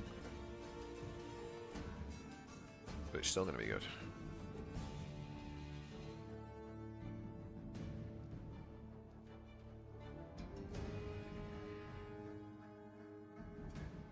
Yeah, this is new. I just got this.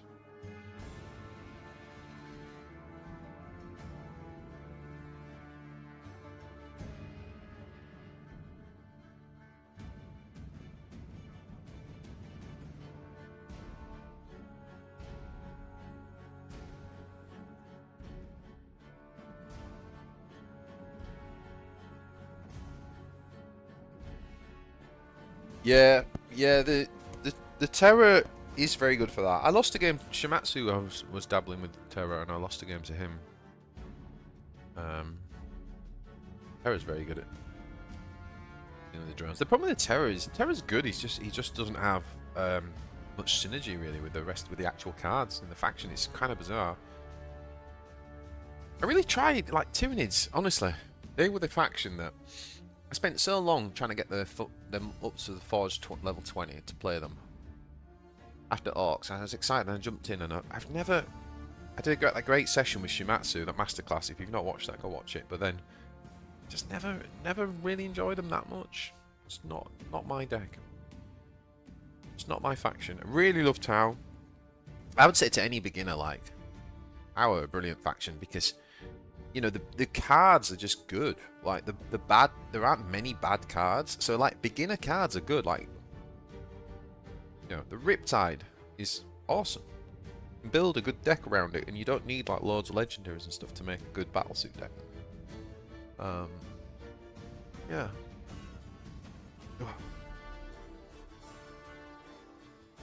Why is this guy taking forever? Is the game crashed, or is he just really thinking hard?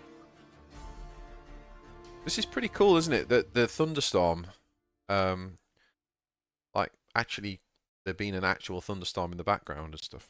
I do like how the offense cards affect the battleground. I've got a feeling this guy might have crashed. Like, why is he taking so long? Surely the timer would have run out. Getting the level 20 is a massive pain, mate. Honestly, me and Ecclesia, I remember us just collecting for ages trying to get it, and we're trying to learn before we actually we're playing it. And Shimatsu was saying you've got to have the suggestion pool. It's like absolute must. Like, okay, but we'll just keep collecting. Eventually we'll play Tyranids. Yeah, it's a bit of a grind. It does change once you get digestion pool. It completely transforms Tyranid experience. I think this guy's crashed, so we've just got to wait it out, guys. Sorry, I know this is a bit dull.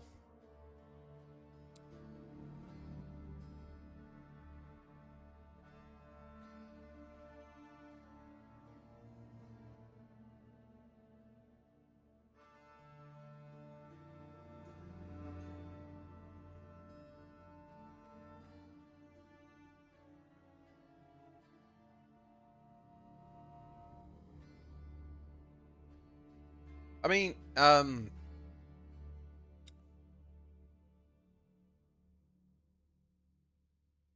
nah, he's crashed. Yeah, opponent's left the game. Look, when that happens, if it still says enemy turn, that means they've crashed, and you've just got to wait. And it's so annoying because if you come out, then you don't get the win. But you've just got to wait long enough. Yeah, it's him that's crashed. Yeah.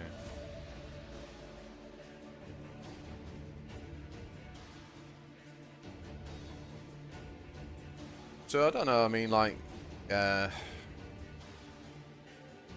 looking forward to the update, the balance update, but I don't know why they keep. Oh no, we got Abaddon. Oh, this is a tough one now.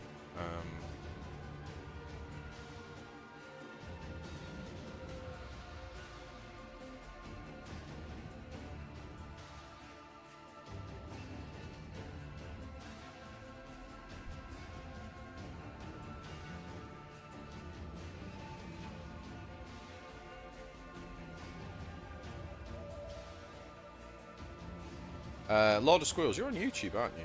Yeah. What do you think to my little badge thing that the badge that I made for the membership thing? Any good? Ooh, wonder what kind of Abaddon he is.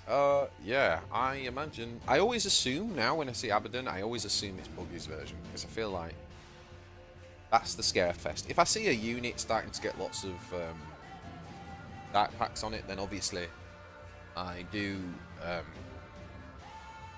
suddenly panic and treat it with the degree of holy shit that it deserves.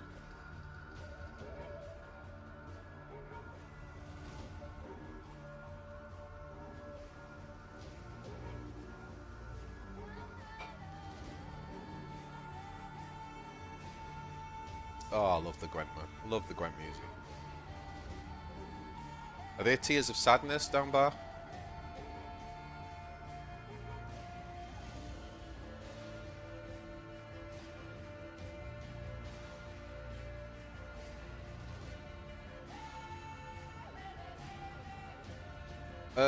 Yeah, that's true. Buggy's version does struggle against Tau drones. However, man.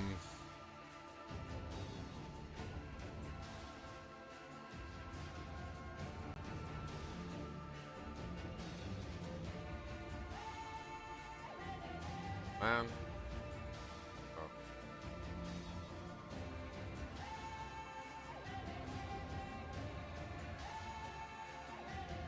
However, he's not playing against Tau here.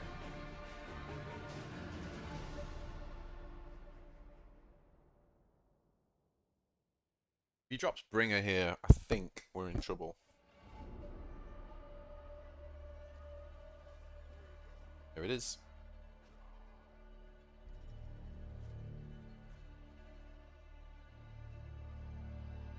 Okay.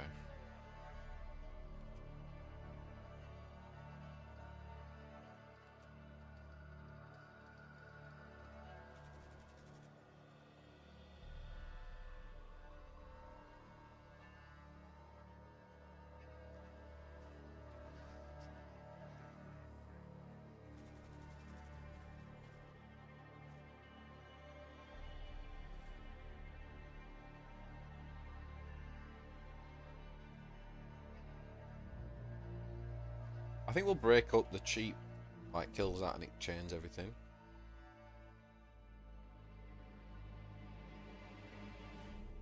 Obviously, he could use Traitor's Hate or Spawn them, but I kind of like him to use it here.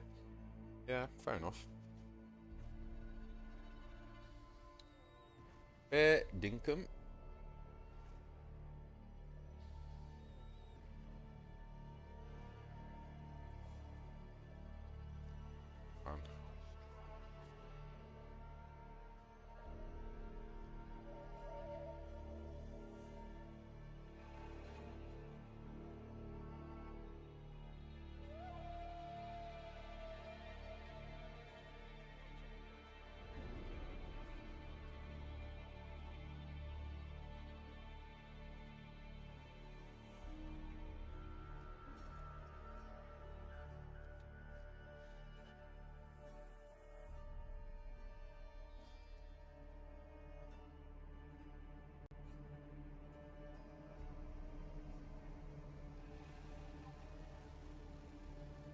Do I like the new nerfs?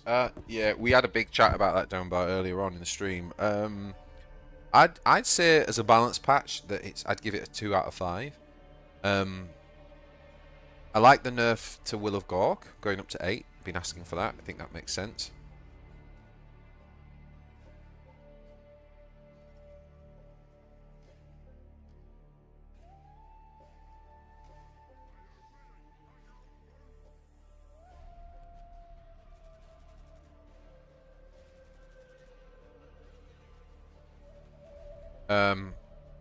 I like the nerf to the experimental drones, although I'm not sure that's the best way to fix that card, but at least they've made it a bit more expensive because that card's a bit obnoxious. I think the honourable Ethereal's a fair nerf as well. Like, that card was so goddamn good. And also the Darkstrider nerf, maybe. Don't get the coordinated nerf. I don't understand the nerf on that at all. And then a lot of just pointless stuff, you know, a lot of pointless stuff. I don't get. Maybe I don't know whether the Chaos guy, whether he goes back in Buggy's deck. I'm not sure. Like with the shield, I don't know if that makes a difference, but just a real lack of buffs. Calypso, yeah. If you go on the website, you'll see the news and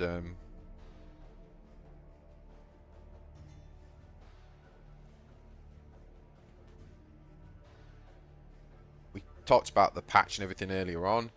So there's some good, you know, there's definitely some good stuff in there. Did he just stealth that somehow? How did he do that, by the way? No, not that. Wait, what? Oh, it's not stealthed, it's camouflage.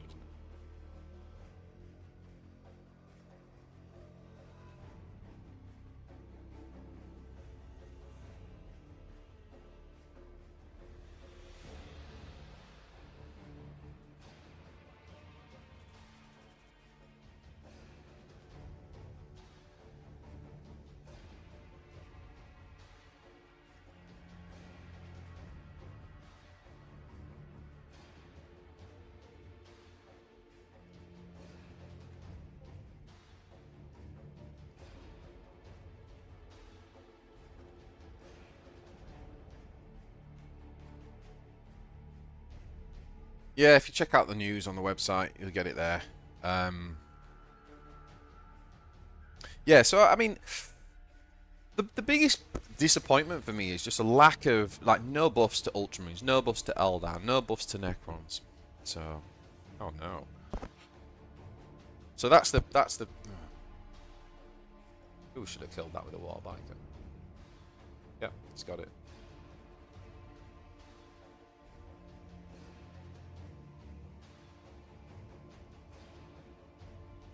Oh boy. Not going well.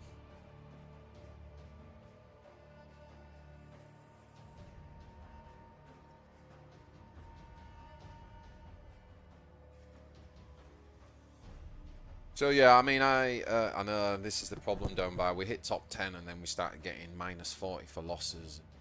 It's crazy, isn't it?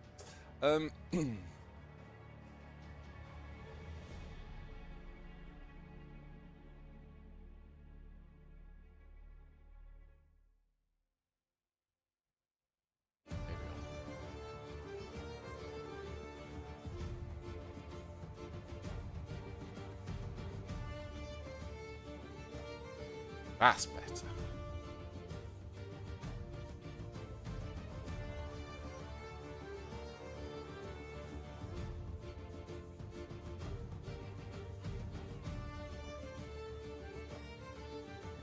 Yeah, that's -40 shit. It's just like.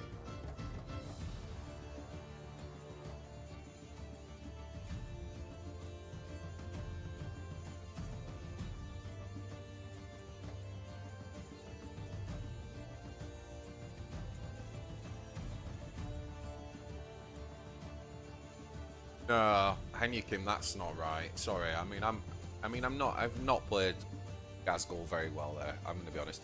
First of all, you've got to bear in mind we played 2 games with Gazgul, right? The first game we played against drones, who drew the legendary on 4E, and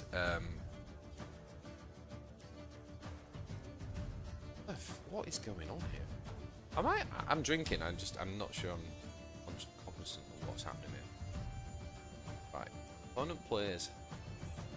Oh my lord! Look at that. That is how you use tactical insight, boy.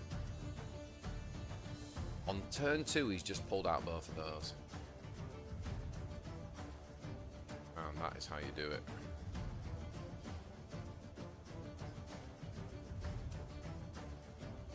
That is how you do it. This guy knows what he's doing. He knows what he's doing, man.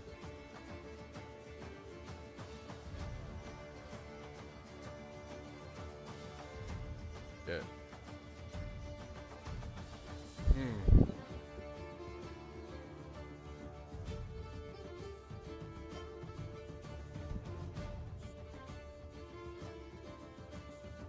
That was an amazing turn.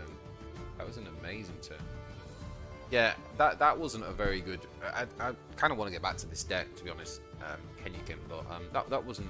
I wouldn't read too much into that. Like, Gazgul wins that deck like 9 times out of 10, that battle. But he did draw the Invulnerable. Some other crazy shit that happened. What else happened? Oh, the RNG off the 5-drop where you got like all the stealth stuff, and yeah. I wouldn't read too much into that game, to be honest.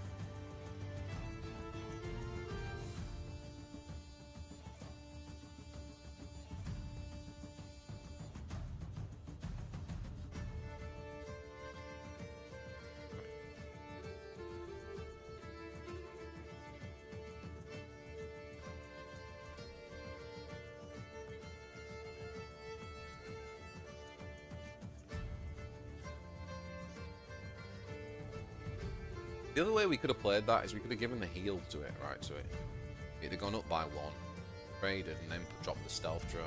That might have made more sense, because then we could have dropped to the fish next turn. Now he's just done that. Actually, probably should have gone with a valued sacrifice there. Obviously, if he can't kill this, the valued sacrifice isn't me, because they all get charged. He has just used Inspired Retribution.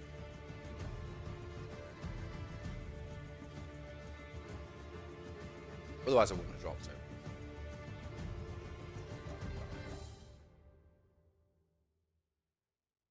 Sometimes the best way to punish hard remove, it's like mucking about or Will of Gork or what, is to drop something that they would have wanted to play that thing on. So, great example in my Battlesuit deck, he Will of Gorks the board on E7, clears my board. E8, I drop. Oh, look at that. He had the double hard remove. But yeah, just to finish that example, Will of Gorks on E7, on E8, I drop Riptide. He wanted to use it on that, so it's a good way to punish. Nice thing to burn. Anyway, okay.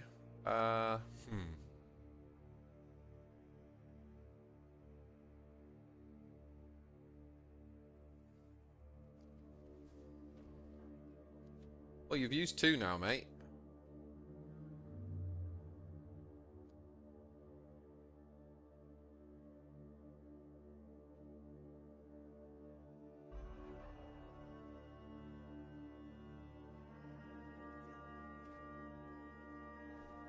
Okay. Well done for getting rid of it.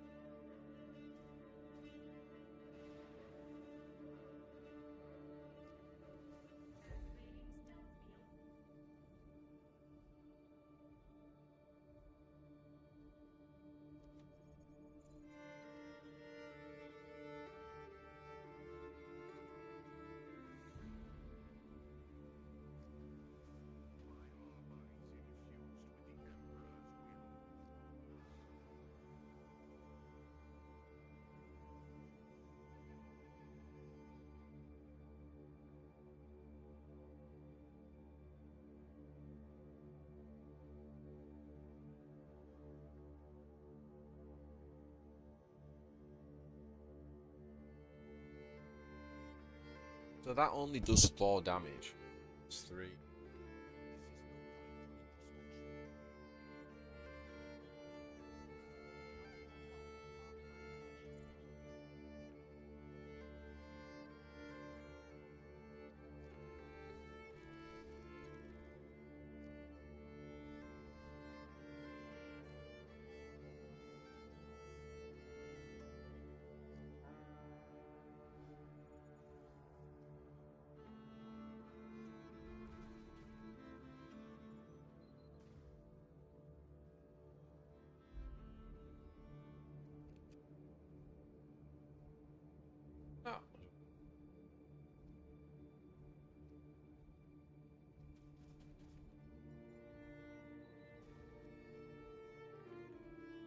I don't know. I don't know if that was right or not. Maybe we should have maybe we should have kept the stealth drone and sacrificed that. Not sure.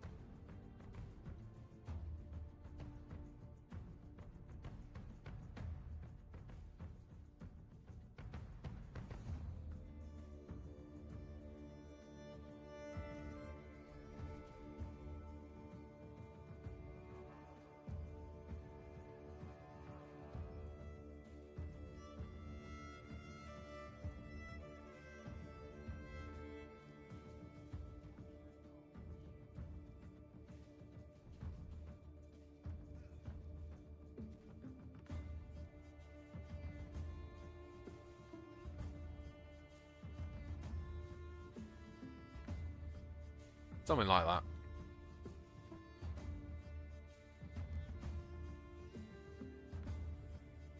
The Vanguard card is quite bad in my opinion.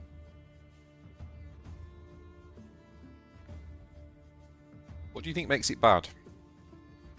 It's a card I often want to try and play more of.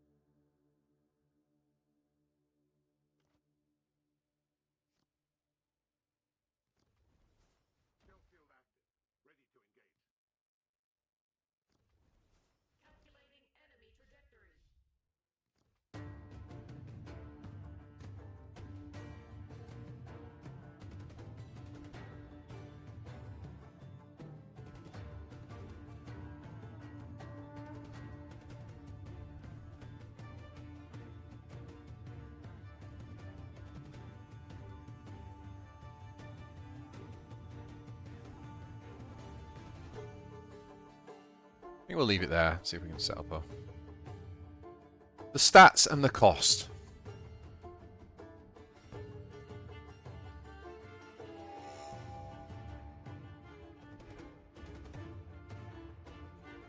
Yeah.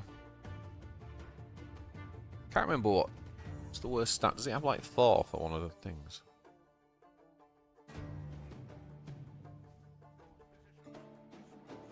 Ooh, that's it, a good one.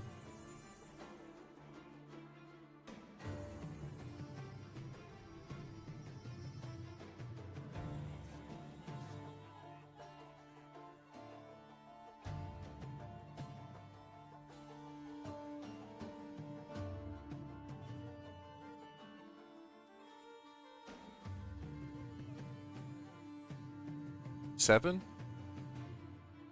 No, that one's got bad stats, but that wasn't it, was it? This one. I mean, I'd like to see it have a bit better range attack, yeah. The overall premise of this card, I like the idea of it. I feel like it could cost 7 energy, maybe, for those stats. I mean, what's the Hellbrute?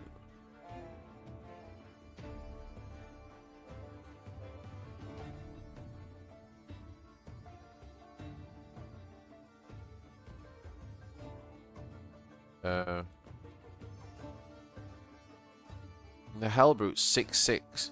Like that's 7/2, so that's the same. Yeah, it's the same as that, but it's 1 cheaper, and it's 6/6 in stats, and that's 7/4. Yeah, it's really bad compared to Hellbrute, right? And that has an ability. Yeah, that's a good point, Downbar, yeah. Yeah, that is a good point. I was thinking that card was like slightly underplayed, but you've really hit the nail on the head there. That is pretty bad, man. Bad. Right, 2 seconds, boys. Quick toilet break.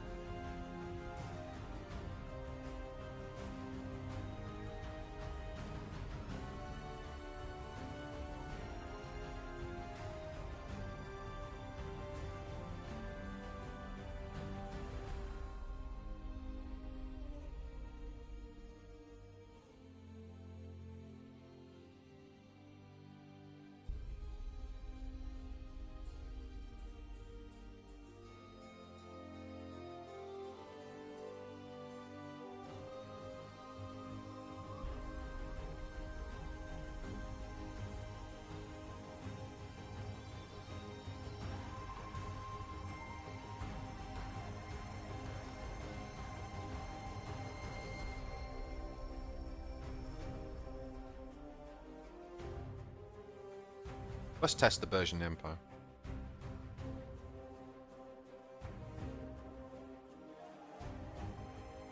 Shit.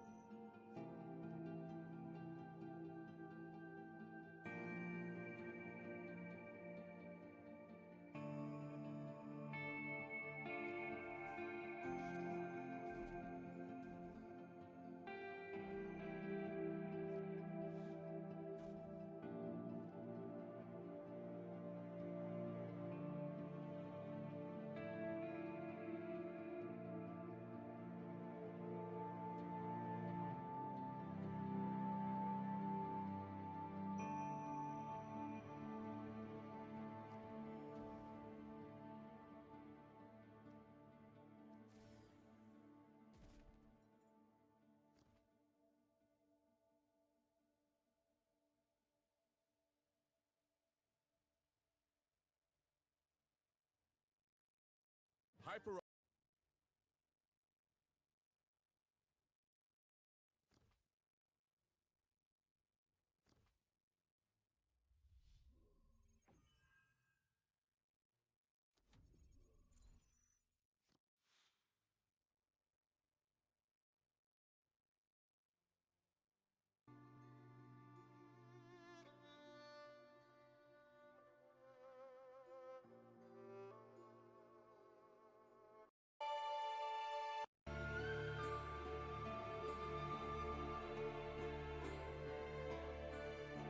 Moving on from the Gwent to the Witcher 3 music.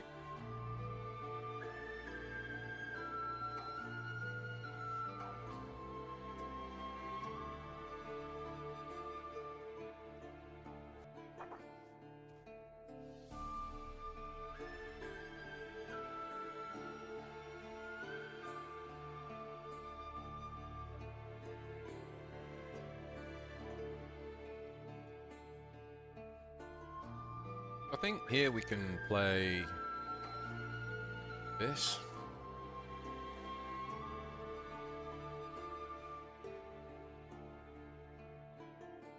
It's-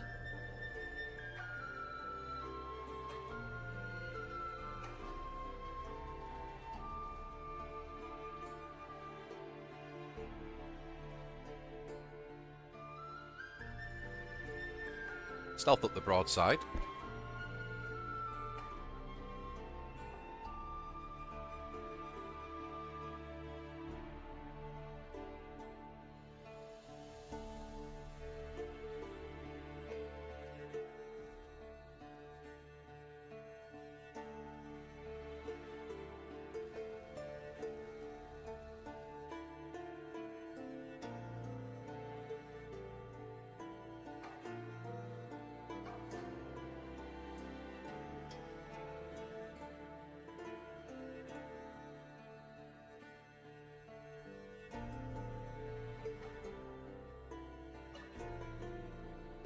You know what? That was a misplay.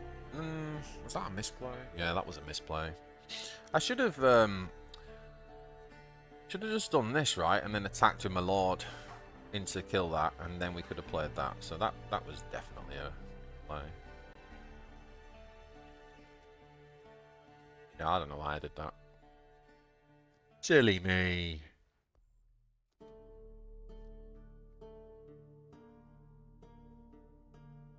Yeah, we could have had him on 6 health here. You daft bugger!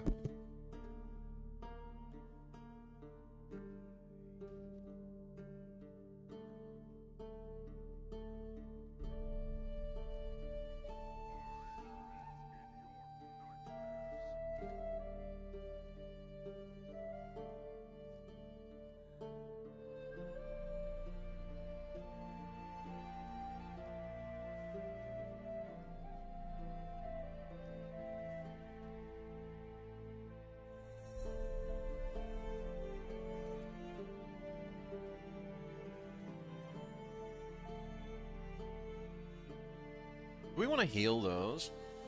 Go wide. I think we actually want to heal, right? Because,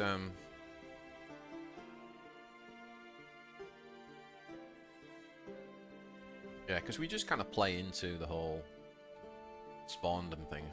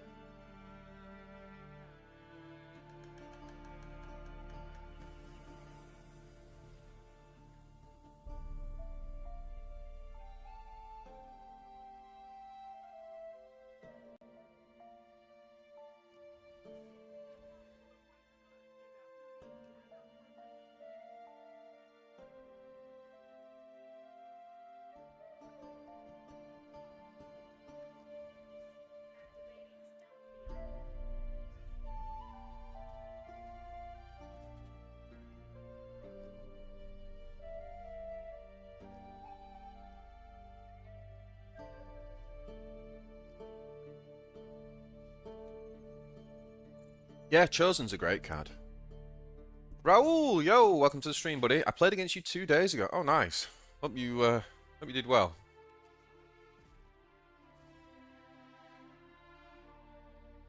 B-bro, you gotta respect the self-sacrifice, proper chaos style. Going out on his own terms. Gotta respect it.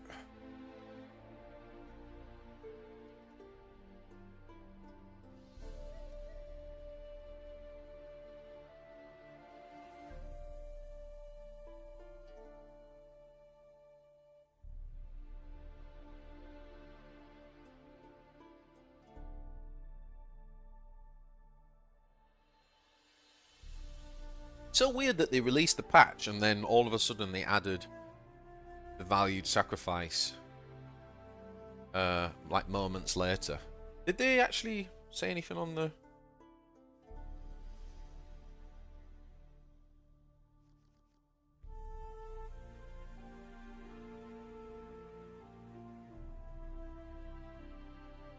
what are we playing? Necrons.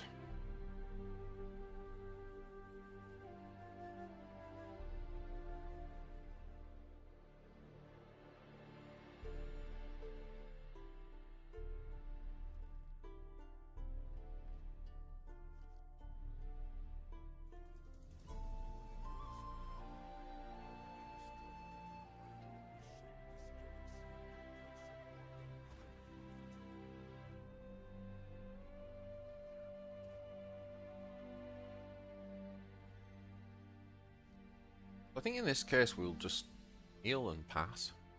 And I think we play the DS8 with Hide Wall next turn. Long Tim says he gets the Tau and Tyranny changes, but very disappointed with the Orc changes and the fact that there is nothing for UM or Necrons. Fair point, man. It's a fair point.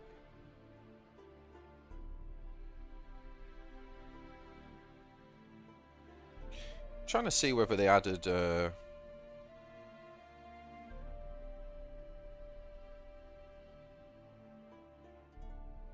yeah, they're not like they didn't mention when they come out, but I don't think they mentioned anything about the valued sacrifice. So weird. Super.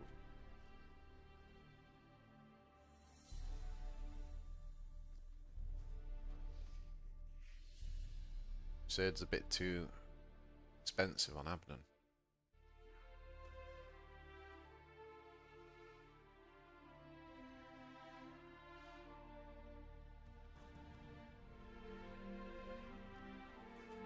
This combination is very nice, right? Like DS8 3, Crisis Bodyguard 4.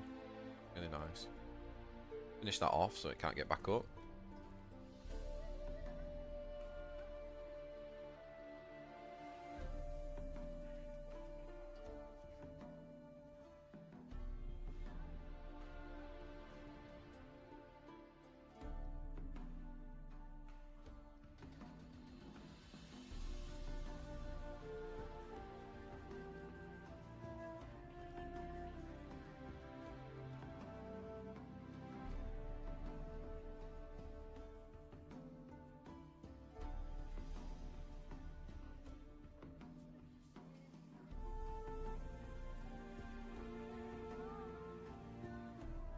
Look at this. Does this just kill that 6-drop?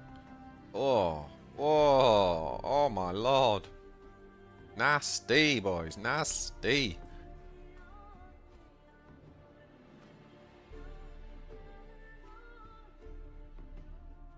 Yeah, I mean, that looks pretty good, doesn't it?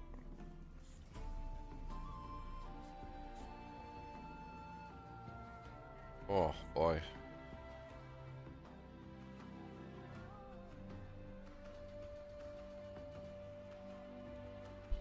Ugh. Horrendous. Horrendous. Ooh, nice. Not nice enough.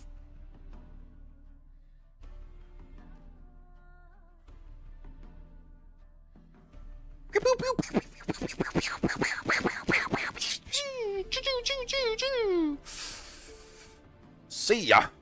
Oh my god. Got that as well. We forgot about that. That's going up to 3 energy. That's going to be a bit of a... I think that's going to be a bigger deal than I initially thought when I first reacted.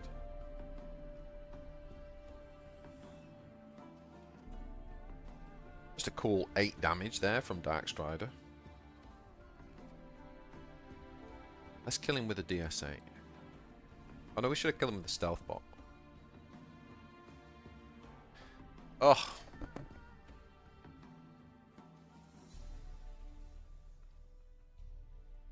Open this window. It's so warm in here.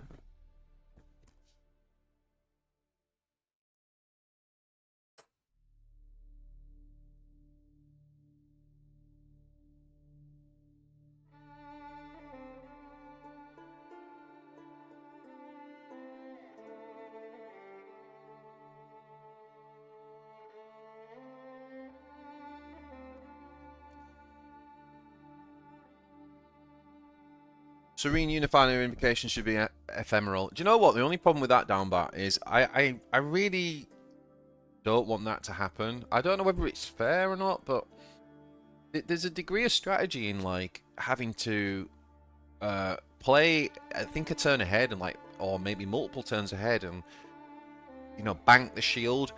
You still played the 3 energy for it. The thing that I think would improve Onvar and the Serene Unifier or whatever is that his ability that only adjacent units get healed, that should apply to all 3 abilities. So only the adjacent units get the shield, only adjacent units and him get the Storm of Fire. I think that would make Onvar more balanced, to be honest.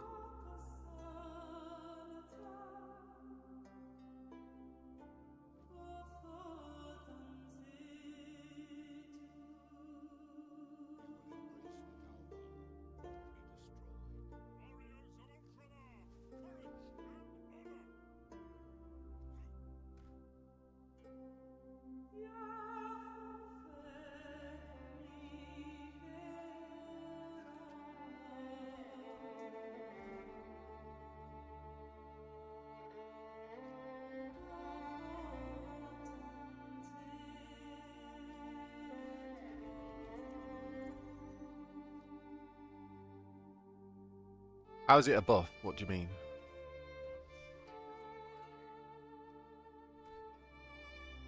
I'm saying that currently, Onvar, like when he heals only adjacent units, right? This. So the Serene Unifier, I'm saying that the abilities from that should only do adjacent units too, rather than the whole board. Why is it double? I don't get it. I don't get why it's double.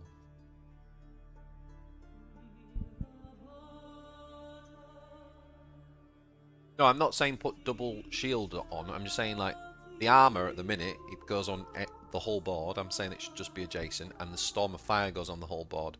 I'm saying that should just be adjacent. The shield is only produces 1 shield. Yeah, the shield would be the same then. Sorry.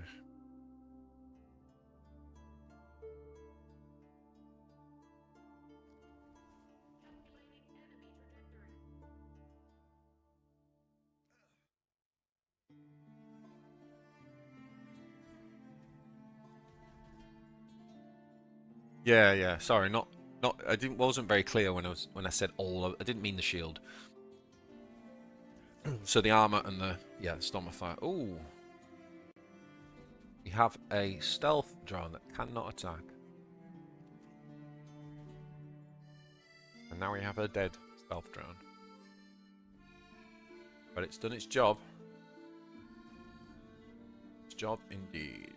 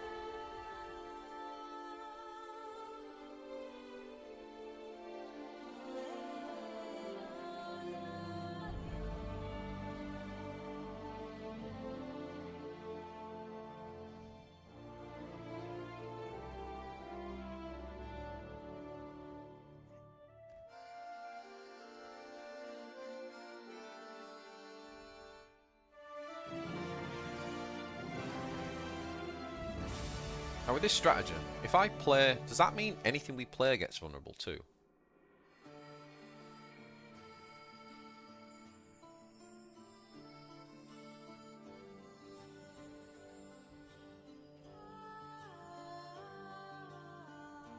I guess not.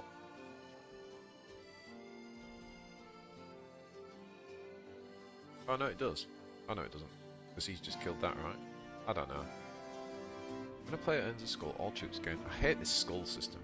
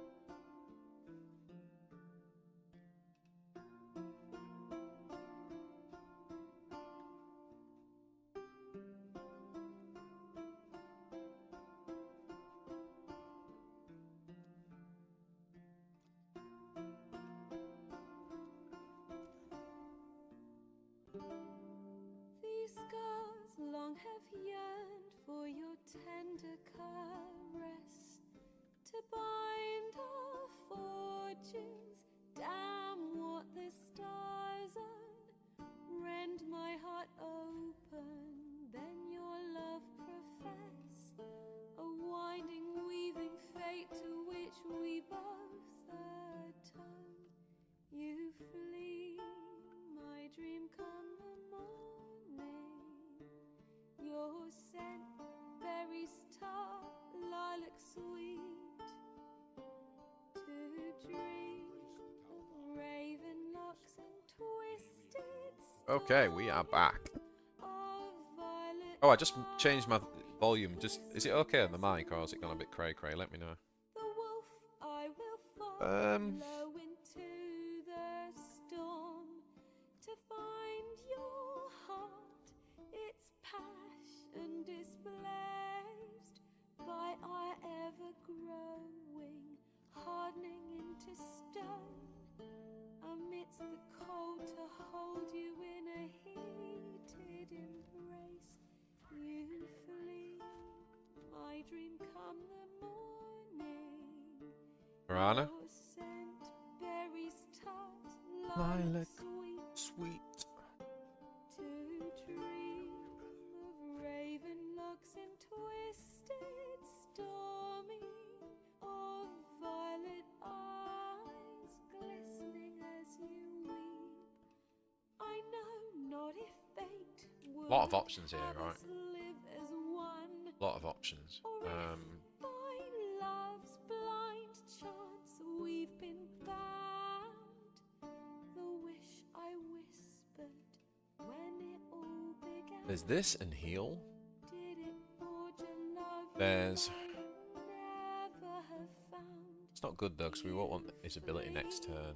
My dream Bodyguard or stealth suit? morning, your scent, berry star, lilac sweet.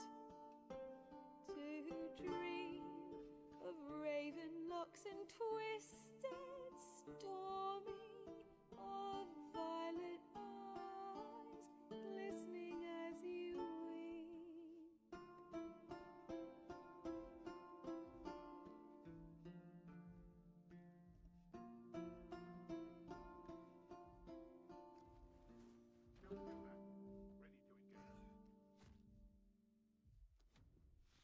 think you'd still clear the board if we'd have the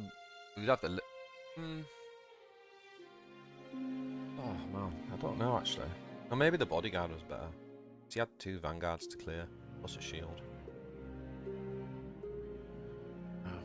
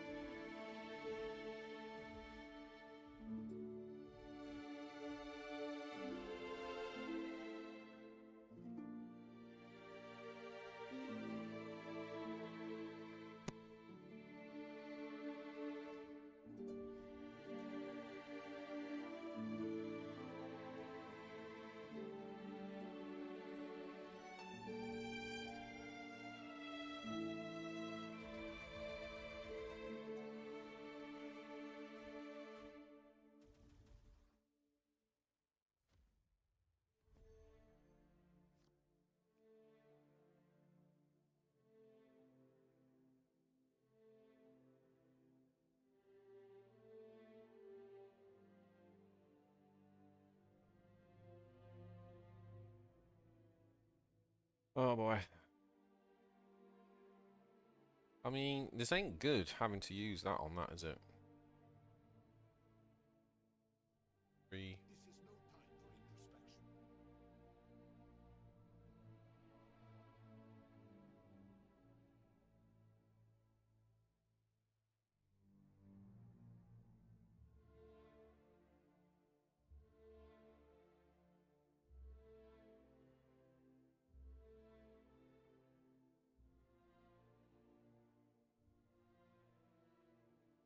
I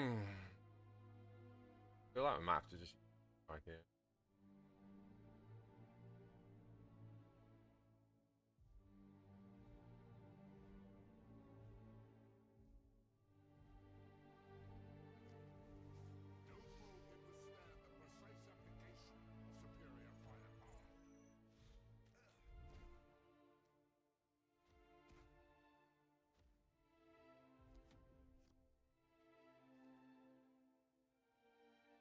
Terrible. This game's been awful. I've played this one really bad, boys. Really badly.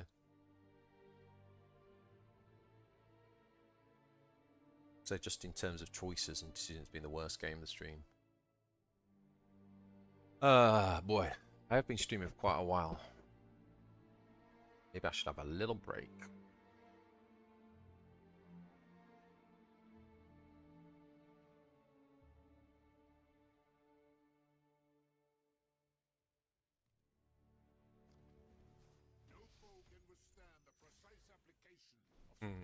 Long strike. Here we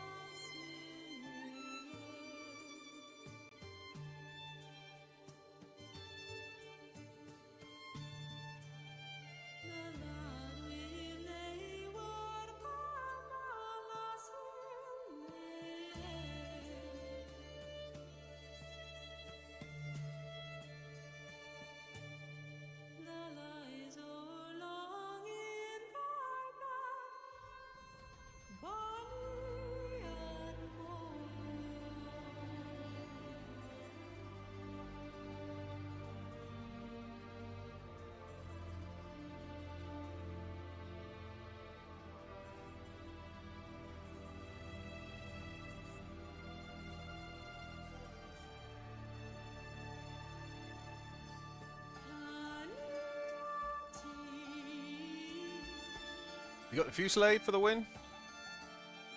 Doesn't need it, does he? Ah, he's got the Fusillade anyway. Fair enough. I mean, we played that one terribly. He played very well, but... Oof.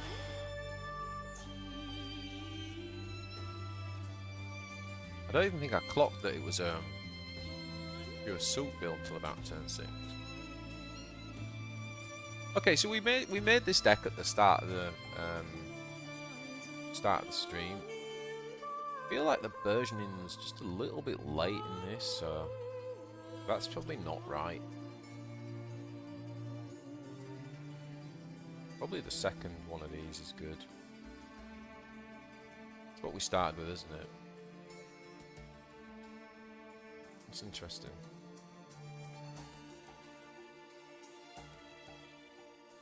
So the battle suits deck, he ran the 7 drop, didn't he? Not great, that card. I mean, it is obviously great if the game goes late. That one did. He had double savior protocols as well.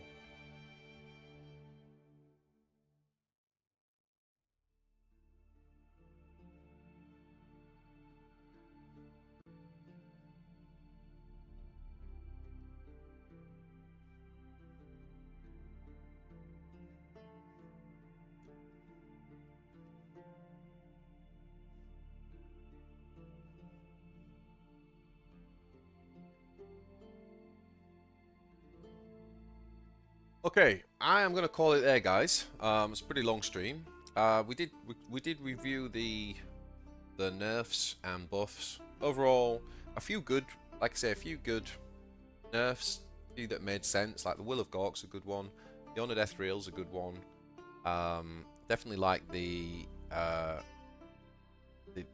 more expensive shield drone stratagem. That's good. But it was just a bit underwhelming. You know, the value sacrifice was good, but it was a bit underwhelming. Like they didn't really add any buffs, and the factions that need it. The meta's not going to change. The meta is still going to be Ghazghkull and Tau. The big difference is Tervagon is going to not be there anymore. Well, Tervagon was a counter to Ghazghkull, so that just makes Ghazghkull even better. It does let Abaddon back in the meta a bit because Abaddon was weak against Tervagon. So I think we're going to see Gaz, Tau, and Abaddon. That's what I think we're going to see as the meta. Could have done more, man. They could have done more. They definitely still... I don't know. I think it's just too much work because I think there must be a reason why they're not buffing. You know, the Eldars, the Ultramarines, the Necrons. They really need some work, and it probably does actually take quite a bit of work. So that's probably what's going on there. So anyway, I hope you enjoyed the stream, guys. Check out my channel. I've released a meta report, a couple of videos. We've got the podcast coming out tomorrow, Forgecast with the Ecclesiarch. We recorded that today. That's coming out tomorrow, so check that out. Check out my Tau Infantry guide. That's a really good one, and it's got some basis for the deck we've played today. And yeah, I'll see you in the next one, guys. I'm going to be streaming quite a bit this week, probably every day, for the next at least 7 days. So check it out on Twitter, check it out on Twitch. A few of you have been asking about the affiliate program. I should be affiliate in 2 days, so definitely watch on Twitch where you can, just because it helps me with to just get that link. Once I've got it in a couple of days, watch where you want. And I've also just updated and created a membership for my YouTube channel as well, the Guild Wardens, and there's a little bit of thinking ahead about the Warpforge factions and stuff there, but have a little look at that. And if you've got any thoughts, just let me know on any of that stuff. But yeah, thanks for hanging out anyway, guys, and I'll see you later on. Ciao.